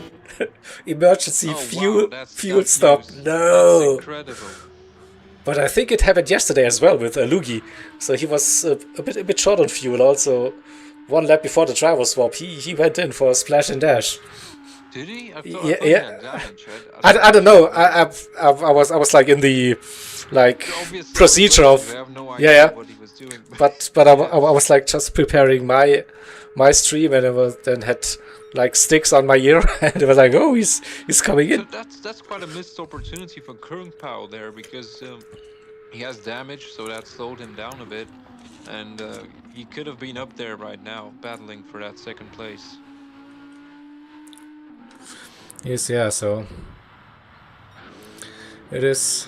Oh, that was a quick stop for. Yeah, it was just a splash and dash. No tires, all nothing. These little mistakes. Yep. Like we saw today, they had the fastest car, the fastest driver. Obviously, right now they also have the fastest driver. They did the fastest lap of both stints, but all these little mistakes cost them the win. They lost in both stints, so they. Yep, but they also will learn from that, and they know like they have a really fast car with that RCF, and they're safe now for the grid for the N24, so they can work on minimizing those mistakes, and know like they don't have to go 100% all the time, so just ease a little bit, and they're in a really good spot, a top contender I think for a definitely. We good knew that result when we saw the sign up application. We knew that these guys were going to be very fast, and hopefully they will learn from these mistakes, because as you can see, you need a full package to win such races.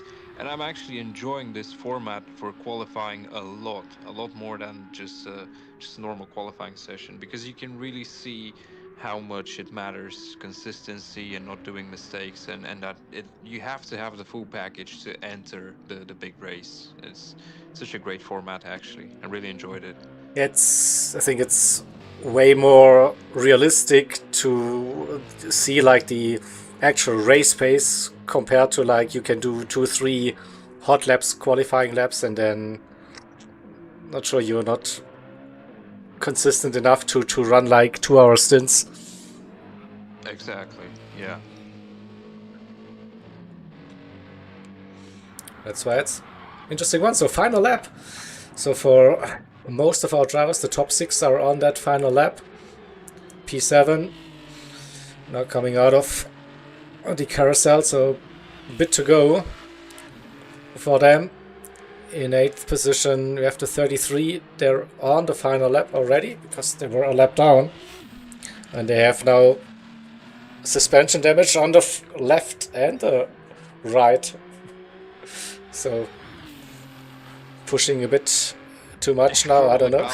yeah, exactly. So it doesn't feel right. Okay, so come on, right-hand side.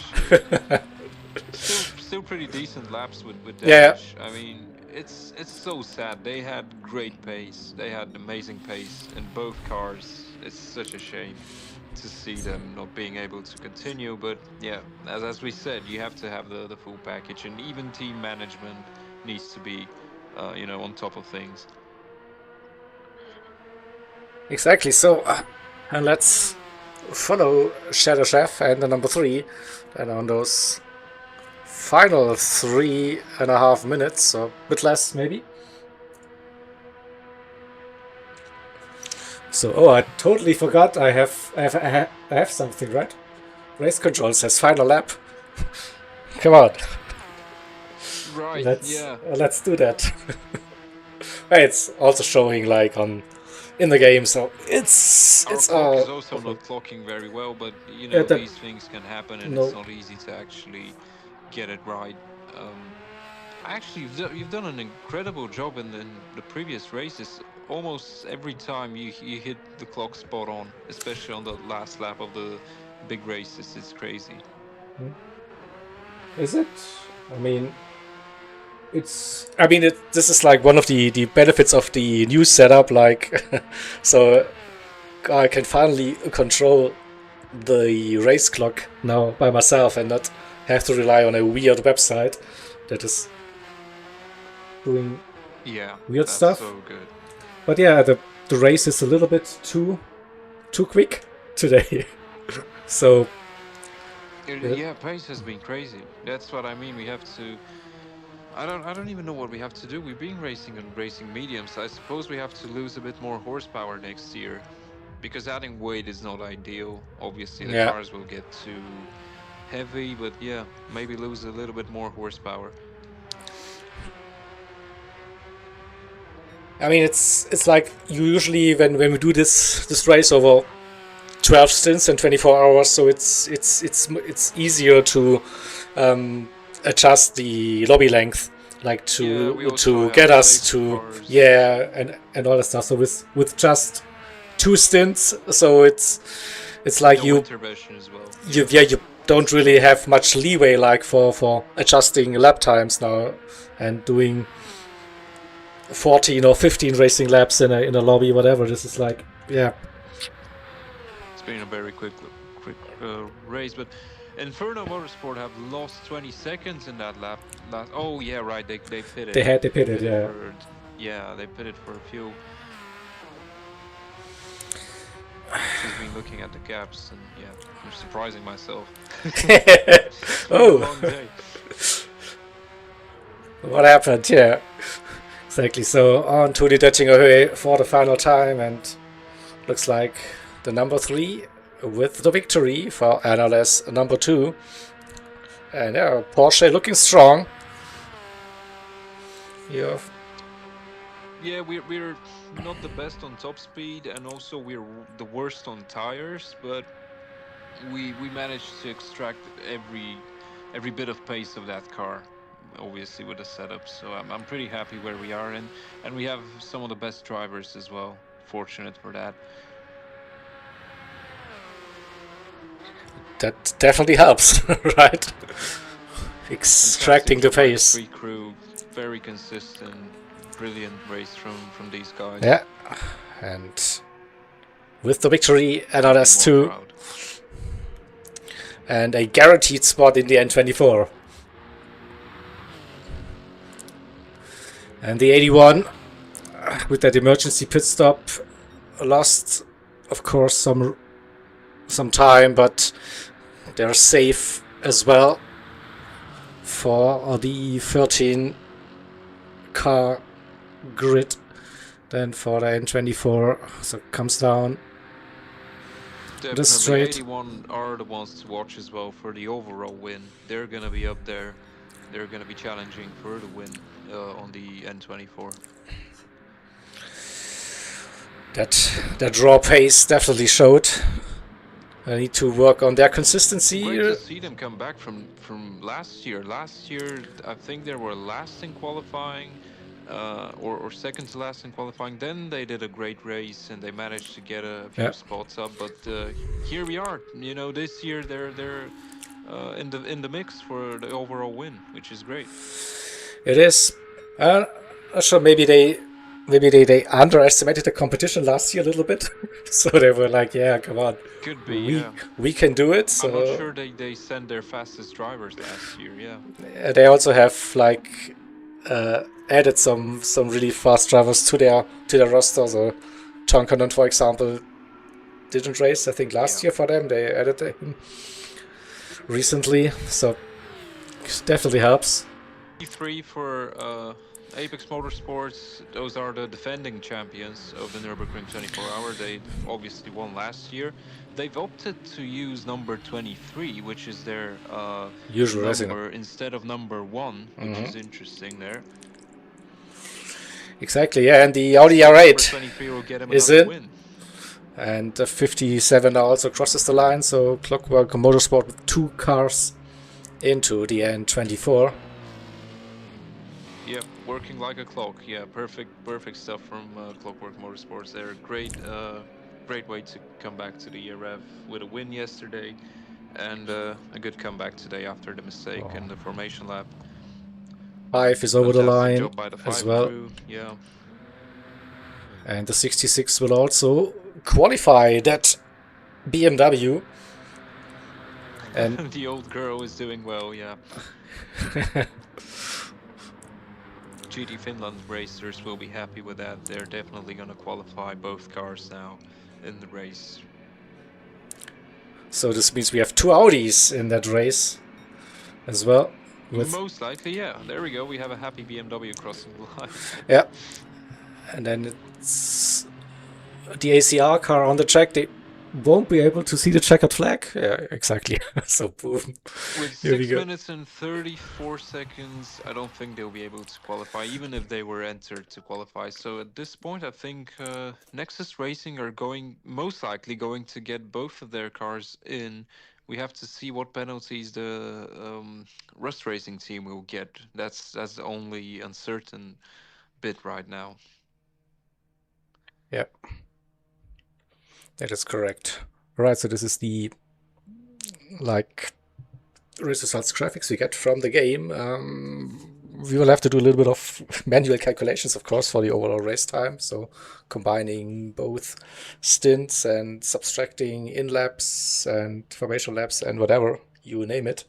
And then we will get the total race time then for the teams. But I think the top 6 teams here should be safe to make it here. And then, yeah, probably then 8 teams from NLS 1. This is most likely what's gonna happen then. But yeah, we will keep you updated, of course. Yep, definitely. We'll probably need a day or two to, calculate everything and release all the data, pictures, and stewards' statements and all that. And we thank you for the patience. Already, disclaimer, don't. Yeah. Could take a little while. No, we are trying to get them out as early as possible, of course. So you know that what you can expect if you're in or not for the N24. It's just, I mean, 12 days away, right? So if I yep, it's 2 weeks away. Well, it's been a great weekend of racing, and I'm very happy with how it turned out. It was a good comeback for the whole organization and series. Obviously, a few rough edges, but nothing big. And yeah, we have Rust, and we'll be there for the N24. Hopefully, everything will be perfect. We are prepared. Thank you everyone for watching and tuning in, and obviously participating. This won't be happening without any of you. So yeah, thank you so much. Yeah, so I think the soft reboot was successful, so that we survived that first weekend, had some great racing, 2 NLS races here, Saturday and Sunday, some technical difficulties, some drama with disconnects, and drivers not making the lobby in time for racing, part of the game, but yeah. What doesn't kill us makes us stronger. And yeah, hope to see you then for the 24-hour race weekend here at Nürburgring, and see if we can get that Legends race going. Would be cool to see those cars running then for a little while as sort of a support race before the main qualifying. We'll see if that will go forward or not. Diego. And yeah, with that being said, thank you all for watching and hope to see you then in 2 weeks' time on the very same channel here. I some break. Yeah, definitely. So it